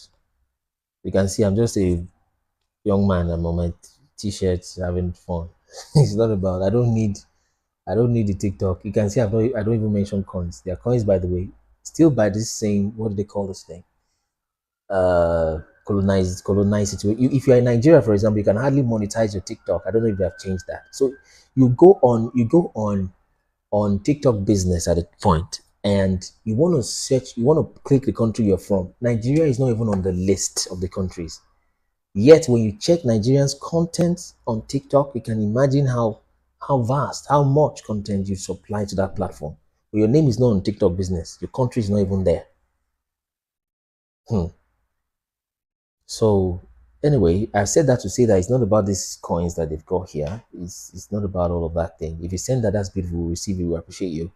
But the information, the message is important. Sometimes more than the messenger. In fact, most times. It's like you're trying to compare which is more important. Is it the bottle of Coke or the Coke inside of it or the drink in it? You see, although one can exist without the other usually, but then the message is very important. So push it out there, share it. There is no hard feelings. If you've got something else to say, we bring you up, we check and we learn from it. So let's have the next speaker, Yusuf. I think Yusuf, are you ready? Is it Yusuf? Let me be sure. Is the Yusuf? Let's go. 2 minutes. Hello, sorry, he come before me here. I was here for some time now. Okay. Abdul. Let's go with Abdul first. I'll refresh your time. Abubakar. Sorry, Abubakar. Yeah. Let's go. I just want to ask a question. Okay. Where do you think the temple is? We're looking at two places. One we have literally found is a place called Lost Kingdom of Kalahari in Namibia. Okay, but that place seems too far. But we have two references pointing there, but we still put it on that our general map, which I will show everybody right now. Okay. Let me see. What's your second question while I'm looking for that place, please? Also, that Kalahari where you said, did it fit biblical description? It fits it partly, but then it's looking too far from West Africa. If Samaria is starting from, except there was an expansion that happened at a point. So this, if you can see, that's Jerusalem there. I don't know if it's showing in the screen. Okay, so it's a little too far from West Africa. But then, of course, it can't be Middle East if that's what you're asking. Definitely not Middle East. That's a 1917 construct, which they tried Uganda in 1903 and Uganda failed. Okay, for the Palestine mandate to come up in 1917, it was going to be a Uganda scheme in 1903. So all the archaeology they are popping up in Middle East today, they would have popped it up in Uganda. Okay, so this is reference F3 and reference R10. You go down, you go check it. It will show you where those places are and the maps we got them from. Okay, so but it's a little too far. So there's a place called Lost Kingdom of Kalahari where they found something that potentially could look like that. And that's a third reference, by the way, which we have not put here. Okay, so but by way of distance, honestly, it's probably going to be in West Africa, west into Central Africa. Okay, so but then I don't know if that touches your question a little bit. Yeah, but for me, my belief is that Yiha in Aksum is the temple. Okay, where is that? What do you say about that? Where is that? Yiha in Aksum. What country, present-day country is that? Ethiopia. Okay. Oh, that's interesting because I know that. Just a minute. I know that let me add 2 minutes to your time again. I know that the real Judah, because Ethiopia was not colonized first off, then also the tribes of Judah, I mean, reportedly are still alive there, right? From Solomon, you still have the descendant there. Is that correct? Yes. That's interesting. Tell me more about that. So, because Yiha, it fit all the biblical description. Okay, please spell the Yiha. Let me type it down. Why? Y-A-H-A. Yaha. Okay, Y-A-H-A. Yes, next. Yeah, because okay, that's just a name. Is it a place in Ethiopia? Sorry, brother. It's a temple. Yeah, but is it where in Ethiopia? Is it in Addis Ababa? Aksum. Tigray Empire. Tigray. Yeah. Great. Aksum in Tigray. Because that's where you speak Tigrinya and Giz. Yeah. Tigray. Great. Go ahead, brother. Because the Bible said Jerusalem is supposed to be surrounded by the mountain. So in that, I think Kalahari may not fit the description. Okay. And also the proximity of Egypt and Ethiopia. Why not? Proximity of Egypt and Ethiopia, yeah. I think also that also should be considered. Because biblical time, Ethiopia border with Egypt. And according to the Bible, Moses did not leave the territory of Egypt. Okay. So actually, quick one, brother. When Moses left, when Moses left Egypt, had Moses left Egypt, he will have entered into the promised land direct. Okay. So that's why I think Yeha is the temple, and Aksum is the city of David. Great, interesting. And also like Genesis 10:13, where it mentioned Gihon as the Nile. Okay. And also 1 King chapter 30 verse 32. Mm-hmm. It stated that the city of David is located by the Gihon. Mm-hmm. And 1 Chronicles chapter 30 verse 32 also. By the river Gihon, right? River Gihon. Okay, great. It says the city of David. Minister, please, you need to listen to this guy. This Abubakar is saying a lot of facts. I was going to have this conversation with you later on. Right? He's so close to the truth. It's unbelievable. The land is not far from Egypt. It's not. I'm sure that you and I would have time to talk about. Very correct. Great. See, this is that verse, 2 Chronicles chapter 30 verse 32 says the city of David is located at the west side of Gihon. Just a minute, just hang on, brother. Let me type down the references so that I don't miss that. Okay. First, are we following each other? Can you follow this account so I don't lose that? I apologize, my network. It keeps going back and forth. It's crazy. So 2 Chronicles. No, this is something that I wanted to decide. Where the land. Oh, you keep fading, Ibini. You keep fading. Genesis 2:13. Yeah, that's the. Oh, it's Ibini. If you're hearing me, I think it keeps fading. I don't know. Yeah, Genesis 2:13 mentioned Gihon. Okay, yes, I and remember. Also, okay, sorry. Genesis 2:13. 2 Chronicles, please go ahead. 32. 14:32. 14:32. Okay. Yeah, and also 1 King. Yes. 30:32. Yes, 1 Kings 30:32, right? Yeah. Okay. Mention the city of David as located at the west side of Gihon, the Nile. Okay, beautiful. West of Gihon. Go ahead, please. Next, please. Yeah, that put the temple not far from Egypt, yes, the territory of Egypt. Because according to this verse, is Ezekiel 29 verse 8. Ezekiel says that